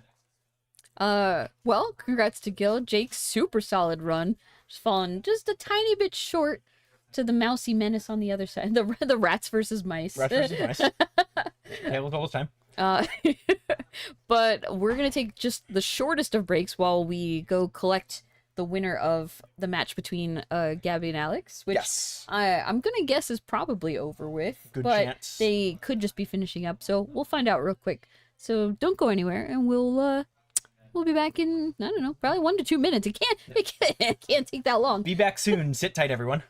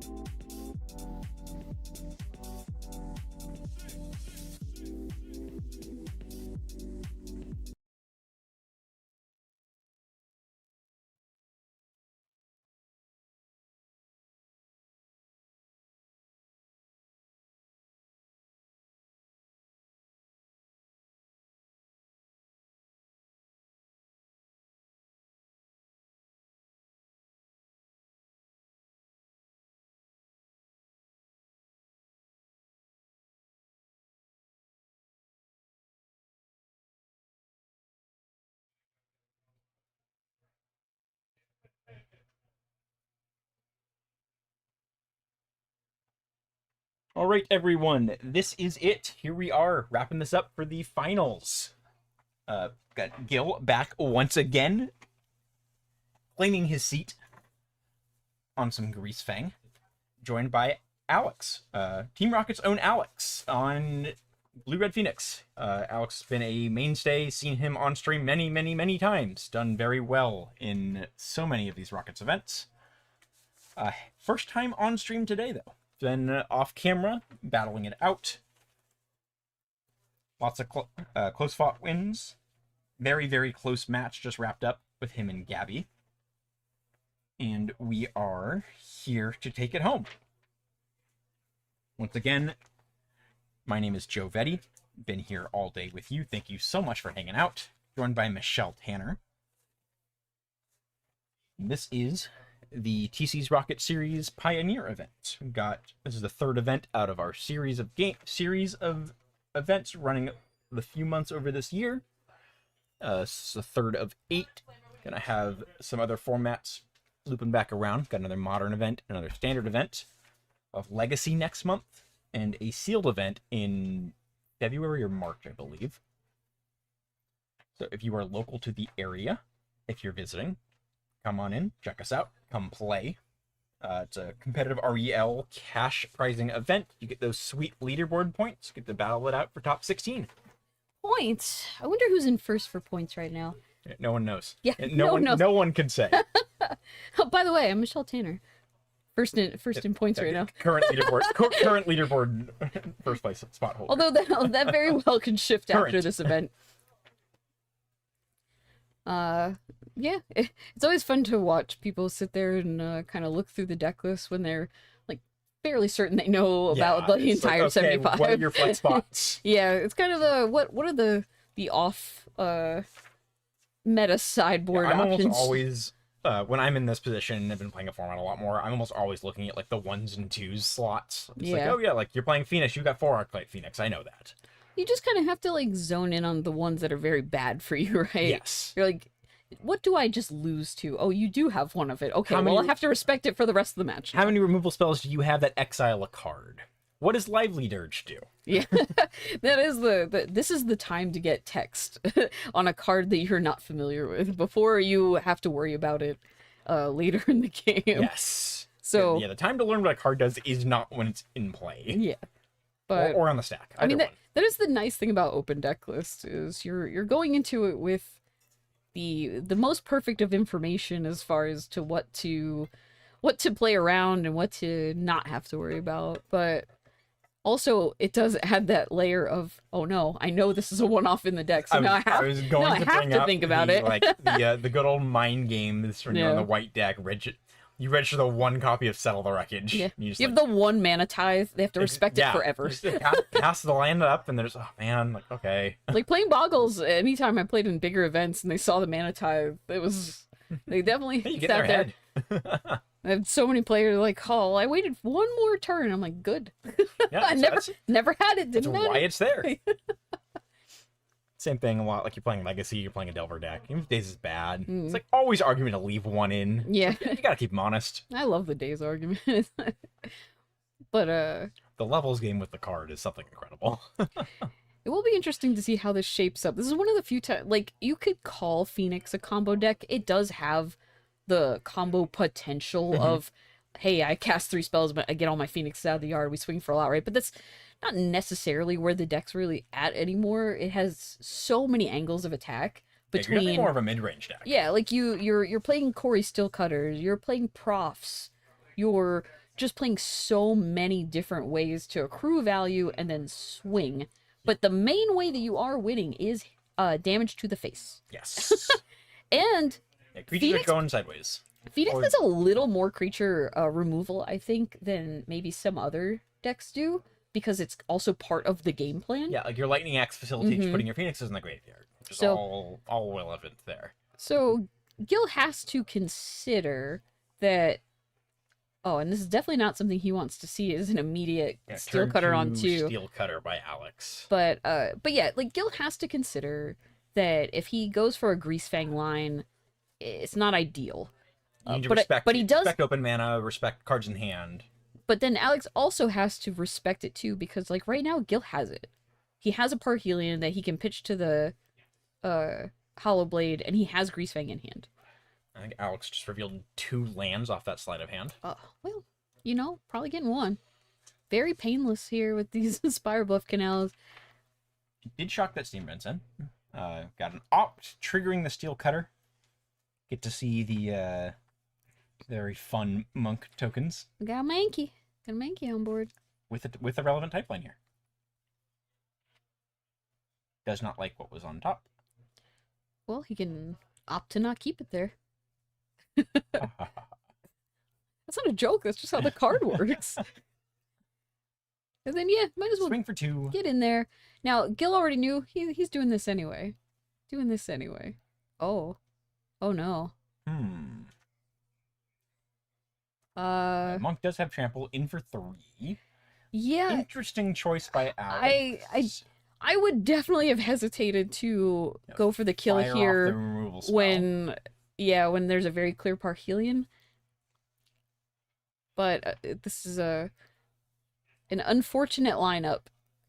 He had a way to deal with the Greasefang, and just I don't think we're winning this game anymore. Unfortunately, not the best removal spell sequencing. We would need like a removal spell for the Greasefang, Brazen Bar, like Petty Theft away an Angel. Maybe we have enough. It's close. I don't think Treasure Cruise. off of a land drop is. It's gonna be tough. I don't think we're looking at enough mana here. Yeah. Ouch. Yeah, that was tough. They don't always have it, but when they have it, you're dead. Yep. Yeah, it doesn't literally win the game immediately, but it's real hard to fight back from taking 13 when your opponent's got 2 full. Yeah, I mean, I won't say too much about it. I'm sure Alex kicking himself a little bit after thinking about it, but you know, it'd be like that sometimes. Yep. You're in the moment. You're like, hey, I can kill the thing. Yeah, I can kill the thing. And he could have just pitched another card, but the immediate nope, that's fine. You're like, oh no. Uh-oh. Oh no. Gil reaching straight for the Vanishing Verse, the some extra removals, the Go Blank. Mm-hmm. Alex. The Containment Priest as well. I think he left in the side, actually. Really? I mean, it does. It's kind of. It does only stop Phoenix specifically, I guess, but it does stop Phoenix specifically. It does not add to the game plan whatsoever, though. So I don't know. I'm curious what matchup he actually wants them for, if not one like this. But yeah, looking at Alex's board, first time on stream, I'm gonna run through what Alex is sitting on this blue-red Phoenix deck. Got an annul. 2 annul, 2 spell pierce, 2 Chandra's defeat, 2 Ether Gust, 1 negate, 1 abrade, 2 brazen borrower, 1 mystical dispute, 1 brotherhood's end, 1 anger of the gods. Definitely like the brazen borrowers. Yeah, I was gonna say the brazen borrowers. Beyond that, do we have brazen borrowers in the main deck, or were those only in the side? Okay, I believe most lists I was now like, have so moved that them. wasn't even an option in the main. Well, good to know. But okay, so yeah, I mean, you want access to the petty thefts as much as possible. Like, you're definitely bringing in the abrade because you can just kill the Greasefang with the abrade. But also if that is not the option, then it also gives you a way to kill a monument or something else, right? Really, So I guess. Spell Pierce is questionable. I don't think Gil's playing enough non-creature spells for that to matter.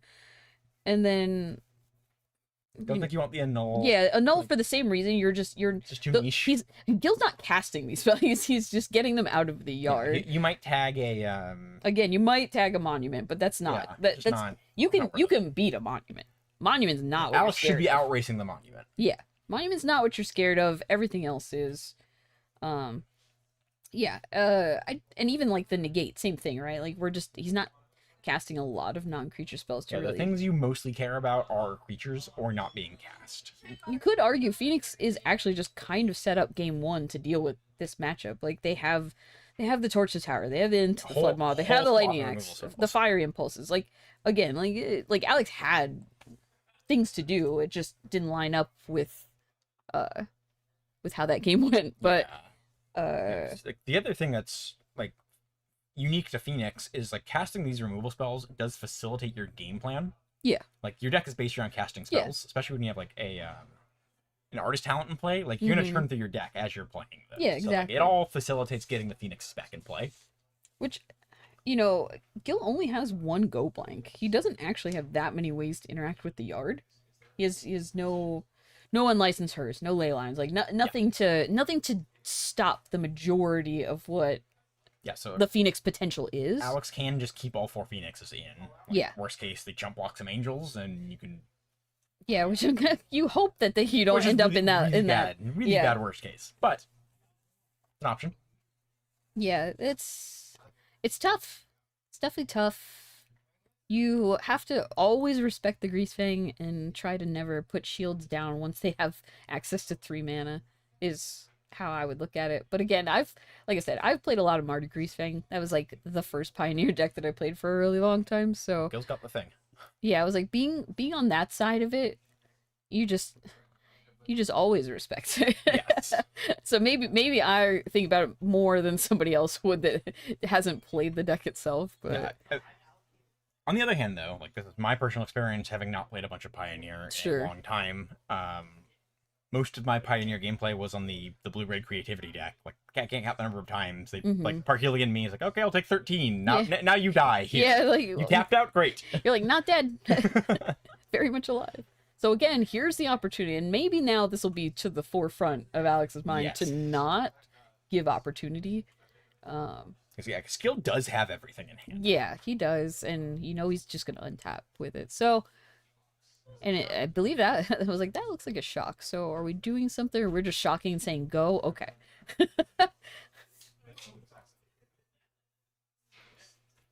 Takanuma from Gil. Yeah, No, I was like, he could. I do like the monument here. Oh yeah, I mean, Gil's not just gonna Just fire off the dumpster his Greasefang. entire hand into open mana that Alex shocked in. Like, even if Alex had nothing, Gil has to respect that he Yeah, has it's just- something. With that many cards in hand, you're not just going to just send it. Yeah. and So hope they have nothing. it looks like we're just gonna end step Free the Fae. pick lock, but like, artist talent trigger first. Well, we can. Lightning I was Axe like, we or can opt opt? or lightning axe. Now, this is pretty informative to Gil that if he doesn't take the lightning axe, he has removal. Yes. He's not just gonna throw removal away. Now, funny enough, It's not red. Alex's removal is not actually like he has a Into the Floodmaw and a Petty Theft, which are both fine, but they don't actually kill a Greasefang, so like not ideal. But Gil doesn't know that. You can also do like the weird priority windows where like the Greasefang can trigger and then you can bounce it. So you can't crew the Parhelion, but it still has that Greasefang effect where it comes back to hand. Yeah, well, But, I mean, you could crew, but it wouldn't do anything. You let them crew it. Yeah. Yeah, like that part's fine. You just don't let it attack. Now he just has like the problem is like with like Monument here and our 3/1 that you just have as an outlet constantly. Alex is almost better served by bouncing it like into the Corey Floodmaw. Steel Cutter. This is probably gonna trigger here.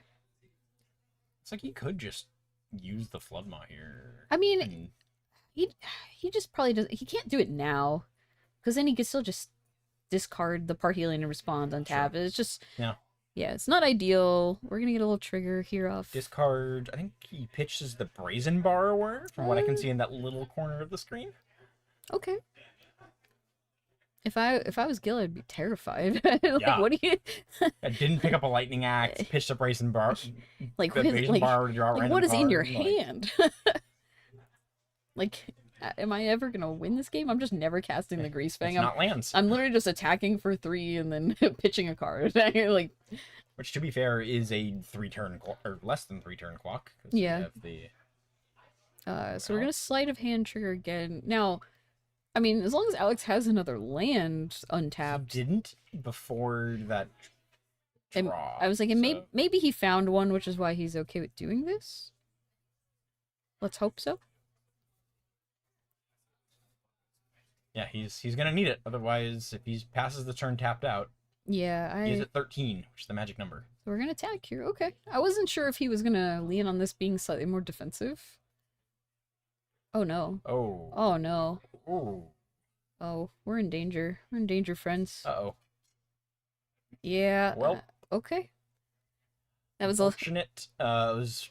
How many looks was that for Alex for land? Yeah, I mean, several, but he dug super hard and just ended up not didn't finding find it.